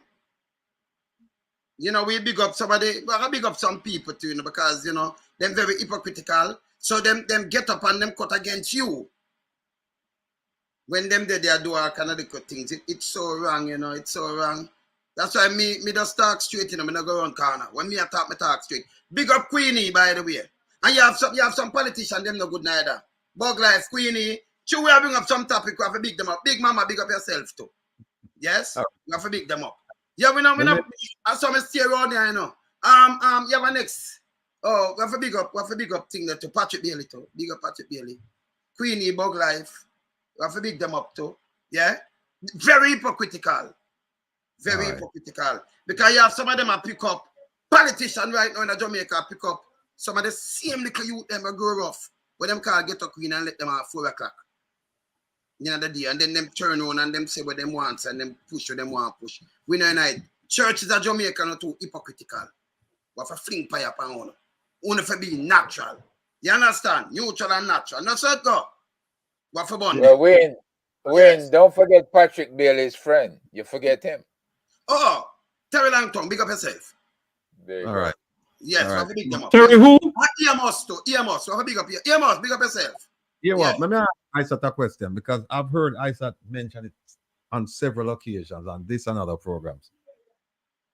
He cherishes the Constitution and he holds it out as almost like a sacred type of document because it preserves rights and responsibilities.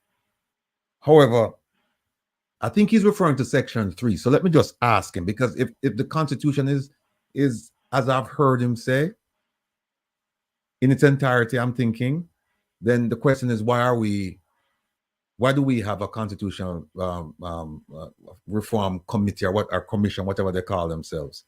So let me just ask you this question, Isaac, so that I'm absolutely clear in my mind. When you refer to the Constitution and the beauty of the Constitution and the longevity of the Constitution and this and that, are you referring to Section 3 of the Constitution or the Constitution in its entirety? I am referring to the charter, the amendment, section 3. I'm referring to section 3, but section 3 has given new meaning to the rest of the Constitution, including solidifying the fact that in relation to the rest of the Constitution and governance as it currently is, are merely creatures and servants of the humans, which are the citizens of Jamaica. So Okay. as it is right now, and I want to understand this, and I'm not pandering to Miss Davis. If what the position that Miss Davis holds, if that new constitution that they are doing emerges, I tell you, she goes down in history as the front runner of advocating for preserving the status quo of Jamaica.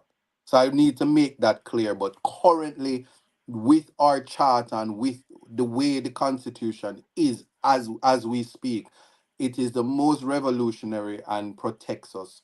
And yes, I'm referring to what Section 3, the Okay. amendment, the 2011 amendment, has done to the Constitution generally, and is the reason why there's a rush to change the Constitution. So your Prime Minister won't have to be flouting the state of emergency and won't need help from the opposition and try to go around the Constitution. It's simply preventing them from having a totalitarian system. And these are the discussions that we need to educate the people. So on that basis, why I say myself and Miss Davis is on the same page in terms of the concerns that she has raised are in fact legitimate. I don't want anybody to leave here thinking that we are at odds, because we're not. All right. Just that the Well, Constitution makes a difference. once told me, speak for yourself, because we're going to talk to Philippa and hear her version of what's going on. That's quite fine. All right, Philippa, let me ask you this question. You said that the Samoa agreement, it's for 20 years, but it can be rescinded at any point. You can walk away from it. Is there a clause in there that says if you walk away from it, you have to return the funding? Return the funding. I don't know about that, because what has happened this time for the first time is that the EU has taken their funding completely outside of the ACP-EU agreement, and they have centralized it under a single mechanism, and the acronym is NDICI, NDICI. So all of their external funding is now going to be under this mechanism, NDICI. Funding is not under the ACP-EU agreement. It was on the previous agreements, but no more. So it's a separate process now. Even through the centralized system, is there a clause anywhere that says that if you want to rescind this agreement 5 years down the road, 10 years, whatever the time period is, that the monies that you receive, that you have to return those funds? I don't know about that. Because if it's grant funding, it would have been for a particular project, and that project would have had its protocols, its time frames, and it would be implemented within that context of that project. So I don't know about you having to return the money if you choose to leave. Next question. It appears, well, you said it, you're opposed to this agreement primarily because you don't know what was, what the deal is. You don't know what was signed.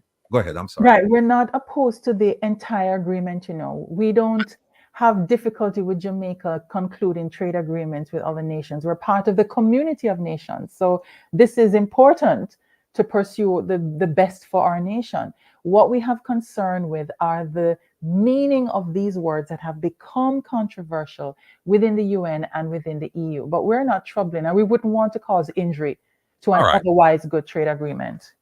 And I'm sorry if I conveyed that to you, because that's not what I meant. What I meant was that there are certain aspects of it that you have issues with. Right. So you've asked the government on several occasions, let's see what it is that you're signing. Give us the meaning of these words. And so far you've been rebuffed. You haven't seen anything. No. Is your organization planning to take this a step further? What's the next? Right. So the minister, first she deferred, then she said she signed and she submitted an interpretive declaration. We've written and asked to see a copy of that interpretive declaration. And when we see it, and we hope we will, then that will determine what next we do. But we're not the only ones interested. These Jamaican citizens who wrote and called are also interested. Our Caribbean neighbors are also interested. We want to know what is there a time limit that you say, look, we're willing to wait for 2 months, 3 months, 6 months, and after that, what's your plan? Well, seeing that the government has until the end of December to sign, they would have had until the end of December to decide to sign, and things kick in January. I'm going to assume that we will get an answer at the beginning of January. All right, but I'm playing that devil's advocate. You do not get that answer anytime in January. This step. Right. Then we, the people, must take action because it's our country. When they say we, the people, who are you referring to? Anyone who is like-minded, anyone who shares our views, any parents who are concerned with the educational curricula, any person who is concerned about good governance and accountability and transparency in government. We will always lay out our case. We will always explain ourselves and provide supporting evidence so that the public can make a decision for themselves. That is how we operate. Yeah, I'm looking at it from an organizational standpoint. Like, okay, we the people must take some action. Right. What does that look like? Is your organization? But I wouldn't want to say that. No. Okay. All right. So we'll wait. Well, then you're gonna have to come back, because if you don't get that answer by the end of January, then we're gonna have another meeting. Look, I want to thank you for coming on this program. A lot of people shy away from it because this is the panel, distinguished panel, and they don't mess around. Starting with Carlos all the way to Isaac, Lonesome, Herb, Jeffrey Tavares, and Dr. Francis. And I'm just merely a moderator. I don't ask the tough questions. So I'm the nice guy here. So I really want to thank you for coming on the program, sharing your views with us, at least making us smarter about what the agreement says and what the agreement doesn't say, and what the government is doing, what the government is not doing. But before you go, I want to give you the final word. And just the floor is yours. Right. Well, I want to thank you very much for this invitation. This was really a great opportunity. I'm grateful for it. And it's so nice to meet you, gentlemen. Thank you for the robust exchange. I really appreciate it. And just to say that Mr. Buchanan, yes, thank you. Let us agree that language matters and the meaning of words matters, and therefore clarity is necessary. It's a necessary predictability in law and implementation of law. Like I said, I don't speak for church. And I was just trying to Google any article where any church representative had spoken about your suspension. I know that several groups in society had made comment on it, and that the GLC decision, well, it wasn't the church that made that decision. I would want to look at that article. But I would want to say that speaking truth cannot be called hate speech. And so, yes, we have a freedom of exchange of views, but we don't want to reach a situation where speaking truth is now labeled hate speech. To Mr. Lonesome, I agree with you. Them hypocrites that call themselves churchmen and then turn around and use it as cover for violate the innocence of anybody in church. That is wickedness. And Jesus Christ himself would condemn it in the most strongest of terms. So I agree with you. Done with that kind of hypocrisy. Absolutely, because Jesus don't advocate for that. And Mr. Herb, thank you very much for what you shared. I will see and explore it further and see what can be done to bring this thing to light. But really what you're talking about is predatory behavior, whether it's against girls or boys in sports or outside of sports, and not just sexual. Just think about predatory behavior in Jamaican culture. Exploitation, whether it's economic or social or otherwise, we're dealing with a mindset of predation, of predatory behavior in different forms. And that is something that just has to be tackled across the board in Jamaican culture. And so I just really want to thank you very much. And even if some may say, well, the agreement looks safe on the surface of it, we've raised concerns that have been echoed by Hungary, by Poland, and other quarters around the world concerning these words and the impact in society. And I think prevention is better than cure. I think it's better to take the experiences of others and apply a little wisdom and make sure that we put up the necessary protective walls around ourselves so that we're clear and aware of what's going on. And is a little rock, is a one little rock. So we must do our best to promote what's right and best for Jamaican and Jamaican citizens wherever they are. So thank you very much and all the best. Don't leave me yet. In the chat, there's someone by the name of Tamara, and some people are saying that I should block her because she's been disrespectful, because she's made some disrespectful comments. But I think it's coming out of ignorance. So what we're gonna do is we're gonna try and get Tamara accurate information so that whatever her feelings are at this point in time, she'll have a course correction. Tamara is raising the point, Philippa, saying that you are part and parcel of the move to disbar our learned friend and attorney, ISAT. Is there any truth to that? No, not whatsoever. I'm not on the GLC. I wrote nothing in the paper. That's what I was saying. I was trying to Google and see what news article ISAT was referring to where a church official, and I don't know which church that would have been, had spoken about his suspension. All I was saying was that various quarters in society have made comments about his suspension, and that the general legal counsel that made that decision is not the church or run by the church. So it wasn't a church decision. So I just wanted to respond to what he had said about the church being hypocritical in terms of what is right or wrong speech. That's all I was saying. But I can't speak on behalf of the church. All right, and let me speak on behalf of Legal Defense Foundation. I'm not sure if you've ever heard of it, but it's an organization designed to hold government accountable through 5 steps. And I think you may have heard the 5 steps: lawsuits, public relations campaign, protests, what's the other one? Oh, meeting with donor agencies to find out, where exactly did the money go. And there's one more. Let me see. Donor agencies, funding. There's one more. I'm missing one more. Protests. I'm missing one. Guys, can you help me out? There's one more I'm missing. Call to action. No. It's lawsuits. Public relations campaign. Public relations campaign. So keep that in mind. We have a. Oh, it's not there anymore. You can go to the ojldf.org. Please write that down, and you can see some things about the organization. It's a relatively new organization, and what we're trying to do is to hold government officials accountable. Transparency, democracy, all of those nice things. And believe me, Jamaica needs it badly, because as one person told me, Jamaica is content rich. You don't have to go searching for scandals. They come up and they hit you in the face every single day. So that's what we're trying to do, because we've been labeled as talk shops in the diaspora. That all we do is just, as ISAT would say, that the good Baroness said, chat, but chat, and there's no action behind it. And so we have decided that we are going to take action. We're going to hold the government accountable, because at the end of the day, we're all one Jamaica, whether you live in Jamaica or not. And nobody going to tell me, say, because me live a foreign man on a Jamaican citizen and me can bring lawsuit. They're going to bring it till the cows come home. So, and maybe you want to join the team as well.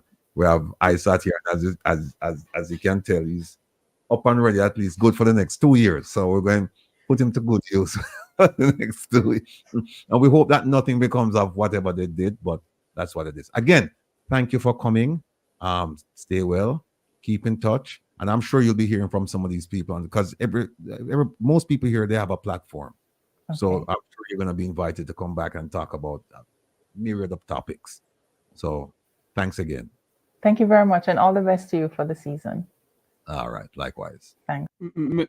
Rattigan, Yes, sir. I think what happened, the person in the chat room was mistakenly thinking about the Jamaica Council of Churches. Right. Maybe they're thinking about the Jamaica Council of Churches saying something about Isaac or whatever. So maybe that's why they end up saying that what they said. Misunderstanding. I think there was a misunderstanding the way it came up. But Yeah. like she said no, she's not part of anything trying to bar our brother here. So, all right. We don't have, where is he? I'm looking to see if I say, all right, he's not here. Ratty. Yes, sir. I'll tell something to you because you're going to play a video, but I'm going to borrow a little current from you too, So when you play the video, I'm going to tell you why I'm going to borrow a little current. Because you say you can't borrow current from people now, Anyone I want to can lend me some current? But Kevin there. Kevin, You're not not leave in me Jamaica. 2 video for sure, Kevin. No, I borrow some from ISAT, No, you can purchase it from Starlink. Elon Musk sells it. Herb can point you to it. Yeah, man, you can never run out. Starlink from Herb then. Jeffrey, lend me some current now. You are not in Jamaica, Mr. Lonesome. I must can buy the current, man. Me yes, I can buy some current. Ratty, you have to run the video now. I'm going to do it right now. Hold on. Yeah, man. Come on, buy some current. You why me about the current, Yeah. Best quality of life. And every Jamaican don't have to worry about their electricity bill. We can end energy poverty in Jamaica. No more bridge light, no more teeth light, no more hide and borrow light from your friend. You should have electricity affordable so that you can enjoy the best quality of life. And every Jamaican don't have to worry about their electricity. Okay, so that I work now because electricity bill now, I'm gonna end that, So we'll be like, I'm gonna start pay $10 now for my light. I borrow a little light. When you can't let me little light, my light now work good enough, man. I don't know. Maybe I am deaf. Mr. Rattigan, can you play back the video again for me, please? We can end energy poverty in Jamaica. No more bridge light, no more teeth light, no more hide and borrow light from your friend. You should have electricity affordable so that you can enjoy. Well, I want to ask me up in the cable talk. You should have electricity affordable. Yes. It is a disgrace. All right. And I know we're not vexed with me, but it's a disgrace. And the 2 political parties in Jamaica. Jamaica is well known as a land of sunshine. And you're saying to me that there's no way you can put in solar system to lower energy rate in our country? And that's all I can say? No, the man say I done it. Him say I done the daylight. That him say. Him say I done it. So I don't know why I never done it long time. So him say I do it. Him I end it. Him I tell the people them that I want to know. Just tell me the plan and give me the plan and do something. Stop do this to the people them. Just stop the garbage. Him say a lot of things where right, they say just mash up made. Enough thing him just sell it. They say obviously be a garbage, If you stop do these things, stop the PR. You're allowed to know. I don't like it. I think he has been listening to the show, to be quite honest with you, because we've been talking about renewable energy and light, so maybe he heard that from us. I don't know. Energy poverty. Dr. Francis, what? Dr. Francis, your video. I was just saying, I think he heard. He heard what the show was saying. And your light gone. Your light gone. Let me let him look light now. All right, there you go. There it is. I'm saying too, I think that he heard, the Prime Minister heard what was being said, and he decided to upend it. No, here's something I want to talk about. And people are waiting for us to give them, this action going forward. But we're going to do it in terms of discussing the issues and then talk about what our plan is. what I like to do is start. Somebody mentioned Haiti. First started. Somebody mentioned Haiti. I think it was Jeffrey said that Haiti is we're knocking on Haiti's back door, right? So, lonesome. I want to start off this in a very light mood. We move it into see. Somebody needs Dr. Francis, mute your mic, please, sir. yeah. So what I'd like to do is I'd like to start off in a jovial mood, lighten up the thing, and then we'll move into in a serious discussion about Haiti and what we're doing about Haiti. Now we know that last week when my favorite minister, when she was asked about Jamaica's absence at the meeting in St. Vincent and the Grenadines concerning the brewing tension between Venezuela and Guyana, she said it was not a CARICOM meeting, and that furthermore, most of the countries they're from the Eastern and the Southern Caribbean. And she ended by saying that we're up north working on Haiti. And when she said we, she talking about Jamaica. And I thought that was supposed to be a CARICOM, a community-led effort. But apparently Jamaica is going it alone, or maybe with a few other countries concerning Haiti. She's worried about that, not paying attention to a brewing war. And we talked about possible reasons as to why she said that and why Jamaica was absent. But let me start off by asking Lonesome, what should the policemen and the policewomen that they're getting ready to send to Haiti? We're waiting for the money to come in, and then we're just going to deploy people. What? And you've said it several times, but I think we laugh, but there's an element of truth to the joke. But go ahead and say what they should do. All right, so the police, they become, so police call me and tell me about inspector, so the money look good. So I go 80. And I repeat it again. You notice me not flip-flop, I talk straight as is. Before him think for go 80, him know the terrain and know about, the freedom fighters. Them want to call them gang, but call them freedom fighters. Because up to 80 the other day, send politician gone to prison. Very corrupted, right? Before you go at 80, make sure, I don't know if, you send anybody up here, but make sure you get a stepfather for your kids them. Make sure you do that. Make sure you run. When you sign up, can you now come back, Guys, I see you. So, no, man, I tell them, because I make a joke with this, Don't follow the government and boy, you go about no money and all kind of things. Like 1,000 people can go remedy 80. America no want go to put boot on the ground. Canada, none of them places don't want to put boot on the ground. Not even France. So where Jamaica go? If you can solve crime, what you going to do? Get up and collect money and go to make sure you have a good stepfather. Make sure even in your kind of class where look for your kids, them, especially your little daughter, them grew up and them now go molest them and them thing there. Make sure your clothes can fit him. So you have to do a audition. You have to do an audition, interview him, tell him take care of your wife because you not come back. I must in a body bag. But make sure you do that before you go, yeah? Make sure. And the money there where you think you're going to enjoy, you're going to spend it by the way. So you're lucky. Hold on a second now. Hold on there. Before you're going to Carlos want to come in, hold on there. We have Chops Media, and I think I know who that is. And him say, come on. Come on now, Chop. You know me not afraid of nobody. And is Rattigan afraid of me? No, I just saw it. Somebody just called me and said, listen, Chopper want to really come on. So, Chopper, here's what you do. We want to bring you on. Drop your email. Put your email. Yeah, and when you drop it, I will send you our Jeffrey. Okay. I can send it to him. Send it to him and make Chopper come on, man. Please. I am man. Yeah, no, me know. Yeah, Chopper in the Depon Jeffrey program. Good boy, man. Good boy. Good boy. We are going to have a sprightly discussion. So send it to him, Jeffrey. Herb, you want to talk about Haiti and what's going on there? And oh no, Carlos, you were about to say something. Well, we don't need to send nobody got Haiti, because Haiti they are Jamaica already, I don't know if them blind. Where we are go? What we are do? Is that they put up a blog on my page that said Jamaica is like a river of blood, true or false. Guess what the people come in the comment section and come say, And a river of blood is an ocean of blood.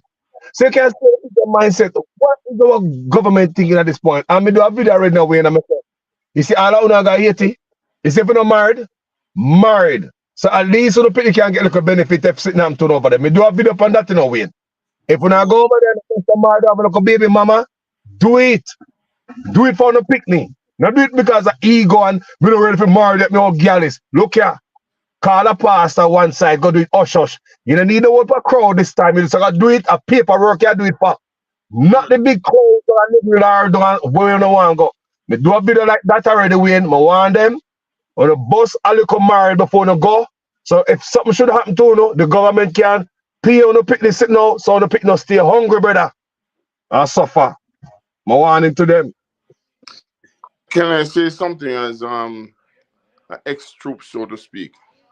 The fact of the matter is that Jamaica has been to Haiti before, and they went to Grenada. You have some good soldiers over there, but I do not think I'd advise the Prime Minister to waste the energy and the people of Jamaica's lives sending them over there, because if the people who have caused it historically are not willing to go and willing to solve the problem, and we can't even solve the problem here at home, then why are we there? You see the point? But I do believe in but it could be a bloodbath on both sides. What is happening in Jamaica in terms of the soldiers? I believe that the soldiers were the soldiers that I knew and I got to know over the years. If they were given an opportunity to clean up crime in Jamaica, they could do it without interference. There's too much politics involved in all of this right now. Yeah, but Dr. Rupert, maybe just reject this, so because we are a country and we need community policing. We can't have a soldier fight with citizens. Them now go uptown, And the PSOJ, the real criminal, them go fight, And the little ghetto youth, them until you live in a folk and you look away, some them are angry and what them are do. Them train as soldier. We cannot do that. But we and my brother, let me tell you something. In the old days, we never had to fight the populace, That we were respected by the populace. Of course, you're right. Yeah, because they was soldier and thing, you're right. But now what them I do now, you notice what happened on the ground now. Soldier tell man, go where your girl, go in. Yeah. Soldier do all kind of things. We not in a that. We just do in a these kind of things. You understand? We need community policing. We need the police to work with the citizens of the country. And we get back the country. Put in the right thing, man. We soldiers supposed to protect our land, now fight for one people. It's wrong. Oh, my brother for turn soldier and turn on and fight me. You think my mother and my father are like that? Hold on a second. That makes sense to me. I'm just saying, yes. Hold on there. Let me just say that we're joined by a man called Chopper. And I thank him. Somebody said, people are saying that no, don't bring him on. But no, we balance. Hold on, Mr. Rattigan, hold on a minute, please. We have to mute our mics because it's coming over choppy. Chopper, turn off, mute yourself, Chopper. Dr. Mike, man. Eh? Dr. Mike. Your mic? All right. So we have Chopper here, and people here are the rules, Chopper. Because I know you're passionate about your views, and there's nothing wrong with that. But we have some house rules on here. We listen to people, and then we listen to the people speak. Well, you can't speak forever. We listen to people speak, and then once you're done, then we go on and then we talk about it. We're not going to end up in a big, back and forth. Otherwise, we're going to terminate the conversation. So I'm happy to have you, provided that we can stick to those rules, and it goes for everyone on the platform here. So I saw you the other night on Jeffrey's program, and I actually said to you, I'd love for you to come on the program because I like your energy. I disagree with your views, but I mean that's sometimes that's how that's how we get things. That's the best way to get things ventilated. If I listen to everybody who agrees with me, then I'm not really learning, because sometimes the facts are not just with me, they're somewhere else. And so when I talk to people, I get educated, and I hope to provide some education to them. So that's the purpose for having you on tonight so that we can have a fruitful discussion. We may not agree, but at least we're going to do it in a respectful manner. And we want to hear your side of the story. So since you're a visitor for the first time, and you're a visitor to Reason with Rattigan, I want you to consider this, that you're not a visitor. This is your home too. Anytime you want to come on, feel free. Just reach out to me or anybody you see right here. The 8 of us. No, 7 of us. And, you can come on this program, or they all run their own programs. You can get on their programs as well. So welcome. And let's start out with this. What's on your mind?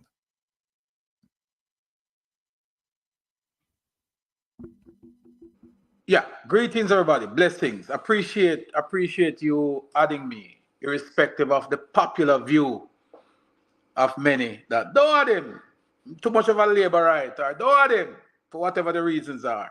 I appreciate that, because there are times when I add persons to my platform and I get the same feedback too from folks who say, hey, don't add that person because whatever the reasons are. I have an open policy. I don't care who it is. I can have a discussion. I have a problem with these discussions, especially the ones that are geared towards only highlighting the negatives of Jamaica. A lot of people accuse me of painting a rosy picture. But the truth is, there's a balance. I've listened to your program earlier. I've listened to Wayne Lonesome all the time.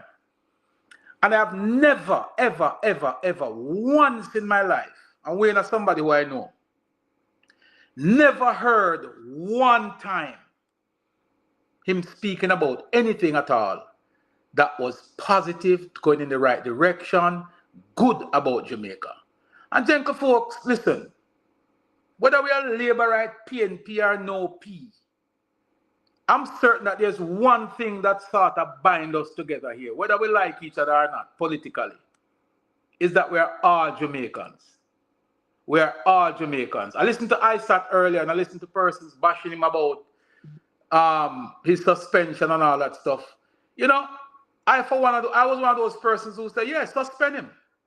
He's a bright fellow, but I thought his action at the time was irresponsible. I believe that the freedom of speech comes with a certain level of responsibility, and I thought that Isaac Buchanan was one of those persons who would have lifted his game above the average folks.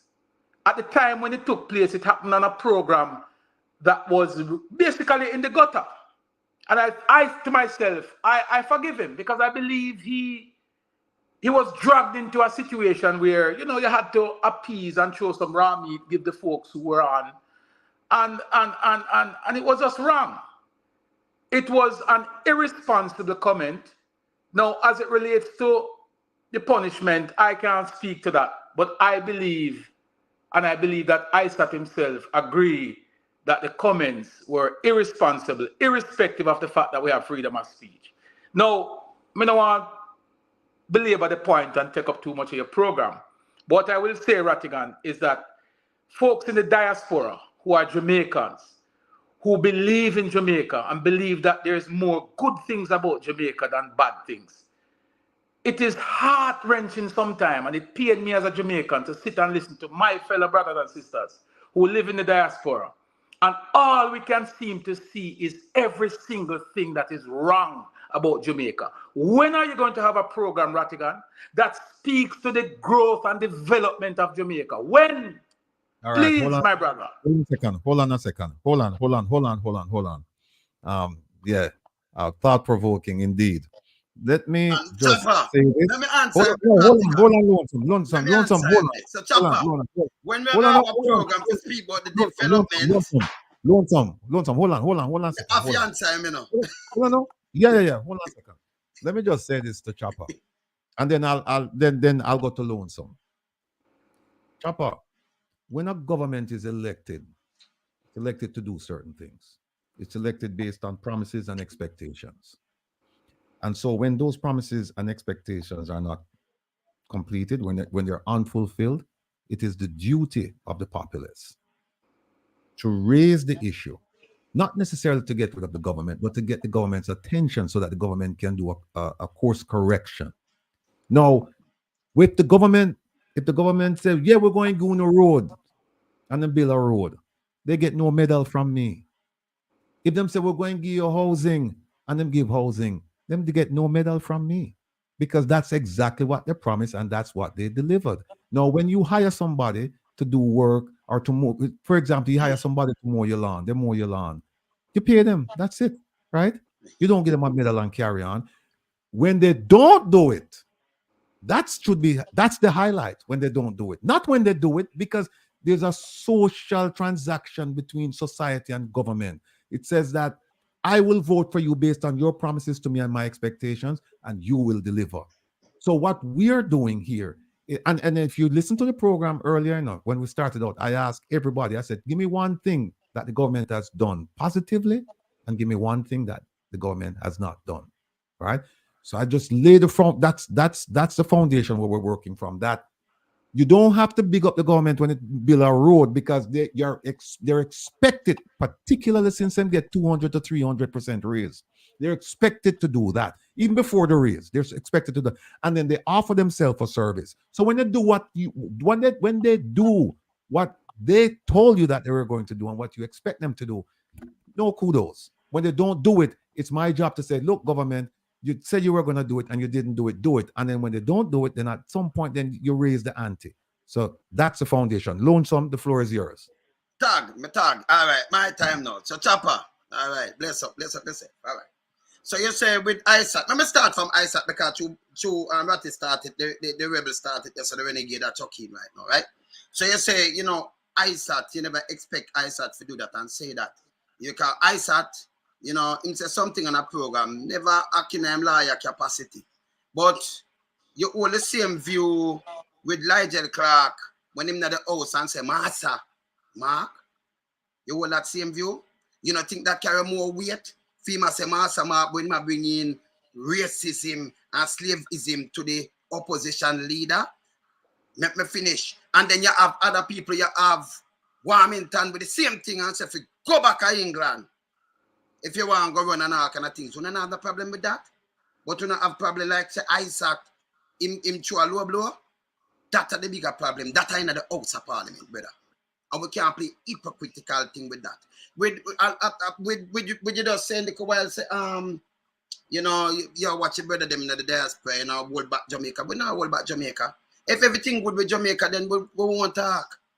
Because we have to speak truth to power, brother. If me have a twin and him do something wrong, me I hold him to account. Me is not a yes man, me not do yes thing. Me not pick up the party or nothing. Not my style. You understand? You can't come and make a promise. Remember, every government, one government at a time. And when you come and say you do something, and when me look, we say scandal, another scandal, but corruption, nepotism, cronyism, money, and move, this and that kind of thing. What we do? We can't leave local way to do this. That's why we love party, we just love it. And we can't get the money in our pocket, we love it. We don't do that. I'm not going to do that. You understand? It no good for no country. So this man around here, so will not, one thing me not do, me not bow to certain things. We speak truth to power. We have to hold them accountable. And we not be hypocritical around here. If them come around, the whole of them will run down pan Isaac the other day, them never run down pan Nigel Clark. When them use that word, Master Mark. Can you imagine, Ratty? I think like that is straight racism in the House of Parliament to turn Henry Morgan House. And I tell brother, that are the lowest of the low. Fear who are the second in command, remember the man this run the money, Are the finance minister use Master Mark, I'm here, other minister use it, I'm going to say PSOJ, I'm going to see the church, them, or them run down pan ISAT. It's wrong. So when you use something like that, remember it go right across the board for me. Okay? If something is not going good and my people, them are right in the ghetto, then you will hear my mouth. So me not buy that thing there. Me not buy that thing there on the Jeffrey. You have an uncle where sometimes me there, and Jeffrey know my style. I don't know my style. Me just come and say, dog father-in-law. And he may come and say, and me just burn fire. Me and Jeffrey are brother, Jeffrey my brother, But as some me burn fire, them know my style. Me no other nothing take off nothing, brother. I want thing when I do not have life. But when we hold them to account. A matter of fact, Andrew only himself for all government accountable. With it talk in unison. and hold them accountable. What me I do? Get up and say, and look through tourism and say, book when my beach can. What for hold them and make them correct the thing? People are suffer. And that's the truth. Yes, man. Can I Yes, say something? Carlos. Let me tell you, Carlos. Yes. No, can I? Hold on. You asked a question a while ago. Let the gentleman answer. Now, one question more for us. Listen to this. Just give us some good before you leave tonight, Chucky. Give us some good positive thing to talk about. We are blogger, we have a page. Give us some topic, some example of some good talk about, my brother. I'm a waiting. Let me say that so. Look at the people. The most important people. Then give me some Can good I? example. How do you know? Can I? Okay, go ahead, Chopper. If you're gonna talk, I just have a question for him. Because you know, as an old-time laborite to a new laborite. We'll mute and unmute your mic. Unmute your mic, Will. Hold on a second, Dr. Francis. Hold on a second. This is what we're gonna do. Lonesome made this point, Carlos made this point, and so I'm gonna go to you, Jeffrey, Isaac, and Herb. Then we'll come back. No, come back to Chopper so Chopper can address all of the issues. Okay. All right. Well, I just want to say that nobody has any, what should I say, overarching. At one stage I wasn't necessarily as graphic as you are in terms of your expectations and so on, but I spent quite a few years myself supporting the current government. My position, for someone to say to me as a diaspora, and my cousin said to me the other day in an argument that I don't know what I'm talking about because I don't live in Jamaica. Well, that is really unfortunate because, you know, to be quite honest with you, with my service in the military and all the things that I've done for Jamaica and have not I've not stopped doing for the past maybe 20, 30 years, I don't know how I would be less than a Jamaican.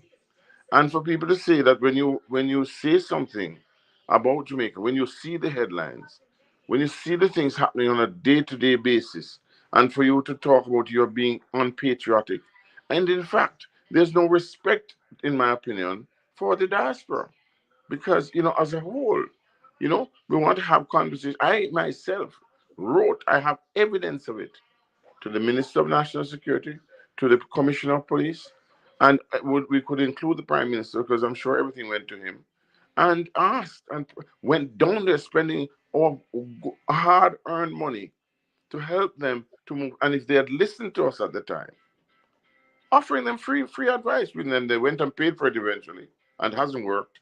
And they have not done anything, and now we're in the quagmire we're in.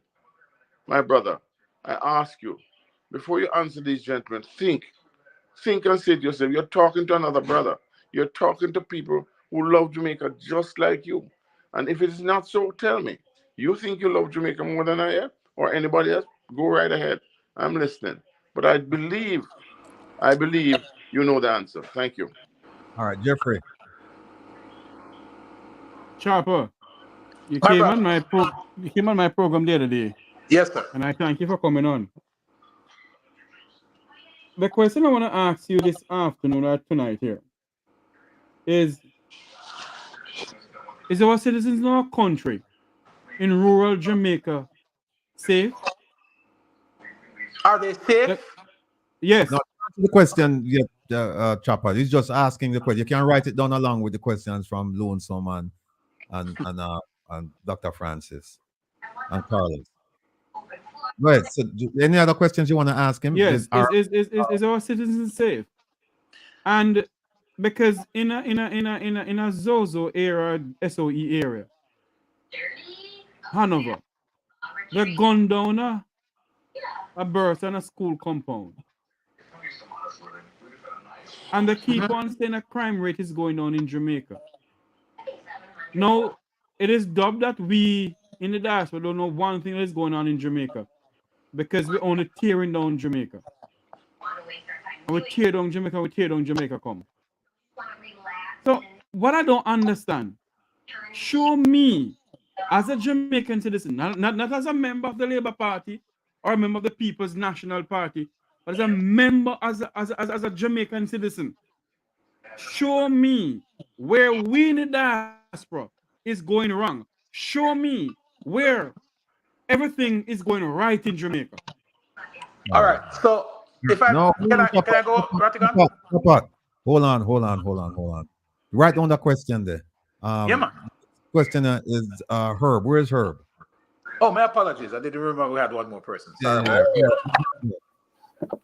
Oh, here's Herb. Herb, go ahead. Your question for Chopper. Yeah, well, my basic question is this, because I was on with this senior senator in the Senate who has a last name that rhymes with Jeffrey. And he accused us then of how we don't talk about the good things that are happening with Jamaica. And my response to him at the time was, each time that we start to think about and talk about the good, the bad news coming out of Jamaica that is poisoning the rest of the world, especially in the United States and Canada and the UK, is all about the killings, all about the corruption, all about the things that affect people, especially when you have people retire and come home to Jamaica and the police don't tell them the dangers of the areas that they're going to live in. And before you know it, those people end up dead. There are just so many things that are happening that people need to be informed, and the government is not doing it. And diaspora radio normally don't do it because they don't really deep dive into things that impact the diaspora. We get And no feedback from you, Herb. everyday Jamaica. Feedback. We get no feedback from you. Ask him the question. Just Tim can write it down. Ask So him the my question. question basically, if not us, who? Okay. Who? All right. Isat, you have a question for Chopper? Well, yeah. The question is this. The statement made that the shows generally, Lonesome, Jeffrey Tavares, Rattigan, and others, only speaks about the negative. But by your narrative, you just made a statement in relation to me. I didn't hear you or your colleagues speak about the majority of positive that I would have done. And you came on this show and you gave misinformation because I would then ask you to identify what comment I made, because I made no comment. I made a quote, and there is a difference. So the question is, when people are paid to do what they are supposed to do, why should we be speaking of what they should be doing rather than we ignore corruption, we ignore nepotism, we ignore a murder rate, we ignore crime, and we ignore everything that is preventing the progress of Jamaica. Why should we speak about the positive? That is my question in the context of your logic, which appears to be flawed. Thank you. Now, Chopper, I'm going to put you up front and center. You have the questions. Hold on a second, Chopper.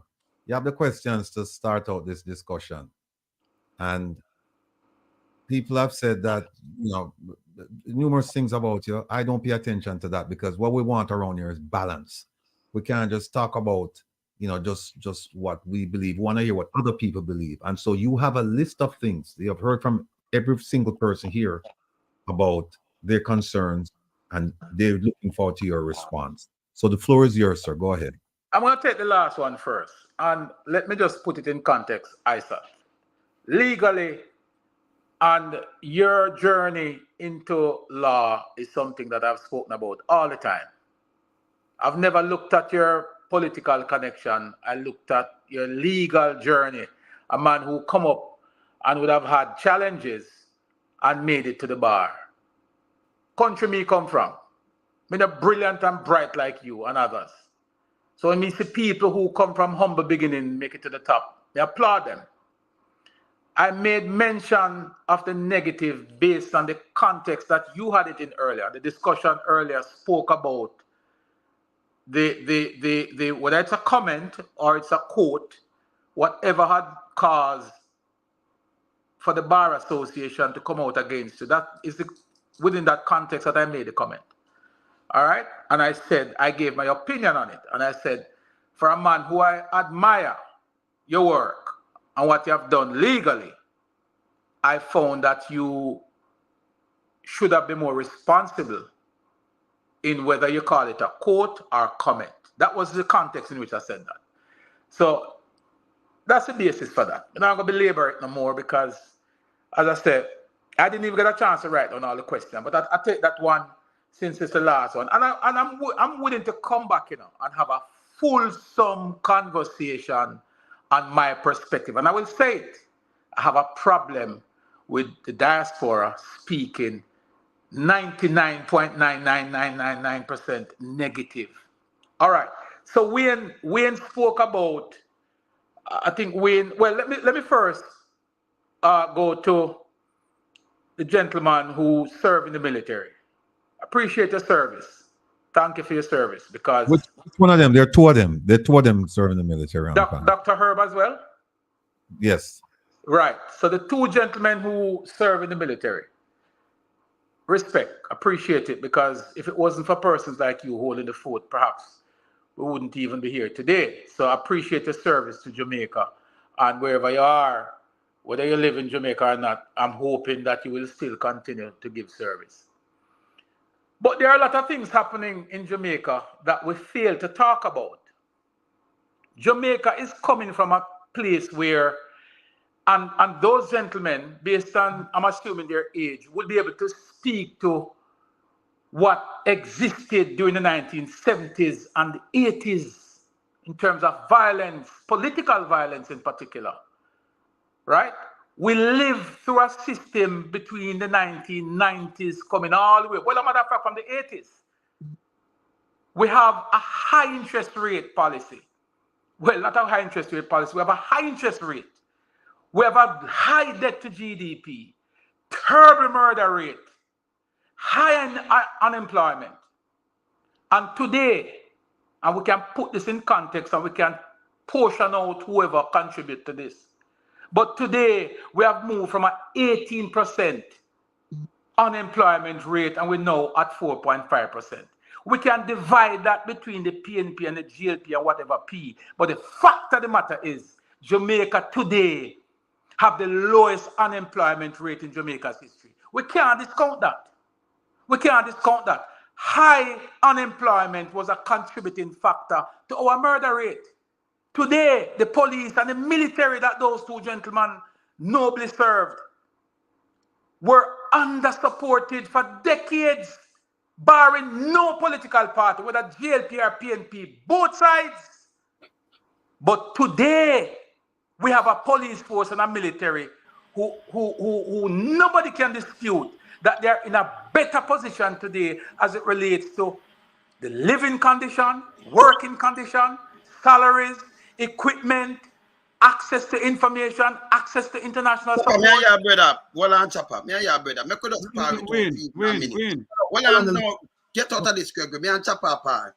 Chopper, me and your par. No man, hold on a Wayne man. Hold on man. You don't say 70s, so me want me and your par. So me hold on man. Hold on. Let me just finish this. Hold on. Let me just finish, man.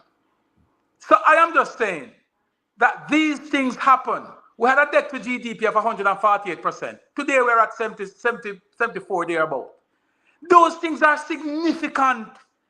If it wasn't for those things, we wouldn't be able to furnish out 100 and odd police stations. We talked about this the other night and people, like them want to dismiss it as not true. But we wouldn't have these. We wouldn't have the infrastructure development that we have now if we didn't have a lower debt to GDP. Chopper, hold on. The crime rate. Chopper, hold on. Chopper. Hold on. No. My time, don't. No, hold on. Wait, Lonesome. You what now, Chopper?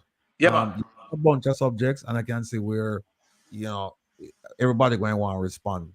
But so what I'm going to do is I'm going to have will respond to the issue regarding crime and safety and security in Right. Jamaica. Thank you. Okay. All right, we're going to talk about. You make your point. No, Lonesome wanted to say something, and then All right. Let me tell you something, Chopper. You're going back to the 70s. Statistic. You tell me about the gang and the murder rate. You just talk up the murder rate. I have it. The highest murder rate in the history from 1962. Before that, the highest murder rate. Now watch the gang and where they're going in the 70s and the 80s. The highest murder rate right now, 2009 is 1,683. Go look on it, Pan Blues watch. The third highest murder rate upon Andrew watch. Andrew, the highest, not watch the money where him spend none of years for nearly 8 years. No reach the lowest murder rate in 2018, Ratty. It no reach Portia Sims similar highest at 1,208. Our lowest in 2013 was 1,005 murder rate. So the murder rate where you talk about and say the lowest and this and that, and listen, them set Portia Sims similar. Hey, let me tell you something. Because when you say per race and what come down and them fix 100 and police station, no, them spend the money on army barracks, brother. Just say Adeluin. Just write a piece about it where them take the money and go spend it. Right now, the police station, them want to fix them, not have no car. Them not have nothing. Them never have proper vest, no gun or nothing. More talk, no do nothing. Work with real statistic. In the 70s and the 80s, they never have these murder rate, brother. The highest murder rate at the time, it was 800 and something, not 900, That's a 1980 the bloody selection. Right now, you hear the prime minister come out and say, we're coming like a war zone and we're not there war zone. Look here. Let me show you something. Look here. This just come out of the paper just now. Let me show you something, Chopper. I'm going to look on this. Look on this. See, this is what we are talking about. And try to get the rate. Look here. You see this? This is St. Catherine just last night, 10 o'clock. You see it? And now we have put it out. When we see this, we are we must not talk about it. So most of what you are talking about, brother, in a papers when you work it out, not about no percentage. The whole of them, they're garbage. And the lowest rate unemployment where nobody now work. Most people don't look at job. Because they not pay them right. Just go check it. Every chap bush for 1 hour, them count it, start a job, ask Ratty if I tell lie. Don't make them spread that to you, brother. Do your diligent work. You understand? That is crap. I'm going to tell you the highest murder rate by your watch is 2009. I will show it for me thing tomorrow. People always see me do it. The third highest one upon in 2017. I think the second is 2005. So nowhere in the 60s, the 70s, the 80s, they have no murder rate I saw. And right now, we're not going with no tribal war, brother. Stop it. Get to the fact straight. And this more fix up thing, not no go so neither. Not no go so. Yeah? There. All right. Yes, Ratty. Yield to you. Let me ask something and bring the other people in. Chopper, only thing I'd say to you is this. I don't have to give you no facts. I don't have to give you any circumstances except to say this. What you just said about the police being better equipped, better housed, better this, better that, all I have to say to you is speak to the Police Federation Chairman, Rowan James. Don't talk to me. Talk to him, because he's in charge of, he represents 96 or 98% of the rank and file. Talk to him, and then you'll get a better perspective, because what you're going to hear is something completely different from what you said. Herb, you have something you want to say to Chopper? Yeah, one of the things that got me into the business of speaking up has been the fact that so many of our diasporans who love Jamaica, like the rest of us, decide to return home.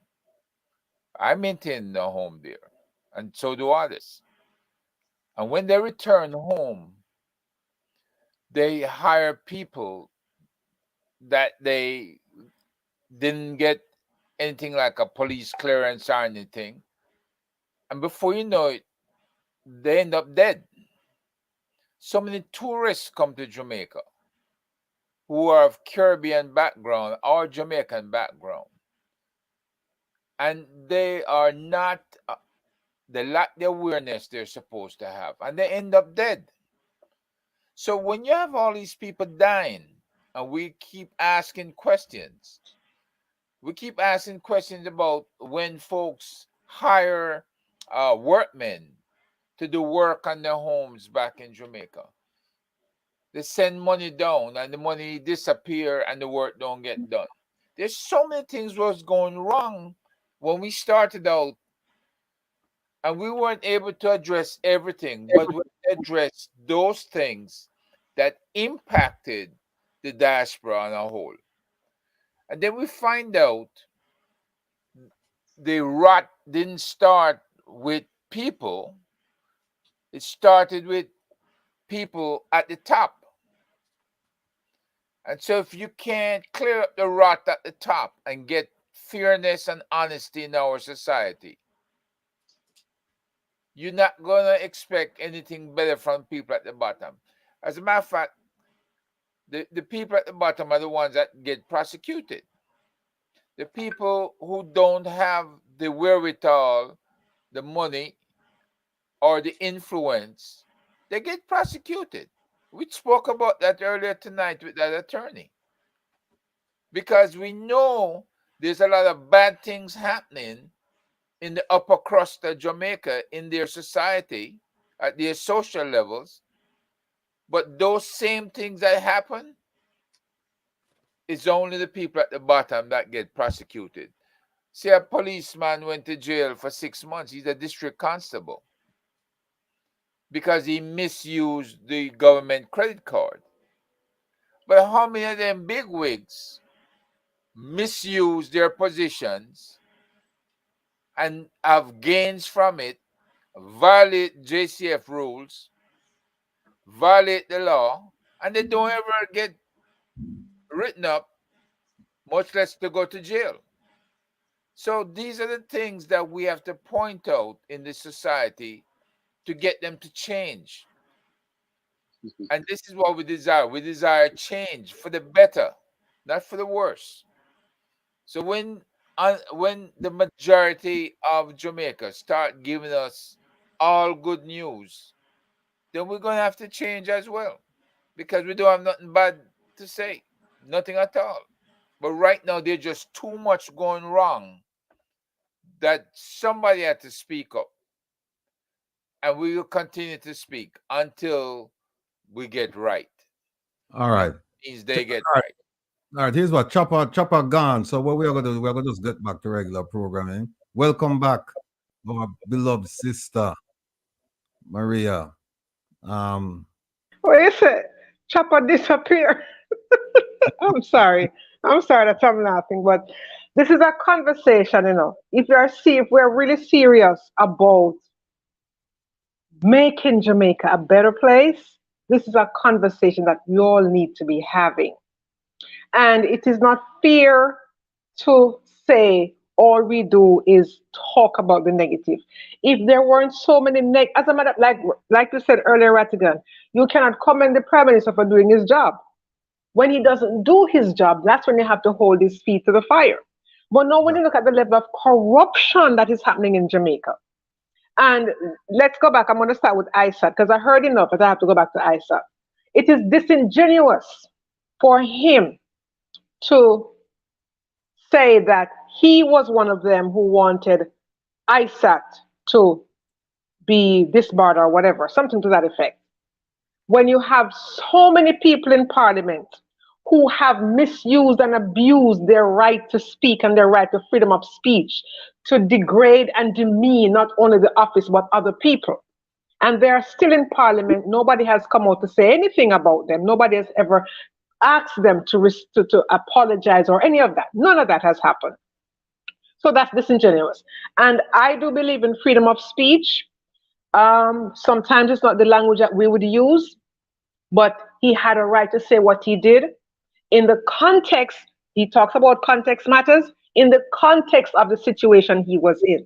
I understand, given his position, and he has since apologized, dealt with that, whatever. We understand that.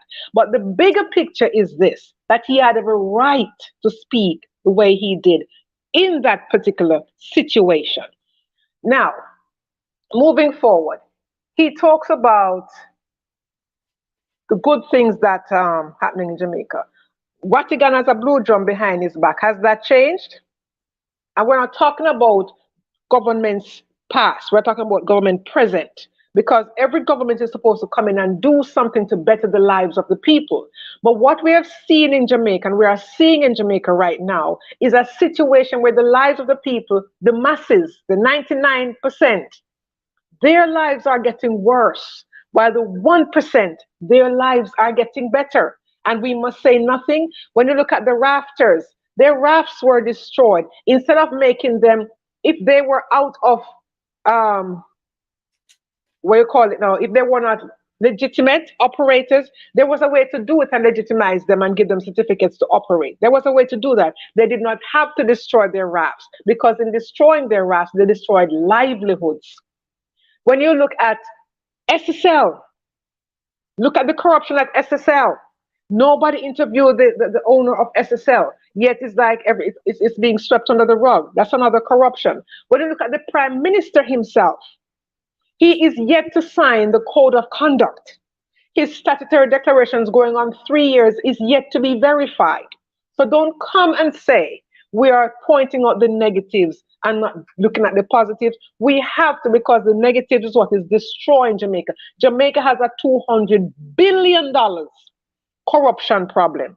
And if we're all going to sit here and talk about, oh, Jamaica is so nice and tourism tourism for whom? The tourists are enjoying the beaches in Jamaica. Locals cannot enjoy the beach. So we have to talk about that. Herb just talked about the returning residents. You know how many of them have gone to Jamaica and lost their lives? You know how many of them had returned home and had to abandon that plan? So when we talk, like when brought up some of these things about the murder rate and all of that, they're playing politics with the crime rate, the PNP. No, crime is not a PNP or a GLP problem. It's a problem of the government. Because if you are not putting in place programs to deal with the poverty in the country, then you're always going to have crime. If you are not doing something to address the education system from zero to whenever they feel like graduating from college, we're going to have a crime problem. If you're not addressing healthcare, if you're not addressing social services, skills training, vocational training, you're going to have an increased crime problem. So don't say that we're only talking about the negative. Yes, because that is the problem. It is in our faces. And like Carlos said, show us what it is positive that we must talk about. Point to the positives. Because if it's the road that he's going to point to, that's an infrastructure situation that has been there. It's a continuity of government. We're not talking about that. We're talking about what is being done right now to make better the lives of people on the ground. The unemployment rate is not 4.5%. They need to stop that nonsense. Because a person cannot work 1 hour for an entire week and that person is considered employed. It doesn't happen in any sane society. So Statin needs to go and revisit how they do these figures, how they arrive at these figures, because this math is not mathing at all. So when we come on these programs and speak out, Jeffrey and Rattigan and everybody, we are talking because we want to hold the government accountable and say, come on, you can do better. We see potential. Why are you not doing things? And I remember I asked Herb and Rattigan a few weeks ago, how much would it cost them to advise the government on issues of national security? $0 and 0 cents.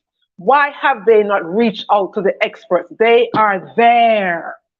They are there, but they are not serious about addressing the crime problem. And because of that, we are in this cycle of disinformation, misinformation, and abuse of power. Because when you have the Constitution being trampled left, right, and center, SOEs are illegal. All these ZOZOs, it's not solving the crime problem. When you talk about all these their way of addressing the crime problem, stricter penalties for whom? The poor man's child. But when you have corruption at the top that's not being addressed, don't you think those same young people who we are giving stricter penalties to are looking on and saying, but hold up a second, you are doing all these things, you're not being held accountable. So what, so the imbalance that is there, the hypocrisy that is there is not something that we can overlook because it is affecting. And if we think, to those who think that those of us who live in the diaspora are not affected, yes, we are, because those of us who have to send money to relatives or to friends of friends. So yes, we care. And the diaspora sends over $4 billion a year in remittance to Jamaica. So you cannot disrespect this diaspora and expect that we're not going to speak up. So unless the government changes course, we are going to talk about them. All right. Listen, I didn't even see that Herb was up there. And hold on 1 second. All right, here's what we're going to do. Enough for Chopper. Chopper came on, he did his Chopper's still there. Well, Chopper, here's what no. I'm going to invite you back at another time. Let me bring you on. Because I don't want people to think me I hide you. Let me just bring you on right there. So. No man, I'm unable to continue because I left my phone, my charger. All right, here's what we're doing. For that. But I want to let me just part and say thank you guys for having me on. But let me just say this to the diaspora. They talk about assistance in crime, and we talk about setting up organization to take the government to court and all that stuff. Why don't we channel that energy in lobbying the United States to prevent guns from going into Jamaica? Why don't we channel the energy to stop the guns from here, other than to wait until it goes to Jamaica to fight it? Can we start that? How about that for these folks? Can I say something to Chopper? We feel lobby the government to stop the gun. United States government not talk about. No, but when me say Chopper, why we can't talk to what people them who are carrying the gun, and a US that send the gun, and a white man that send the gun. You know who are carrying people in America? No, our people in America carry things, sir. So that's what we talk to. Our people who live in the diaspora carry things. Yes, and we are sending down Jamaica. That's what I say. Why we are talking to one people then? Now we are saying lobby America. Yes. Chopper. So let us. Why we not make the government know? But if the government, so wait, if a nasty bomb did not go in to mash up the place, a dirty bomb, and so them that make it come in through the port. Why we not have? No. Hold on. Listen, give me a moment. Let me say something, okay. Chopper. Please, when people talk about it is our people. Yes, some of us, our people, are sending them there, but a majority of people down there are running cocaine, whatever illicit goods through the country, etc., etc. They have the money to bring it in, not the one or two, the other. No, sir, I disagree with you respectfully, sir. Well, I disagree with you because the statistics shows, sir. Chopper, hold on, Chopper. You can't disagree with him while he's off the floor. You disagree with him. The point I'm trying to make is, where is a poor man? Where are poor men? You have some gangs and all that, but where are they going to get the type of money to send in 50 rifles one time? Where are they going to get the money? There must be an organization behind them. That's what I'm saying. So please, I mean, look at the facts. Chopper, yes, sir. You have to look at the facts, my friend. That's all I'm saying. Look at the facts. Look at this discussion another day because we never really expect. Not a problem. Not a problem. I will touch base with you because Jeffrey knows for each other. I want to come back. I want to come back because I want to have this discussion. Because yeah, but Chopper, you don't give me care your facts, bro. Chopper, you answer something not factual, doing not. Yeah, but here's carry it, my brother. We not mind, but carry the statistics and the facts. Please, let me tell you something. Chopper, let me tell you something. You can come back and I'll have you back and you can talk. Please don't come back and talk about the police and the soldiers there. Especially the police are in a better position than they were before. Don't come with that. When I come back here, I come back with facts because I don't have no discussion unless it is based on facts. Come back with the facts. I don't give up media. No, I'm not facts. Come with the facts. What happened? The Prime Minister, Chopper, your Prime Minister just did that there recently. Him and Anthony Anderson came to the United States and say him have a list of the men them over as a ship gun. I've been waiting, Chopper. We've been waiting to see the extradition start or whatever happen, Chopper. Your Prime Minister said he know about the gun ship, the man about ship gun and the gangs. That's why Trip was up here with my Anthony Anderson instead of Horace Chang. Chopper, what happened to that, my brother? Come on, man, stop blaming us. The Prime Minister know everybody. I know everything. That's what I'm saying. So we are waiting on that, brother. Bless up. I guarantee the man them around in a film community, you know, them know, you know, the government list, enough politicians know what going on, you know. No make them chicken, you know. No. And some of them, enough of them are part of cat too, you know. Here's So what we we are ask going straight. to do. Yes, you are We are going to chuck on. Yeah, man. We are going to chuck on. Oh, Jeffrey, go ahead. Where you say that, yeah, man. So I tell them now, say enough of the we are you know, say enough of you all away you know, say enough of politician and part of cat. By the way, Chopper says something when Queenie, when Warmington go up in a port and I call people chink and fly. Oh, them never fly down upon him and them I said no, for a minister. And when him I talk to the reporter about the bridge and slam the phone, oh, it never be a problem.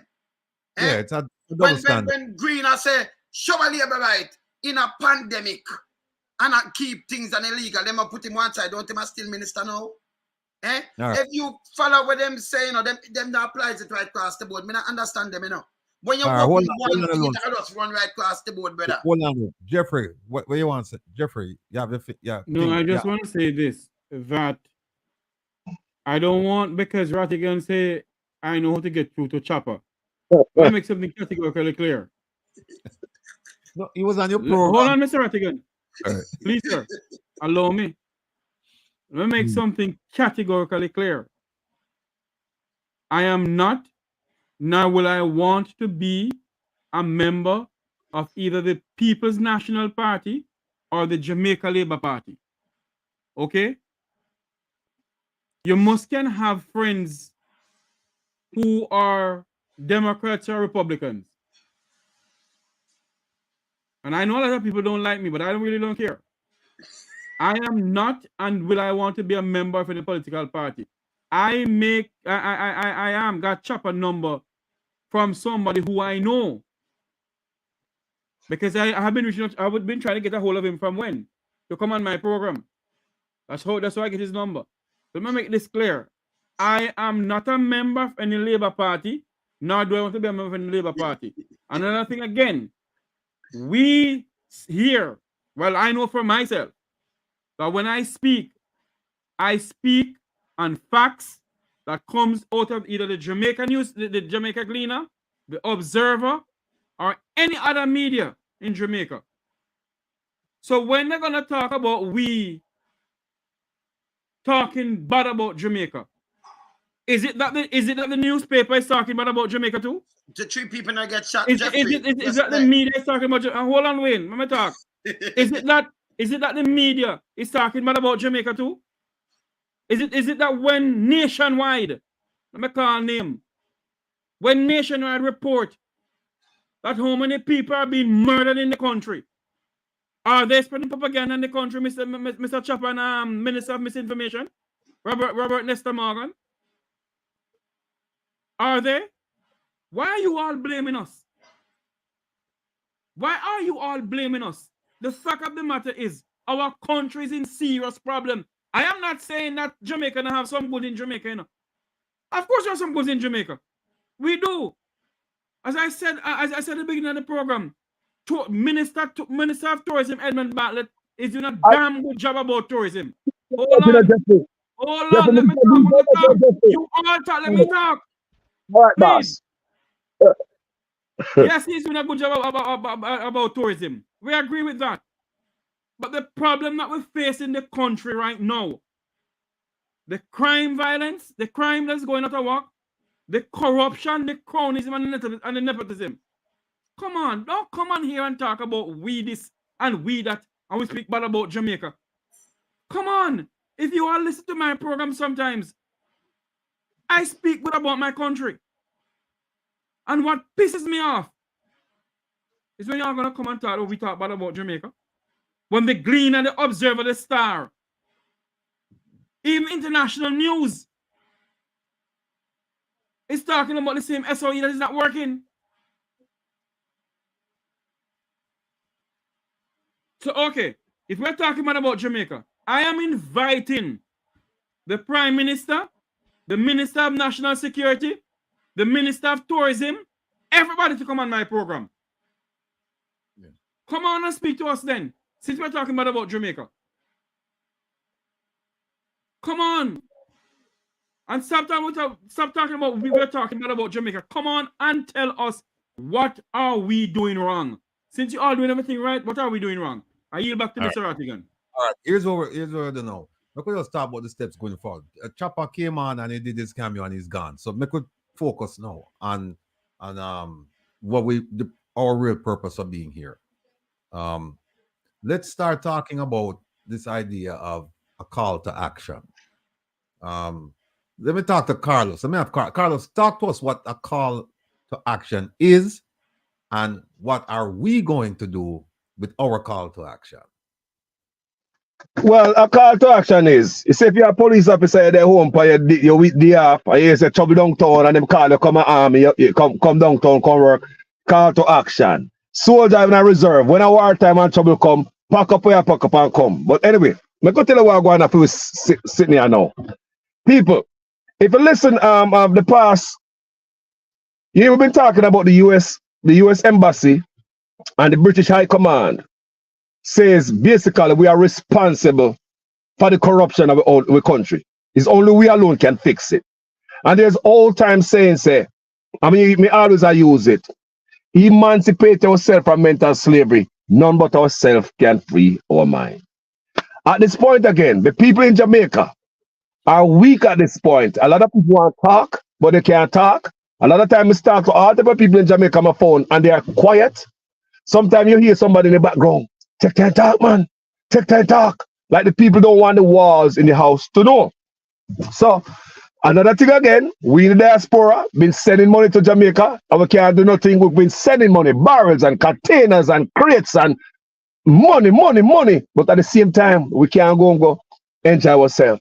So I believe now, it's time to call up all Jamaicans, home and abroad, but we know so someone at home, we're not going to do it, but we are giving them the energy. So we are calling all the diaspora all the Jamaicans in the diaspora to come out and do something about it. To stand up. You are called to action.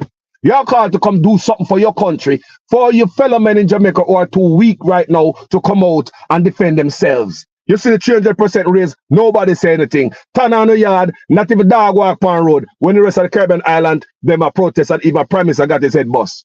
Right? We don't stand up for nothing. And I said it before. Andrew Onis is at the point now. Jamaica is at the point now where Andrew Onis can do anything to us. If you want to become a dictator, hey, right time now because Jamaica is at the weakest right now. So we're tired of seeing that. We look at it and say we're tired of seeing that. We're tired of sending our money. We're tired of see Jamaicans saying, boy, they're going to change the retirement plan to Africa, the Caribbean, or wherever but Jamaica. So now we are calling every man, woman, and child in the diaspora to do something about it, and we are going to stand up about it. So that's what we call to action. So we are calling everybody to act instead of just chat. We talk a lot. Me, Rattigan, we alone, somebody drag me out of the 2x4. See Jeffrey Hassan, everybody. The youngest son that's ISAT got him paid, say we are bonfire, and so many more. So we've been talking. So the talking I turn to action now. Can we get smarter, wiser, and we detect what we need to do? Act. All right. Herb, that action, what form will it take? That we're looking at.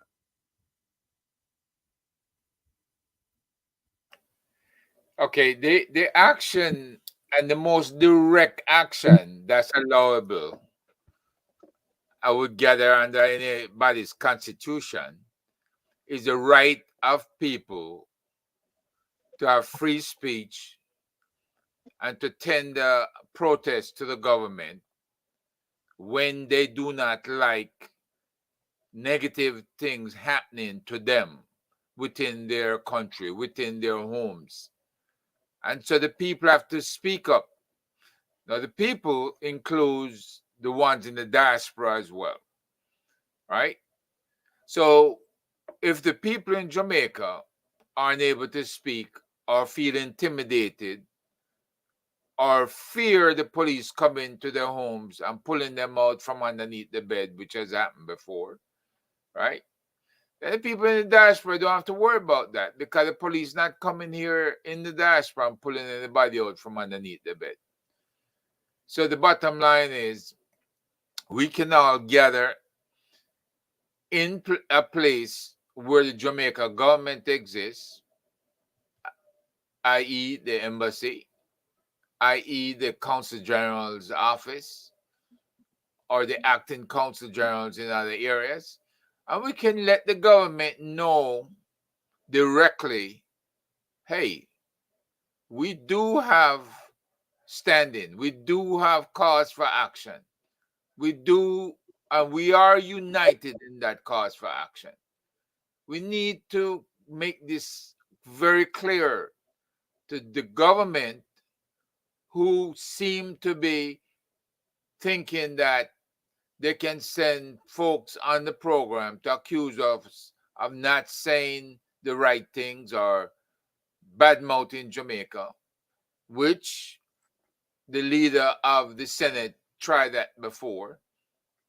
And I don't know if he'll ever come back on our program, but we'd like for him to come back so we can have a discussion, just like we had with the other gentleman tonight, about what are the good things and the bad things that's happening in Jamaica.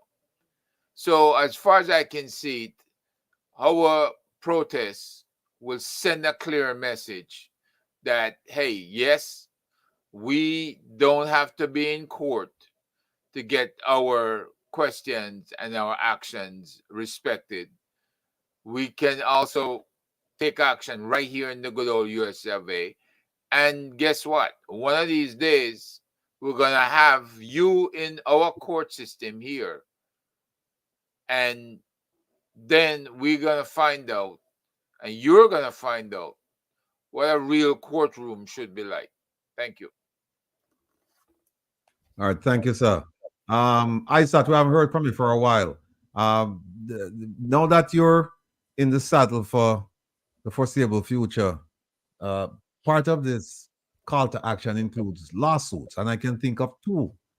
And I'd just like to know, what is your position on moving forward with a call to action, including lawsuits, protests, and meetings with lawmakers concerning donor funds?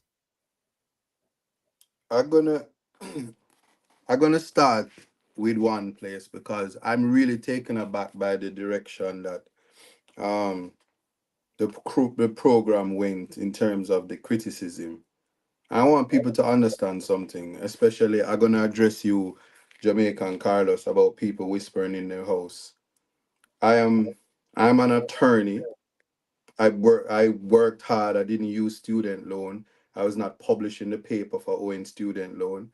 Um, I received no charity except for the work of my parents and my siblings, an internal thing, family. I am from a nation where bad mind is ripe. I say that in the context, and I wanted to appreciate this. If what happened to me this year, and I'm going to call myself a victim, where at the end of December, my practice was shut down by my colleagues, and I was forced to pay a $520,000 fine, where, as I am in the UK right now, had I not paid, there would be police officers that Chopper Man says is properly paid. They would be at the airport waiting to put me in handcuffs so I could be the product of a media spin to say that, yes, the criminal in handcuffs again. If that can happen to an attorney for quoting dancehall lyrics, one of the industries that makes money for Jamaica, what is the poor man supposed to do? And we have these conversations. I don't care about call center work. So when you go put in these little things so you can crunch numbers, so people can run around and behave like Jamaica is progressing, when you pay people that the salaries that cannot keep up with a fluctuating dollar. We have not reached the stage in life where we we in Jamaica, because that's where I live. So the diaspora can talk big and bad like Herb, and Herb can cuss everybody. He'll be okay. But even then, they will say, yes, but Isaac is Herb's friend. Let's beat him down and tear him down and eat his flesh. That is the how scared the poor Jamaican man is. And when these people talk about free speech and people speak, they speak about one side of Jamaica. They care zero. The same people that speak about free speech says, call state of emergencies and lock them up so we can be free in our country as if the country is not for everybody. So when we talk about call to action, until we get to a place where not a dime or a letter or a 50-cent stamp need to come to Jamaica unless it's because the family want to send for them family. But we don't need it, so that when we don't have to pack up a wharf, we can say, oh, we will clear it February when the dust clear. When we get there, then we can talk about progress for Jamaica. There will be no vision 20. Well, it can be vision 2030, meaning one of your eye them sick and one need more medicine in the glasses. It must be that vision they're talking about, because it's not a 2020 vision. There's no vision for equality. And while we have poverty, we're never going to march along, because you cannot leave the least among us behind. Otherwise, you're going to have to build walls and build bigger highways to cut out the reality, to cut out the sufferations and the places that look like Ratty's background. We cannot pretend call center jobs are not employment that is realistic. It will not advance the individual citizen. And so when you're getting up and talking about employment rate is low, window wipers and call center workers, and yes, I would have heard people say anybody criticize call center workers, how your throat is and your other body parts is. I'm gonna just not even go that low. Me not have no luck. But I want you to appreciate that it's one Jamaica. Whether you're in it or outside of it, we are one and we all have one voice. But there's some of us who are voiceless because of the totalitarian, authoritarian, communist behavior, and putting our brothers and sisters in blue and what making them walk up and down with the men in green when them broke and hungry, and I talk about right or left. They don't want to wear body cams. So when let's talk about call to action, it always requires funding. And I don't want nobody thinks that we're here begging. But I can tell you, if I disclose what my legal bill is, only because my freedom of expression was, or I said something to offend the elite, and my life was destroyed. Don't take it lightly. We were on here and there was a drive to give me KFC money because the diaspora understood that because I was brave enough to do the work that I can tell you it has nothing to do with speech and language. When you see newspaper clippings that is talking about what will Rattigan do now? He doesn't have a lawyer. Rattigan searches for lawyer to bring his claim against who? Government? For misappropriation of funds, for corruption, and people think this is not to be taken lightly. And if you want back your country and you want accountability, and we have visions to be like Singapore, who had a vision to be like Jamaica, I don't want nobody crunch numbers, but we take matters to the court, and every single question is about accountability, win or lose, and it goes right to justice outside of Jamaica. So it's an opportunity for the judiciary to get it right before it gets to the Privy Council. And I just want people to appreciate that. I certainly not big and bad like Herb. Let me tell you something. I'm a humble lion.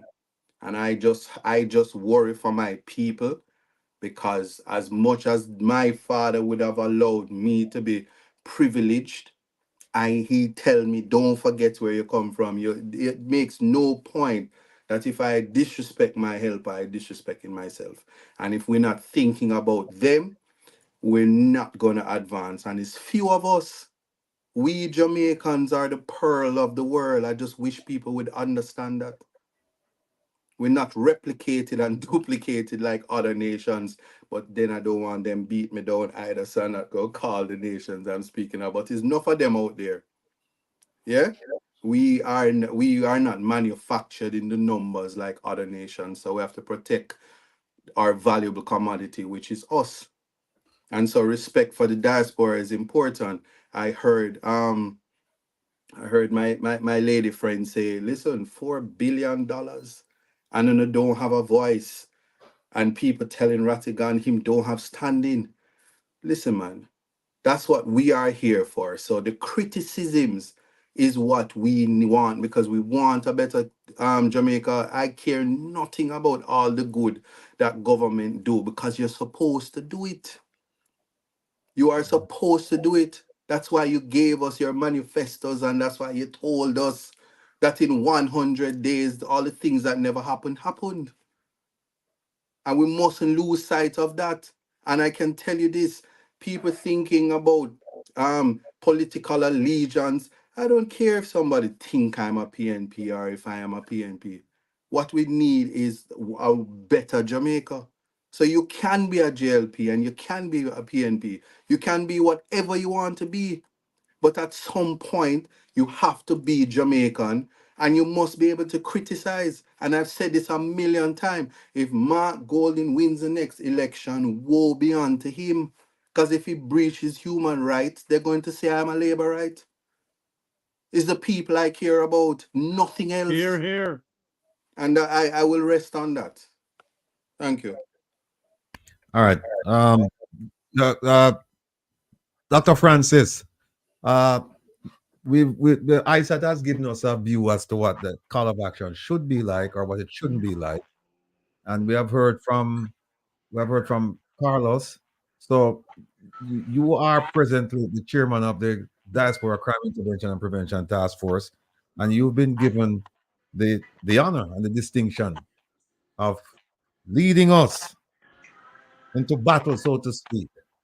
And so I to give a sense of this call to action in a detailed way. What is it that we're planning to do? What is it that we expect from people in the diaspora? What is it we expect from people in Jamaica? To be quite honest, I led a meeting some time ago called Leadership with One Voice in Mora, Georgia. And the idea behind it was all of us in the diaspora should speak with one voice. It's very important that we do that. No, speak with one voice. And I believe whatever we have to do, protesting, whatever we have to do to get the attention, we have spent enough money, we have spent enough time, we have spent enough talking, and we have spent enough reasoning, letter writing, visiting, reasoning, doing anything possible to be heard and to be respected. And to be quite honest with you, just as Jamaicans, to be thought of as Jamaicans, real Jamaicans, because we're all born there. And I think it's incumbent on us, and the time is now when we have to all work together in one accord and make it known that we do not intend to allow Jamaica to go down into the pit.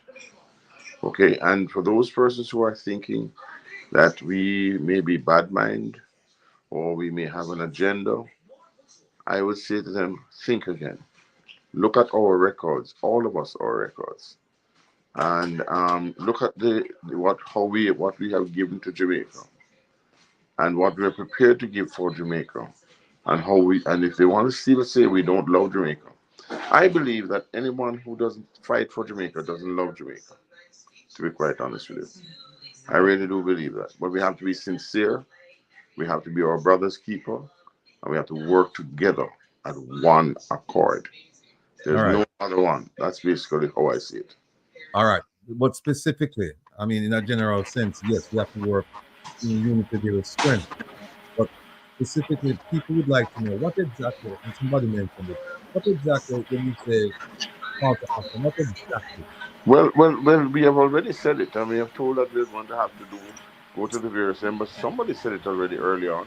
Go to various embassies, whatever we have to do, and we have to make our voices heard. Any government entity, whatever we have to do to make it known, overseas, anywhere. Maybe we even have to go to the U.S. now. We're U.S. citizens as well, and our money matters.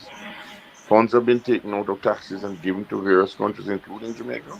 We have to make sure that our funds are being properly spent and properly accounted for.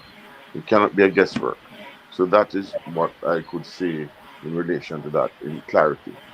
Does that clear it up for you? No, I think let me take a stab at it. Um, let me take a stab at it. What the doctor is referring to first I didn't is hear what you said. no. Can you hear me?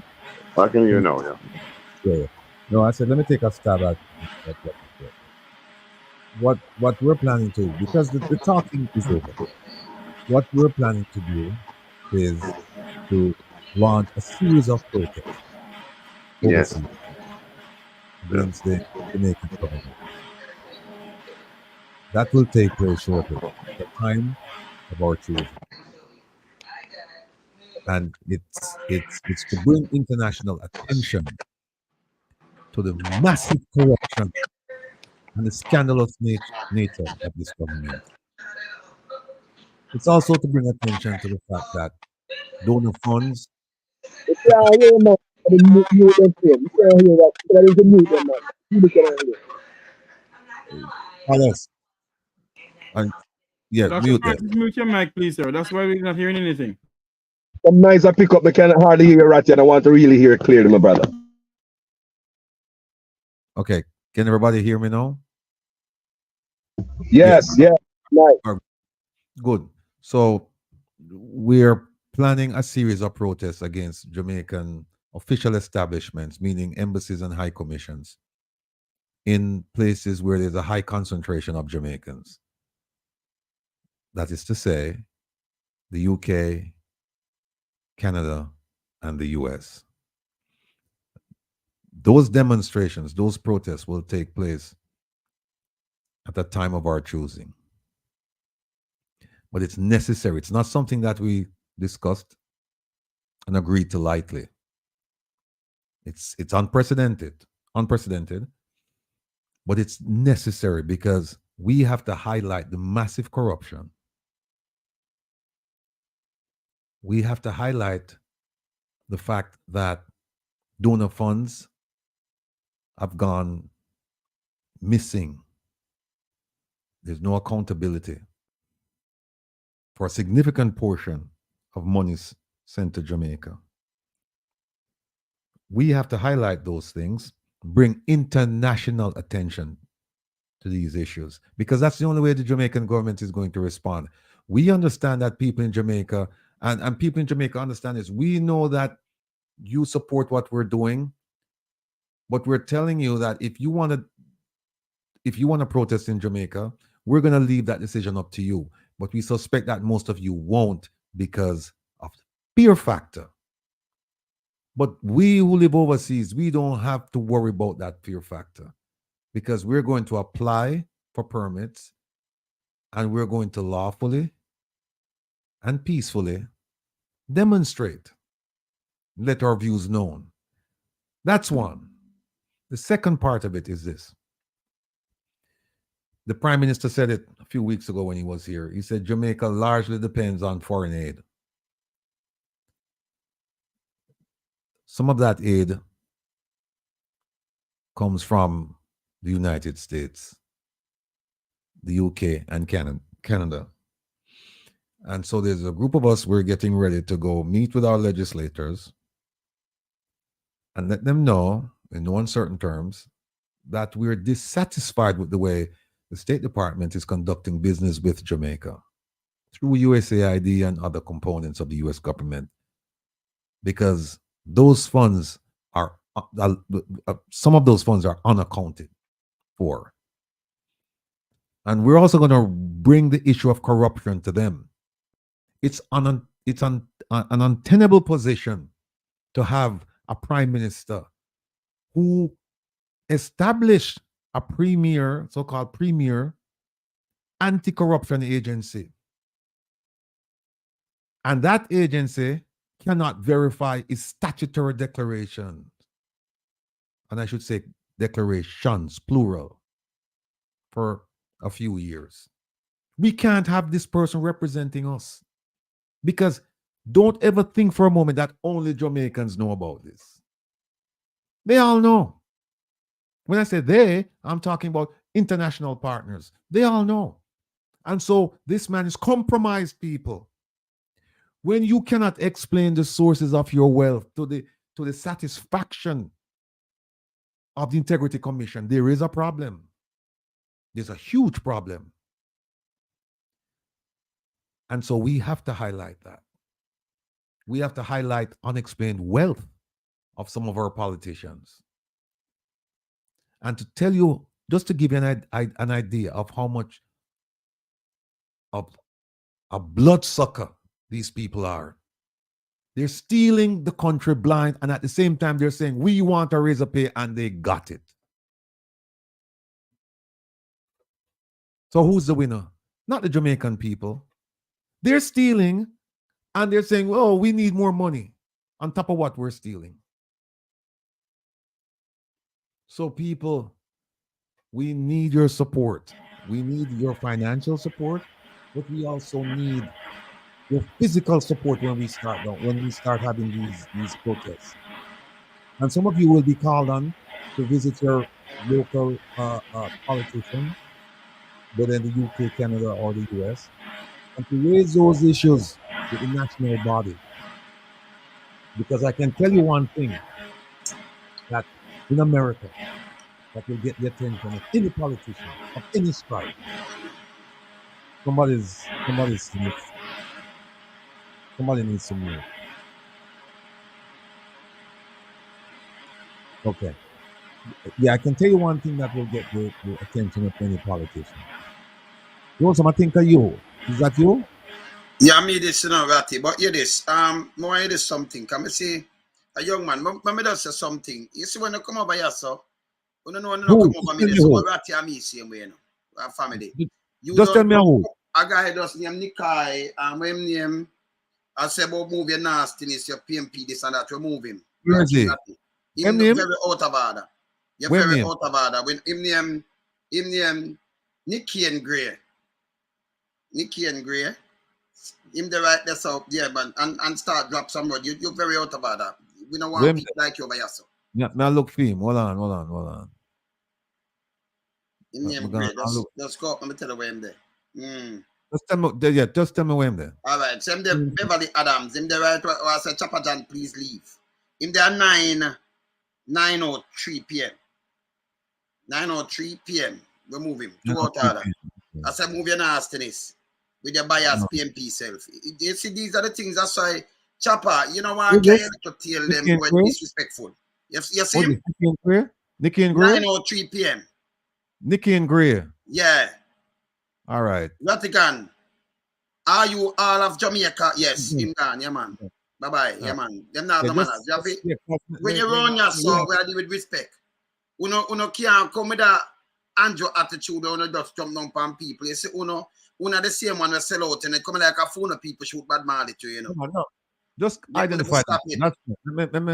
Let me finish that. So the one thing that will get, and I know this for a fact, an American politician, whether it's a Democrat, Independent, or a Republican, is when you start telling them that US taxpayers' funds have been sent to a foreign country and have been diverted or have been misspent.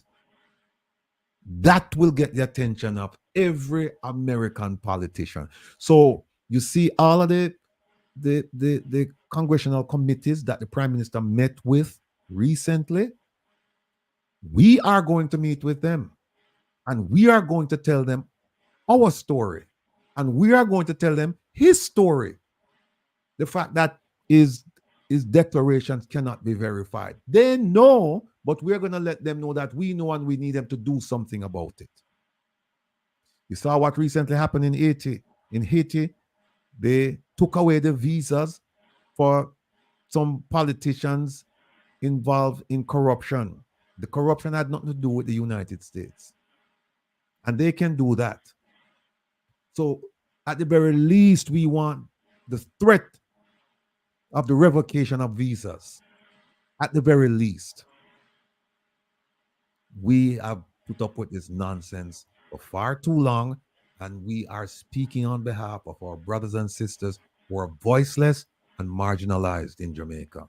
I cannot begin to tell you how many people have said to me, Rattigan, we're thankful for you, Lonesome, Isaac, Jeffrey, and the rest of you guys doing what you're doing, because we can't do it out there. We're afraid. We're afraid. Well, you look on that panel, that's how we're not afraid. And so when we say call to action, that's exactly what we mean. A call to action. And so people stand by. Because you don't know me, you know. When me talk something, me I go do it. And if me don't make no know at that time, but when me talk something, me I go do it. And when me I say is that our Prime Minister, it's time for us to have him exit the stage, because he's been given enough chances to do right by the Jamaican people. We're approaching 8 years. Look at all the promises he made in 2015, 2016. They have not been fulfilled. Look at the promises he made in 2020. Some of them, they have not been fulfilled. And it's one thing to fail to deliver on your promises. It's another thing to lie. And we have found this Prime Minister to be guilty of both. Failing to provide service delivery and lying. And we cannot countenance this type of behavior. We cannot, and we should not. We owe it to ourselves, our children, our grandchildren, to take this action, because we stand on the shoulders of people who died so that we could have the right to speak like this. And so this is a responsibility we cannot shirk from. And we're taking it seriously. And we're saying this because it's not a secret, because you cannot ask 100 people, 200, 500, 1,000 people to come out and demonstrate and think it's going to be a secret. There ain't no such thing. It's not going to happen. So the government would know. The government will know. But so we're telling them now that this is our plan. And facts are facts. And if I go before a congressional committee tomorrow and I said, my Prime Minister of Jamaica, his statutory declarations have not been verified by the premier, by the anti-corruption body in Jamaica. That's a fact. And then we said, you're giving him money. Just not last year. It was this year where the vice president handed him a check, I believe. Lonesome can't verify this. Give him a check for 31 million US. Right. The vice president, 31 million US. And that over 4.7 billion Jamaican around this. The British foreign secretary gave them money as well. Around 20 million, something like that. So him get a lot of money, Ratty, but we don't know where he do with the money. Yeah. So we need a groundswell. Yes. With the people. We need to be energized. We've been sleeping for too long. We are giants. It's just that we don't know, so we are giants. Some of us do. And we have awakened the giant in the rest I don't know. Because being complacent and being afraid is not who we are as a people. We never come this far by being complacent and being docile. No, we are warriors. We're fighters for freedom, justice, equality. And that is what this platform is for. And that is what the One Jamaica Legal Defense Foundation is for. And I know the politicians, I know members of the opposition, members of the government, they're listening. And I want them to take heed to what we're saying. I want them to take heed to what we're saying because we're serious. And it's only a matter of time before deliverance will come to us. Just a matter of time. All right. Herb, something you want to say? Yeah, well, what it's come down to basically is here in the diaspora region, we don't. You can be PNP, you can be GLP. It's all nostalgic. But the bottom line is, you are diasporan, and our status has been challenged. That we can't speak to anybody in Jamaica. That we cannot. Matter of fact, I heard a comment where the judge says, "It's none of our business," something to that effect. Well, if it's none of our business and we can't speak up on behalf of Jamaicans who are relatives and friends, and we can't take action against the government in court, then certainly you leave us no other choice but to take action against the government overseas.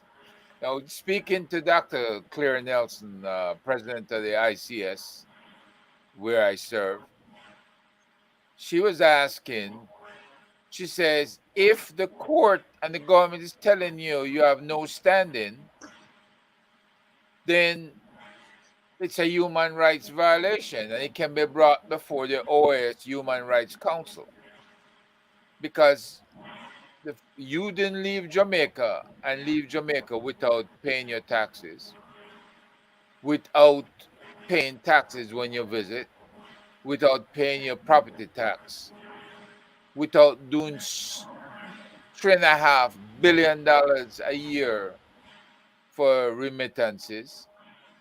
So you do have standing to be able to go home and sue the government in court if you find things are not going right. And you can put together a case while your fellow Jamaicans may not be able to do it because they don't want to be drawn out from underneath them bed or something to that effect. So the other thing we have to think about is that Human Rights Council and whether they're violating this. Just this week gone was the Human Rights Day. I think it was the 13th or so of December. So the bottom line here is we can make a lot of noise. That's right. We can make all kinds of noise, but it's not just talking. We're taking action. And we're going to make people have to answer to higher authorities than the Jamaican court system, if necessary. And that includes writing to katrina.mckeever@royal.uk or rebecca.garvin@royal.uk, because that's your direct line to King Charles, Prince William, and the rest of them up there, to let them know your Governor General is not really representing you as they should. Governor General make you look bad. Governor General have a rubber stamp in his hand, and he keep rubber stamping one item after the next, even after the court tell him the state of emergency is illegal and should not be done. Him still rubber stamp it. Him rubber stamp appointments that the Prime Minister wants. Him rubber stamp anything the Prime Minister put in front of him. So you need to write to King Charles, write to Prince William if you want. You go through these ladies. Let them know that they need better representation.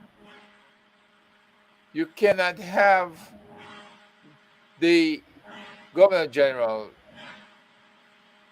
Patrick Allen, because he and the Prime Minister are Seventh-day Adventists, taking care of each other. You watch my back and I watch yours. No.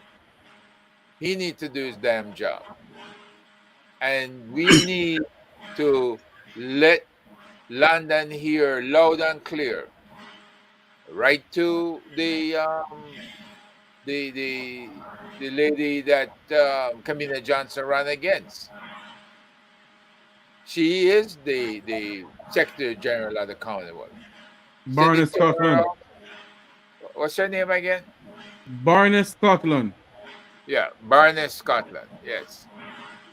Yeah, send messages out there and let them all know you're dissatisfied. You know, I look up her email address too. That's no problem. But we have to deal with the situation and let people know it's untenable. You cannot keep doing the same thing every day and hoping for a different result with these people. These people will pluck out your eyeballs so you can't see, right? But no, you can hear and you can speak, and you need to make what's happening down there know the people of in London know that it is not a good thing for Jamaicans. It's not even a good thing for visitors because visitors them tired of losing a Canadian here, a Londoner there. Why? Because they go down to Jamaica and they unknowing and they need to be on the alert when they go. They need to play it safe. So we need to do our jobs, folks. We can't do it by ourselves. And we know you out in the audience. You hear us.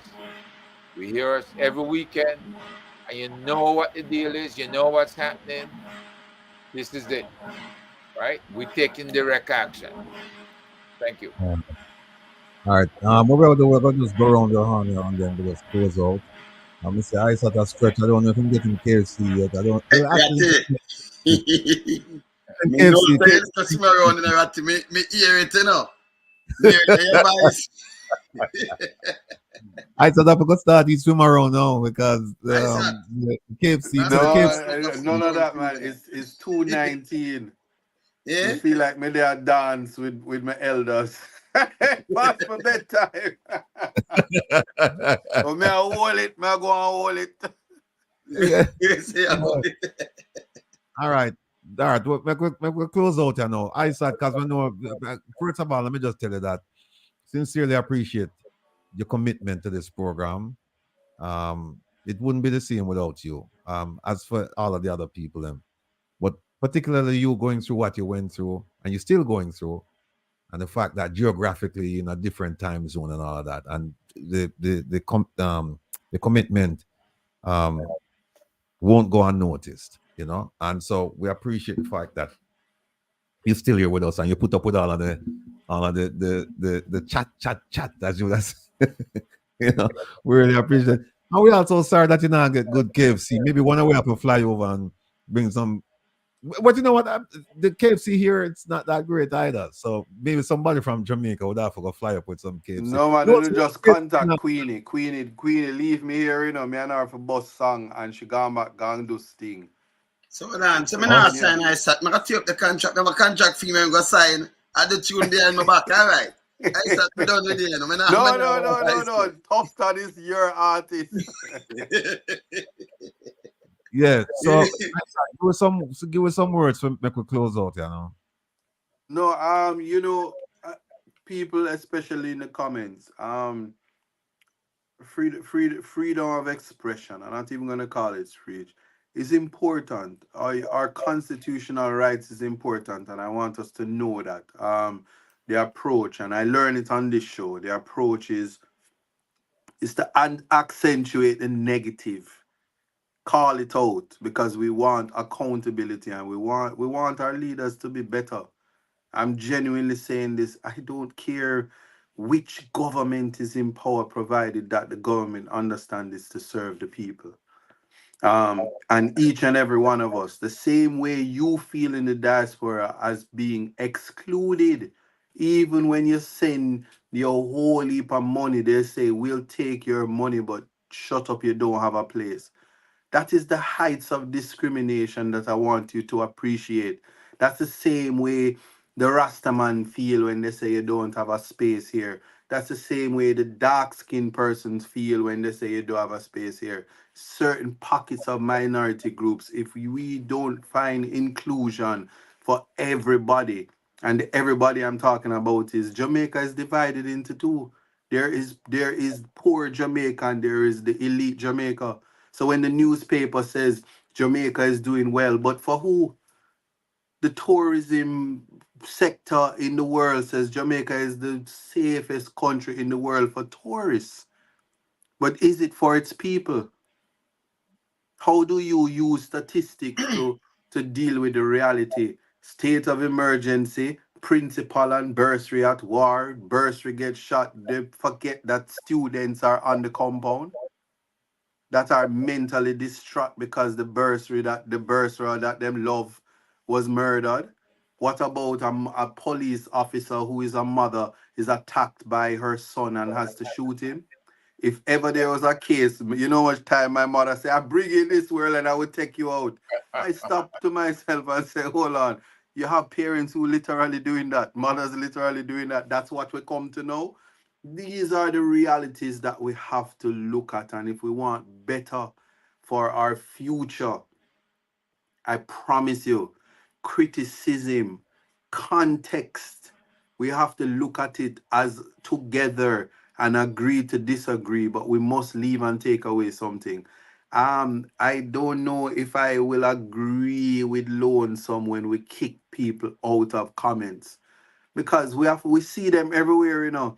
They're on the Observer, they're on the Nationwide, they're on the Gleaner. I think they get paid to be bad man behind the computer, and they follow their bloggers and their vloggers wherever they are, and they're disruptive. But even for us to grow, we have to learn to deal with the criticisms and the draw out and get away from ad hominem, which is attacking the person. But a part of freedom of expression is to hear the ideas and to teach our viewers and our audience how to rubbish nonsense when we hear it. For anybody to say, and I know people are going to be upset, but for anybody to say that the police and soldiers are okay, that can never be. We have a salary problem in Jamaica. So when we promote low employment rate, but quality of employment is what we want, because we need quality of life for each and every citizen, and that is all I envision. I don't envision it for 2030. I'm asking that our next generation includes the youth of Jamaica. The male species being threatened by marginalization. Our education system, as it is right now, is now failing our youth because technology has changed the dynamics of how we receive information, and we're not catering to that. And in the middle of that, I can tell you with experience that the Jamaican people are intimidated to the point that they have no interest in voting, and that doesn't serve. So as we have this conversation, there's at least 60% of the population that has the McCann bother because they have become dormant, docile, and demotivated in the future of the country. And that is not living, that is just existing. And we need to change that. That is what we need to do. And your dime and your letter and your 50-cent stamp, it matters to the people who do have voices in Jamaica. So the diaspora, I know when you're watching, do not give up on us. Give us the same treatment that you guys gave to ISAT when them take with my license. I'm a non money to make sure that I am okay. I know you guys gave me the ability to fight my case and caused me to be here. I'm crediting the diaspora. When the money never just waste on KFC, you guys allowed me to get back my life, and that's what I want for Jamaica, the ability for Jamaicans to get a life. That's all I will say. Thank you. All right, don't leave yet, sir. Maria, and then we're going to open up the phone lines. Yeah, yeah, well said. Yeah, well said, Aishat. And what happened to you should be a wake up call for every young Jamaican, because in the eyes of the elites, you're just a black Rasta boy. And so they need to wake up, take their education serious, and in North America, it is said that a black person has to work 10 times as hard to be equal to a white person. It's no different in Jamaica. A black person, a young person with your complexion has to be 10 times better than a person who is lighter complexion. So, and that's a fact. But back to For Jamaica needs a course correction, and it needs it now, and it has to do with accountability. And I'm quite sure Rattigan and the rest of you guys, you must have seen this article by Rear Admiral retired Ardley Lewin, former Commissioner of Police. And, you know, in reading it, you get a sense that there's a militarization of Jamaica that is taking place. And we have to wake up to what is happening, because with the SOEs and the ZOZOs, you see that they are basically sending out a group of people who are not trained to do community policing, to deal with, to de-escalate situations that they were not trained for.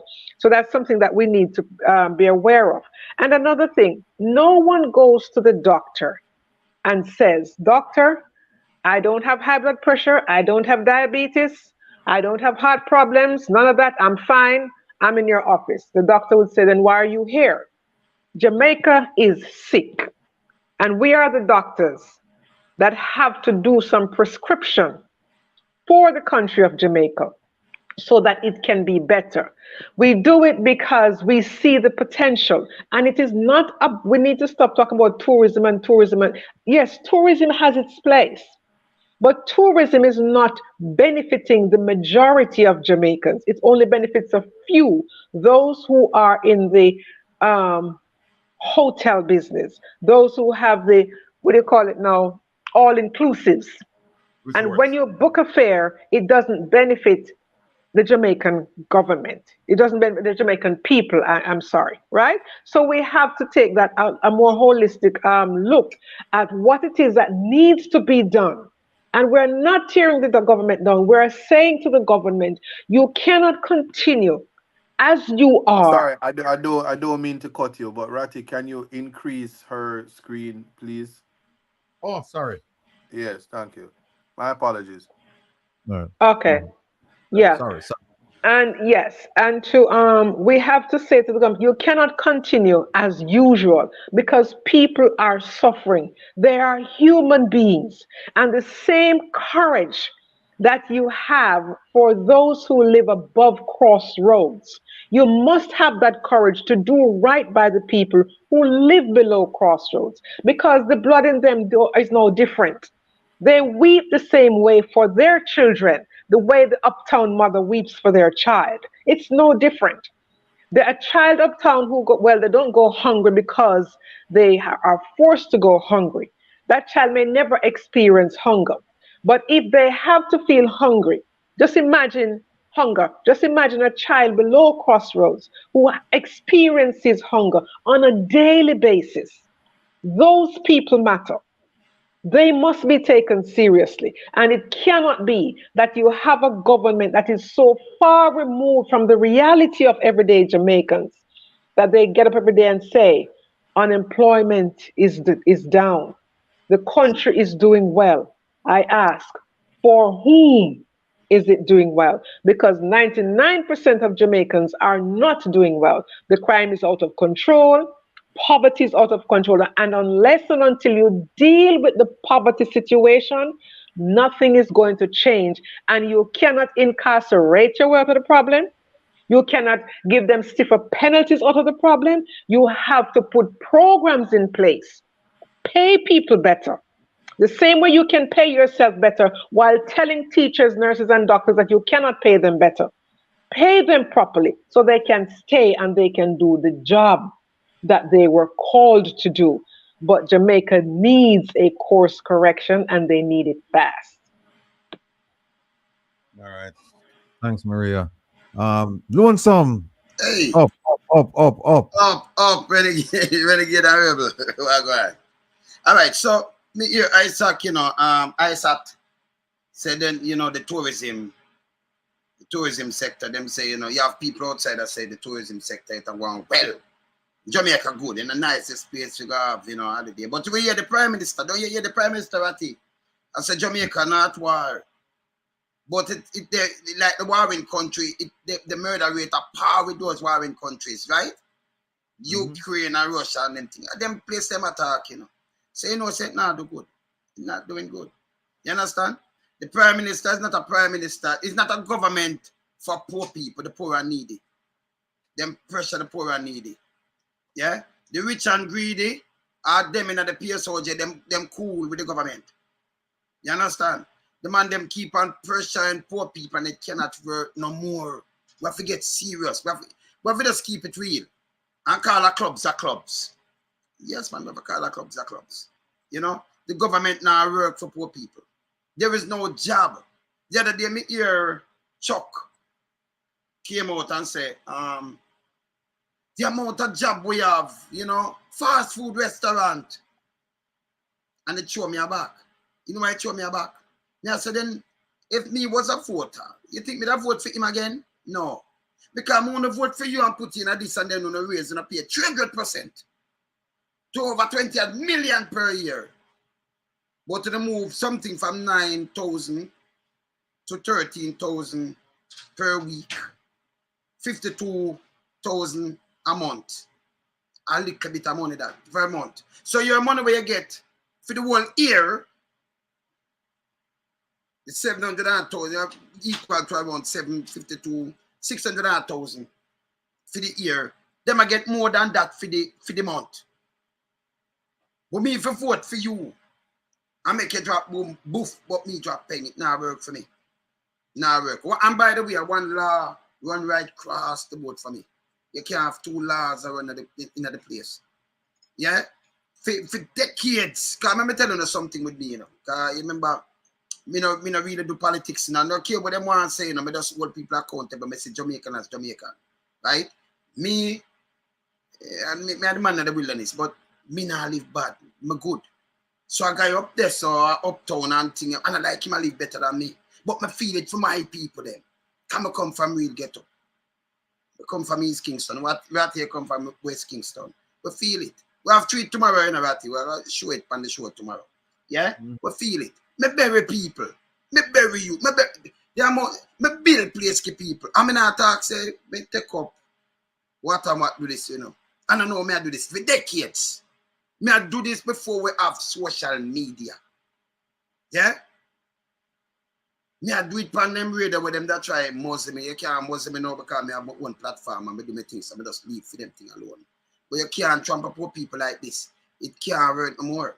And the government can't run out with some little rank polls and tell us say job at the lowest. Even this and we are paid debt. Listen me. Even when them talk about standard and poor and foolishness, me have credit card. And if you pay your credit card per time, Ratty, you know say you're good, right? Then me always that and give you more if you use per credit card and all kind of thing. Only thing by the government pay off the little thing, you know. And that them can borrow more and put all the great grandpicnic when I born yet in a debt. But it now benefit the little man, him don't even have a pass, him don't even have a bank book. Can't even get a bank book. The government put in red tape for people when I have nothing. But them big old criminal friend in the PSOJ, we're on the coke port. Them have everything. Them get concession. Them get everything. Them just get everything from government. Them get free land. Them get concession. Them get waivers. Them get tax this, tax break. Them get everything. But the poor youth, them suffer. Only thing Andrew Oldness want to do is by weapon of mass destruction and lock up we get to youth them. It can't work on the watch. We not allow that. And then the young man with us, you know, came on. We know sir you had Chopper. Them call him name in the House of Parliament. You remember when them say Chopper John from the Chopping Block? When we play him that, you know. A Chopper John that, yes, a Chopper John from the Chopping Block. So them big him up, you know, same other way. So we know Chopper John and you know, we know say work with, you know, and you do your thing. We don't do that. No politician can't pipe me out and say, put me in a pocket. Because me a one man money can't go around. Me not join that. When we start, we not flip-flop like the Prime Minister. The lightest man will ever walk the face of the earth. Andrew Holness. Yeah? And you're evil to get up people. You use them. You tell lie. By the way, Ratty, you see how we deal with the guy up at UE? The students. You see them talk to them. Me not hear nobody, but them run out and come say. Can you imagine? You want to use the nits. And you want to come down upon them like a block. Them prepare 100,000 and then you block them from all kind of things. And the youth just said, no, we need consultation and we need this, and him rush him. It's unbelievable for your prime minister. All right. Them not talk about these things. You understand? So we say we want a different direction because the country go the wrong way. And I know for 8 years, only thing you do, you suffer poor people. And that's the truth. Yeah? I remember we have statistics. So nobody run up with something where you want to go on like you don't want to people. Me have statistics for everything. You know, so me have videos, statistics and everything. You don't can't go around me, you know. So when I talk, come with phone thing and me showing the real thing. Can me have them pile up phone, yeah? Me there. Yes, Ratty. Let me just make an announcement. Herb about to leave us. He had I have to make a quick run. What I want to do, I want to open up the phone lines, but I want to hear quickly from Carlos and Jeffrey before I open up the phone lines. Gentlemen, make a statement, please. Jeffrey? You know, I sit here and I listen to everything, and I'm reading the comments in the comment section. Chopper does a drop red for me there, you know. No, don't worry. I read the comments in the comment section. And I ask myself the question, is a Wilfred Rattigan, a Herb Nelson Jr., a Rupert Francis, a Isis Buchanan, a Marie, a Wayne Lone, someone Jamaican Carlos? Are we doing something wrong? Are we doing something wrong in the sense of we're talking about our country, the country that I dearly love? And I'm sure all of us on this panel here love our country. And I ask the question again. If the Jamaican newspaper are reporting things that is going on in Jamaica, and we are reading it, is that bringing down the country? Well, I say to my fellow Jamaicans, both home and abroad, the time has come for us as Jamaicans not to listen to Wayne Lonesome or Jeffrey Tavares or Wilfred Rattigan, but read your newspaper and listen to TVJ and CVM. Get in the habit of listening to the news. Get in the habit of listening, as what Wayne will call it, that TV station, that damn news station there. I won't call it the name. Get in the habit of listening to that radio station and listen to the news. And then you come back over here and you may say to me and my Make We Talk program, you're chatting nonsense. We're doing whatever. But the time has come for us to rally around a single cause and a single purpose. Forget about the PNP and the JLP. Rally around Jamaica. Rally around Jamaica. You have a smartphone. Google donor funds. Don't listen to me or Wilfred Rattigan or whosoever. Type in donor funds. Type in how much is Jamaica's national debt. And then you can come back over and tell us that we're chatting nonsense. Rally round the one legal defense fund. All right, sir. Rally around it. And make Jamaica a better place. Help us to do so. Only you can do it. The American government, along with the British government, embassies, put out a statement that if Jamaica must solve the corruption problem its face, it lies in the hands of the Jamaican people. We, the people. I yield back to Mr. Rattigan. Yeah, Carlos, make a quick statement here. Well, you're always quick anyway, so make a statement so I can open up the phone line, and then take a few calls before we depart. Yeah, so sometime first time I used to be on social media, like I said, we learn as we go, and every vlogger here, so every person have a platform where I know say as we go down the road to learn new stuff, I will improve on the craft. You know, I used to come on social media and say, boy, how Jamaica people don't sit down and not do nothing, so. Oh, just sit down, son, and just look how the government are doing now. But after time, you start realize that the people are neutered. The people can't talk. And the people under pressure, you keep talking to the Jamaican people, you understand them. And like I said, a lot of time we talk to people, they talk in a low tone. They'll be in their house and other family members say, take time talk. These people can't talk. It's not like Jamaica people want. You talk about the beacon of home, the hope for the world. Once upon a time, Jamaica was, and the people. It seems as if that energy take out. They're like everybody drain your energy. So I believe say at this point, the whole of in the diaspora, make we straighten up ourselves. Farm alliance people, me not talk about no labor right and no PNP, you know. You can say just what Isaac Buchanan said a while ago. If Mark go in there and violate the constitution, Mark call him labor right. I want to hear man say, ask them the type of mindset more my Jamaican people to have.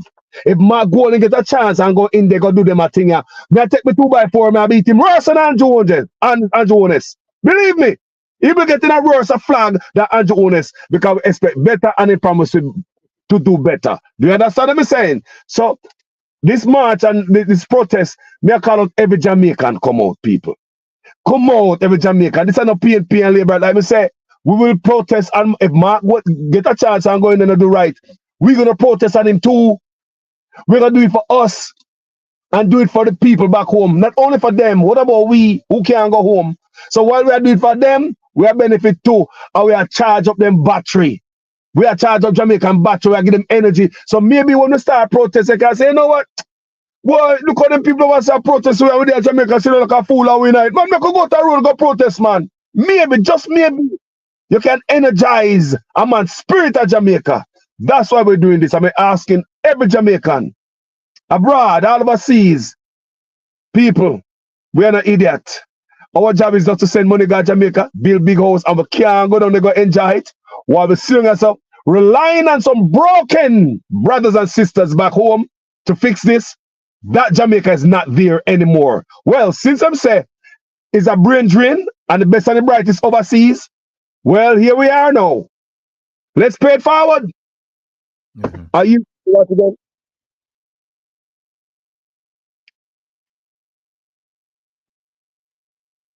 All right. Thank you. Thanks to all of you.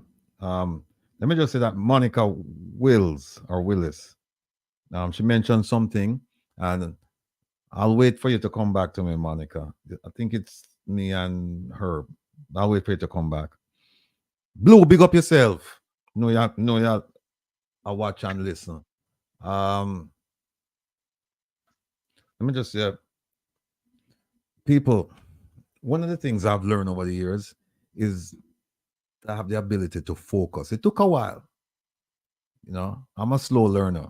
But once I grasp something, once I grasp it, then it's with me forever. But we have to learn to focus. We cannot continue to follow the shiny object. We cannot afford to be distracted. Why do I say that?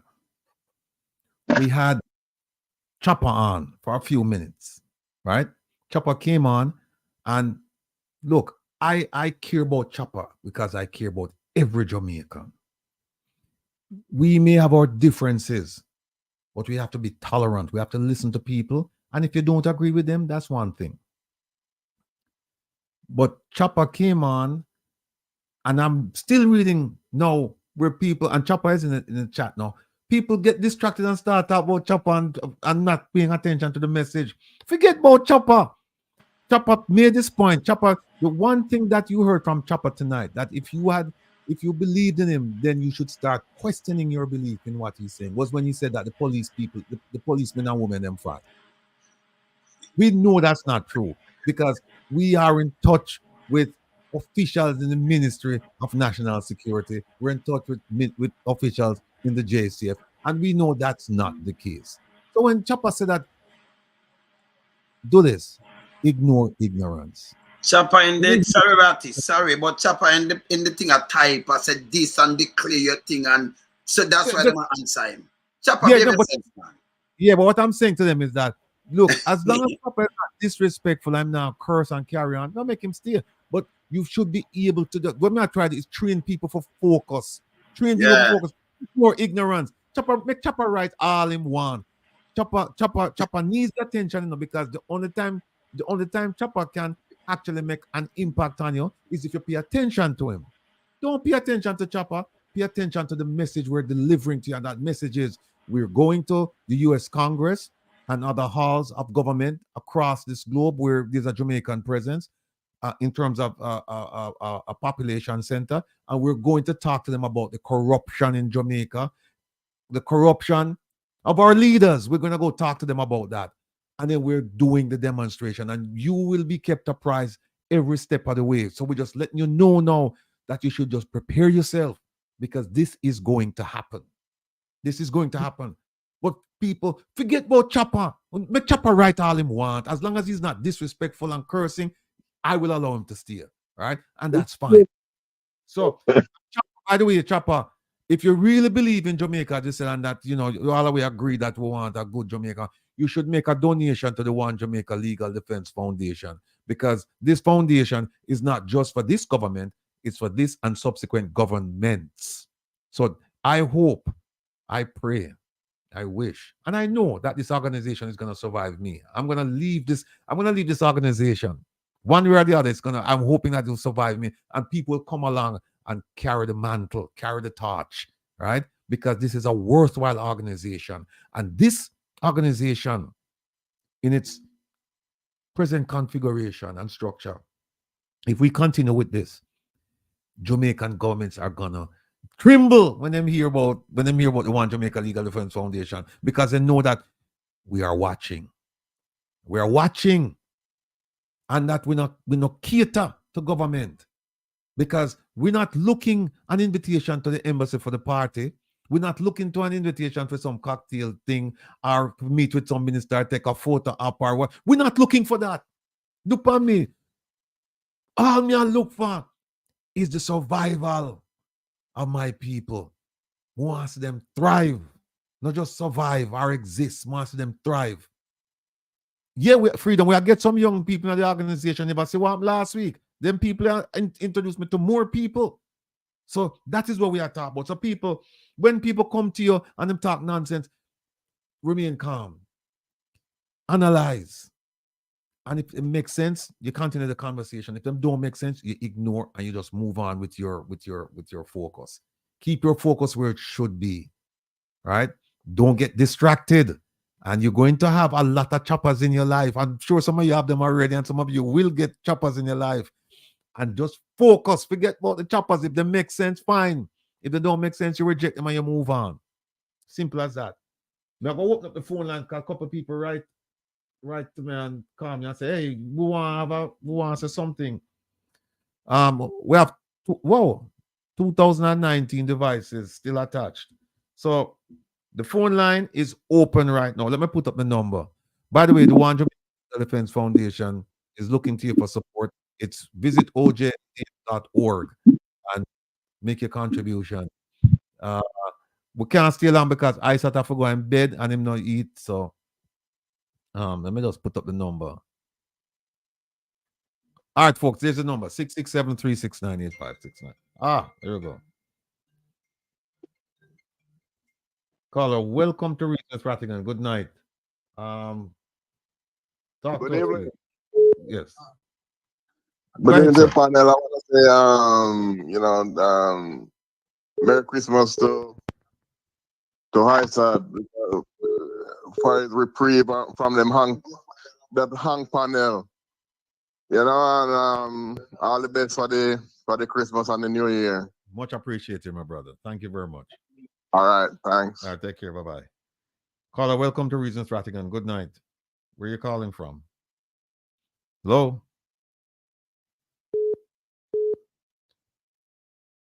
Caller, welcome to Reasons Rattigan. Good night.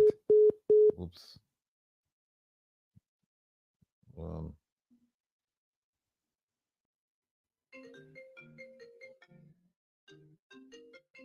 Yes, caller. Good night. Welcome to Reason with Rattigan. Where are you calling from? Calling from Atlanta. Just a place. Good night. Welcome to Reason with Rattigan. Where are you calling? Calling from Atlanta. Yes, sir. Turn on your device. I can hear you. I can hear. Got you, just did. Okay. Yeah, I put a question in a statement in the chat, a question earlier when Chopper the bandit, Chopper was on the program, and it had to do with the unemployment rating or numbers that we are getting. I've raised this question on my radio program, Social Bone, that coming on many occasions. Okay. That over the last 5 years, if you had 6,000 people who got murdered, they're not looking for a job anymore. Correct. You had 5,000 teachers or combination nurses who leave the country. They're not looking for a job anymore. True. And when you count all the missing people, the missing children, them who should have grown up and they're looking for a job, they're not looking for a job anymore. Mm-hmm. Oh, when we alone somehow those numbers to the figures that is produced as justifying a 4.5%, what is the numbers are really gonna be like? Yeah, that's a good question. The thing that they're gonna throw at you is they're gonna say the methodology is the same that they've been using, or if it's changed, it's changed, but it's standard. It's not used for one party and then for a different methodology for another party. That's the argument they're gonna use. But yeah, but I'm not talking about the party part. I'm saying that with regard. Hello? Yeah, I'm saying that regardless of which party, if they're saying that unemployment is 4.5%, to get there, you have to start saying that all the people that were murdered are unemployed are employed. Well, look, here's a simple argument, Ratty. Here's a simple argument. Simple argument is this. Yes, I'll accept the methodology. I'll say, yes, it's 4.5, and I'll give them credit for that. But then you turn around and say, are those people, the majority of those people, are they making a livable wage? And the answer is going to be no. The answer is going to be no. And then the poverty rate went up. So you have more people living in, see if you understand it, more people working, but more people in poverty. I mean, does that make sense? Yeah, and hello? Yes, I'm here. here. It makes no sense, but understand the point. Let me grab another call because you and I All have right. to talk. Yeah, we'll do it. I got you. All right, my brother. Caller, good night. Welcome to Reason with Hello. Rattigan. Yes, sir. Where are you calling from? Yeah, I'm sorry. Jamaica. Yes, sir. Go ahead, please.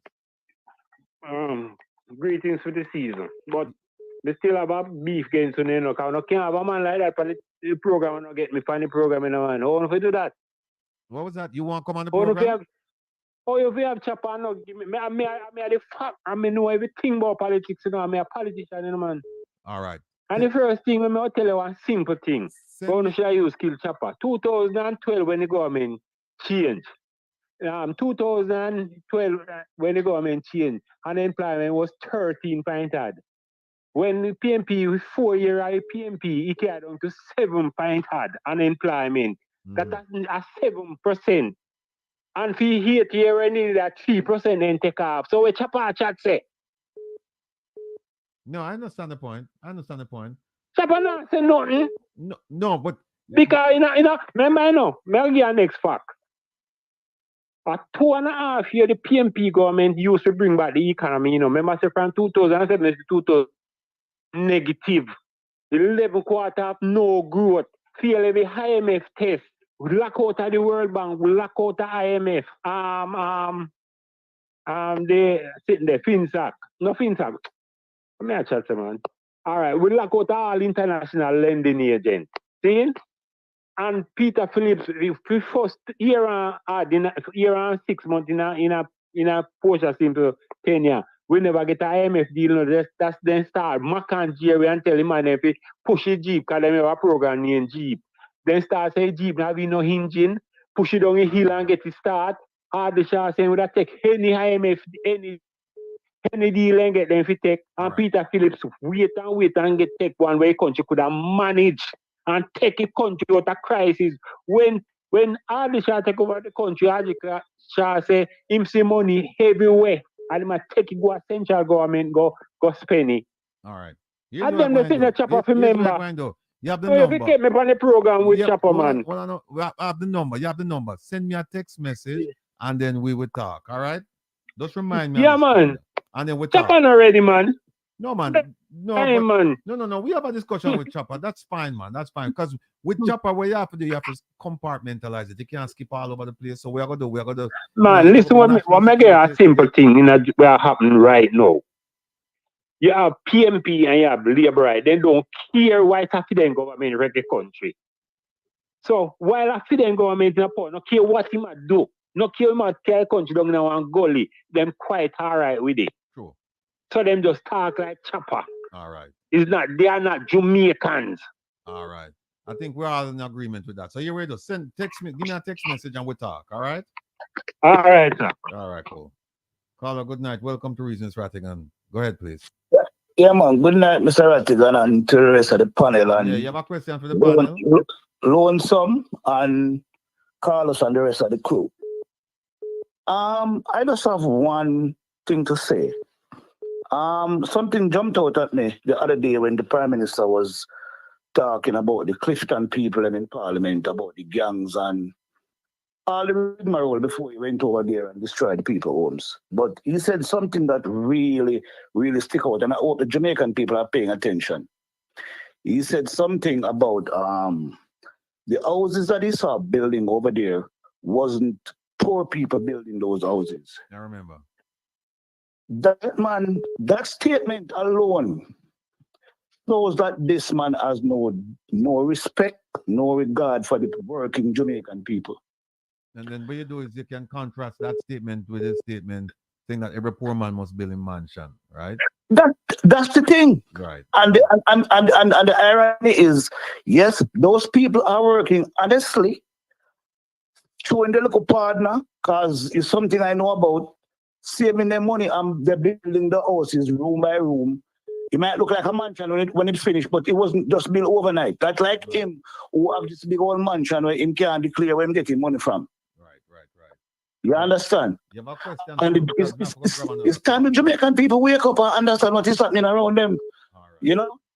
And then the few people that are there that is jumping up and down, they get so used to the handout and the low life still. It's like those people, I'm not bashing them, but those people in Jamaica who are still defending the Prime Minister, they are the problem.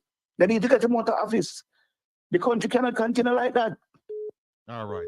Well, let me run on that point and we'll talk soon. All right. Thank you so much. You're welcome. Thanks for having me. Caller, welcome. Good night. Welcome to Reasons Rattigan. Where are you calling from? Can you hear me? Yes, can hear you. North Carolina. Yes, sir. Go ahead, please. We don't have much time. I just want you to go ahead. Everybody to shift their mind a little right now. Okay.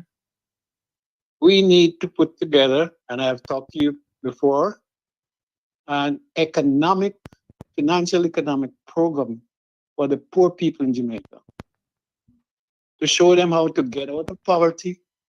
And once you get them out of poverty, they will begin to think. Okay? Yes. If you read your email, I've sent you several. Yeah, I know. You sent me something. Herb, I think Herb got the book. Or you mentioned a book, right? Yes. Yeah, Herb has the book and he's going And through it right now. tell everybody about it so they can read it. So when you start talking about it, they'll understand what it's all about. All right. And those things that they don't understand, you just ask me. I'll show you how to get it done. All right, no problem. Because they are descendants of slaves, and we are trying to get money from the Europeans to solve our problems through reparation.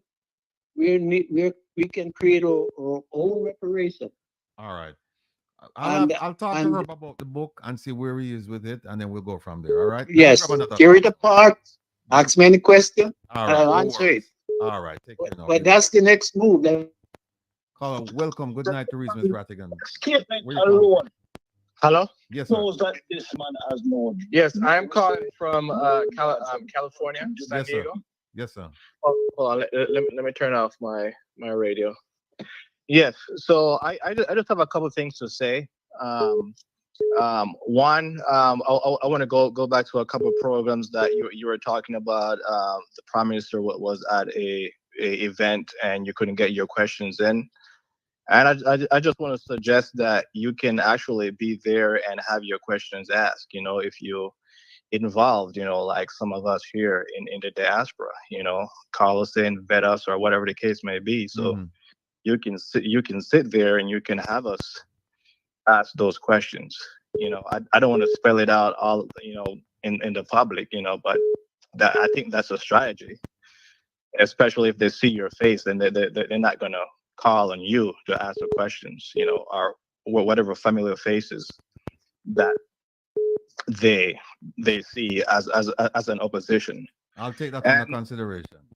Yes, and the next thing I want to say is that part of the call to action is actually see if we can devise a plan to actually put some pressure on the governor general, because he's a granddaddy of them all, So if everything comes down from him, we I know we can't take him to court, but we have to devise a strategy to put some form of PR pressure on him or something like that. Yeah, So, we're working on that right now.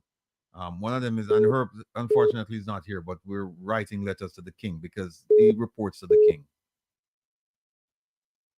yes, hello? Yeah, can you hear me?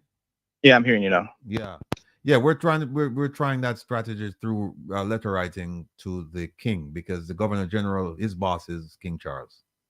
Yes, and I understand that, and I also need to go on there and put my name on one of those letters and send it as well. But some of the pressure has to go to him too, because they're gonna do what they do. Exactly.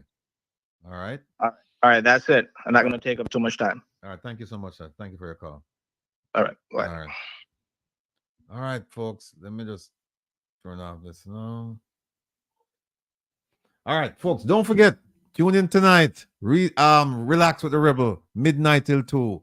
We're gonna play some slower jams, not slow jams. Old people. Well, I shouldn't say old people. Mature music with young in mind. Them say forever young. So that's what we're going to do. Relax with the Rebel. Yes, indeed. Some Carlos, Maria, Jeffrey, and my man Isaac. Why y'all laugh, Isaac? Listen, I was who imitate your voice a while ago. Me, relax with the Rebel. That made my whole day. Kentucky make him laugh. No, people tune in about another 2 hours, and you will get the best of the best.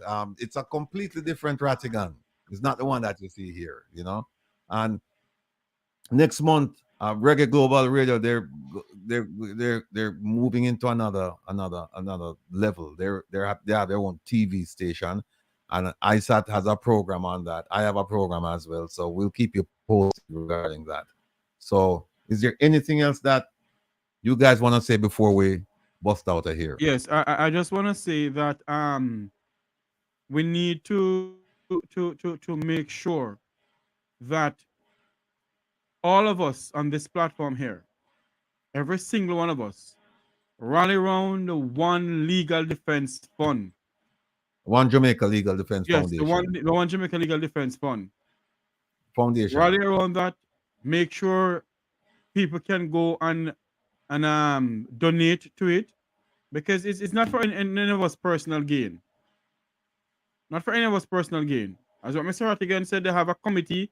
He's not in charge of the committee. He has nothing to do with the committee, but so we all must rally around that. And we all must stand up for God-given fundamental rights as a Jamaican people. Stand up for it. And in a lighter mood now, we all must make sure that when Mr. Buchanan go back to Jamaica, we have to come together, us on the panel here, and make sure that he has 5 to 6, 10 buckets of KFC for the day. Thank you very much. Say it again. Preach it. And I want people to know that ISAT doesn't work for free.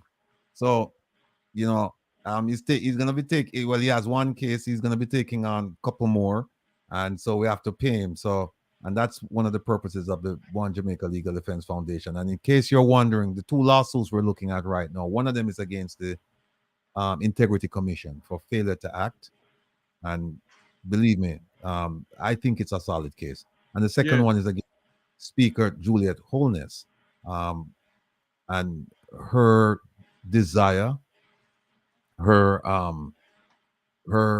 actions in terms of moving away from tabling reports as they come in and then sending them to oversight committees where they're going to be just buried.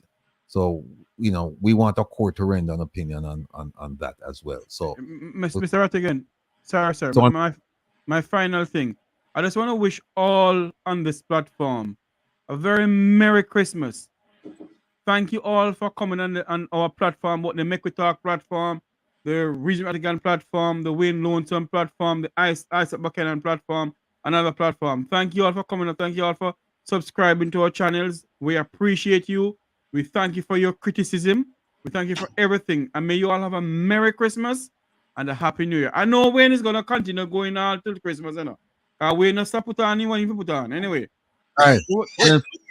Don't forget to tune into Jamaican Carlos. He has his live, I think it's every day. And Lonesome, he has his live every day. And then Lonesome tomorrow night, we'll have the regular tonal meeting scheduled for 7 o'clock. And you can catch me, Lonesome, Maria, and Herb on that program as well. And you'll hear more. We'll amplify some of the things that we discussed here that we couldn't go into details. You'll hear more about it tomorrow. And you'll get some jokes along the way too, you know. So tune in for that. Lonesome, if you want to, because we'll get ready to leave now. Time for time for eat some swim around. Me hungry like a dog in a ratty. You hungry too, in a ratty? That's right. Me tell you. Ratty hungry. You're ratty now. We get ready for leave. Ratty, you have to go up on the next show. Me hungry like a dog. Now me I eat my dinner. Yes. Blessings to everyone. Blessings, Isaac, Herb, Jeffrey, Wayne, Rattigan, Jamaican Carlos. Much respect. Carlos, you're hungry too, you know. not to mention Isaac that he needs his KFC. Bad. Him good. Casey and a cup of tea in the UK. Casey and a cup of tea, him good. Yeah. and hello, and Rat, you know, eat 5 to 10 plates of food tonight, you know. What? That's it. I later, you know. All right, blessings. Yes. All right, big up. Later. Good night, everyone. Yeah, brother.